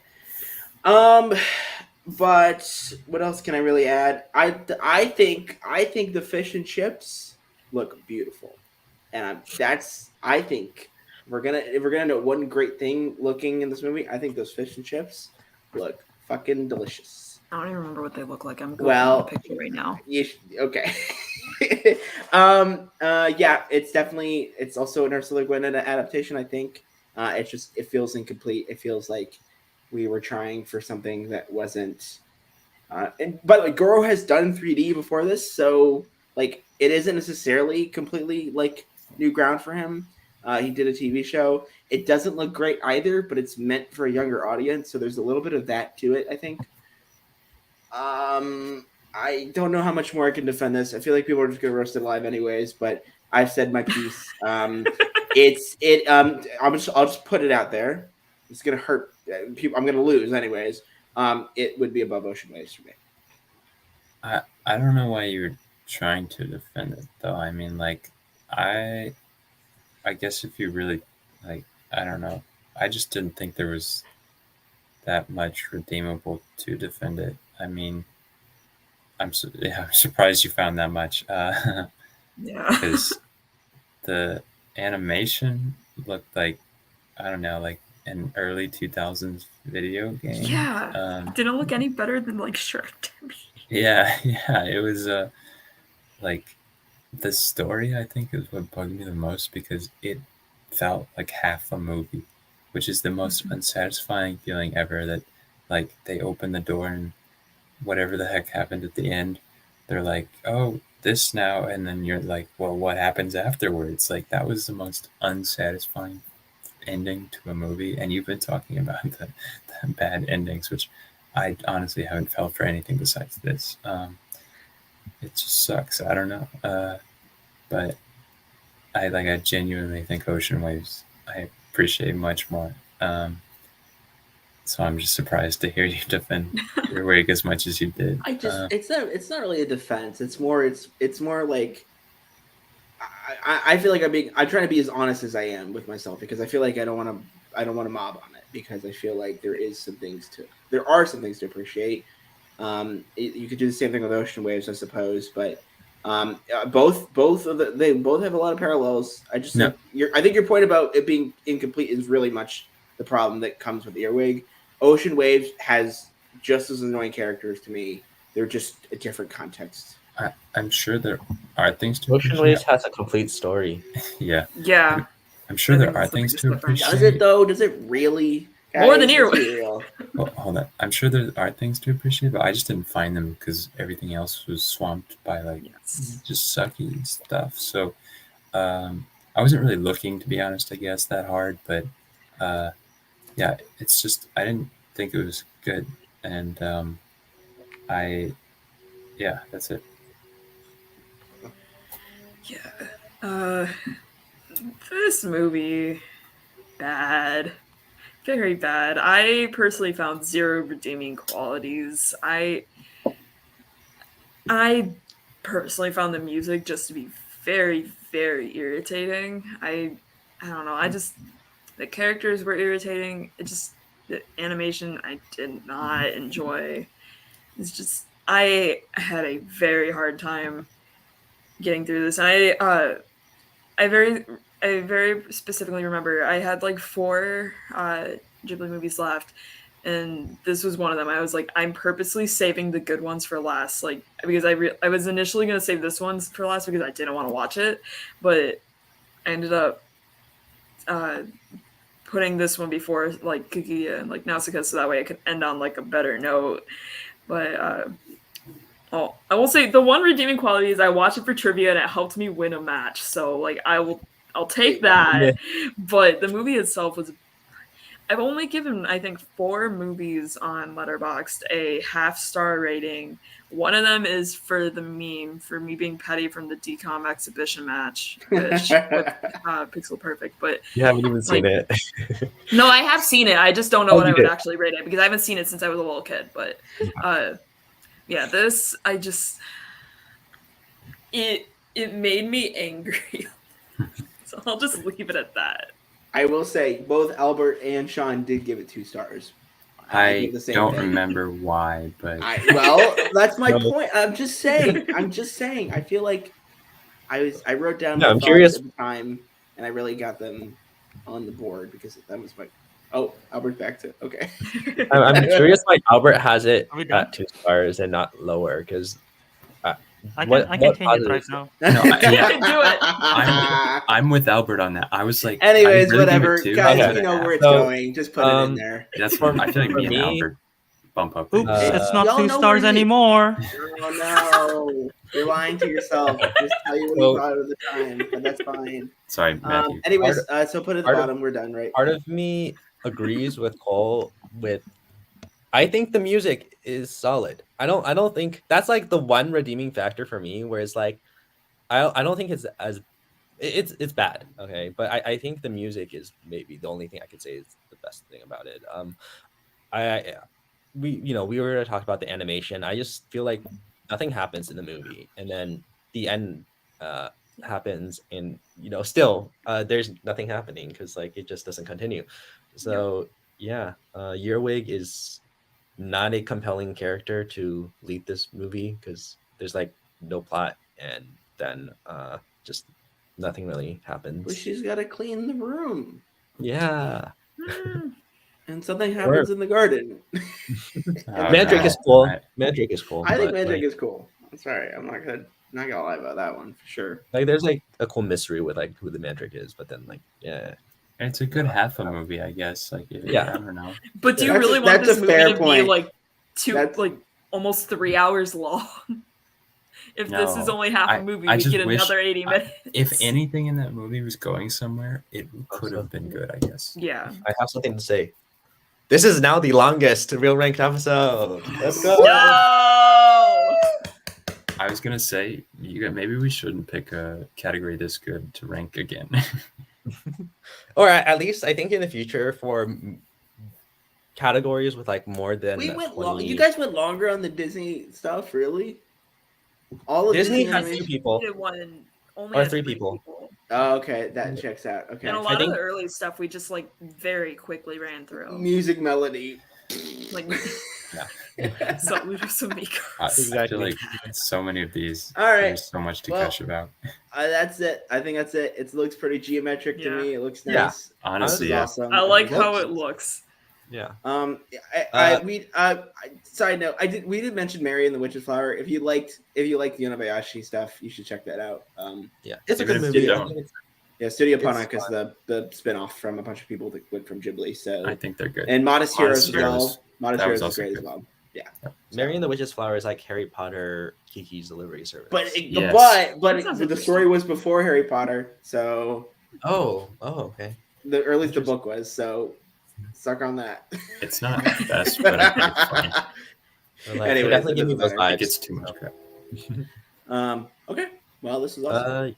Yeah. Well, so this is our complete collaborative list.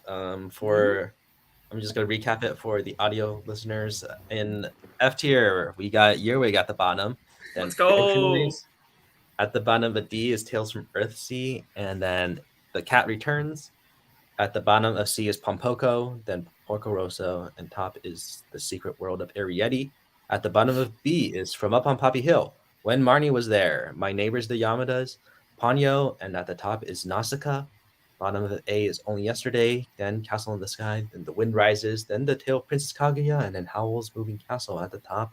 And at the bottom of S, we have Whisper of the Heart, Princess Mononoke, My Neighbor Totoro, Kiki's Delivery Service, Spirited Away, and top of S tier, we have Grave of the Fireflies. So, yeah, thank you guys for being here, and hopefully you guys are, fine with it being 4 hours long. Thank you to Not some of fine. you who had listening to and commented and all of that. And anyone who's listening to this later on. I guess that's it for me. You guys have any final thoughts before I end the show? Um, Can't believe Justice this for was Porco 4 Rosso. hours. Justice for Porco Rosso. Your wig is probably where it belongs. Sorry. Yes. it Um, I can't believe this was 4 if hours. I was putting, I would put Little Norse Prince at like C if we were counting it. Turtle at bottom of A and like Cagliostro at top of B. I'll just say that if anybody cares. So I'll add that. But those aren't technically Ghibli, so yes. All right. Red All right. Turtle is, but whatever. All right. Well, thank you guys, and we will see you. I'll make announcements for future Real Ranks. I don't know what's happening now. So at the moment, we have nothing, but I will figure those out. So thank you. Bye. is.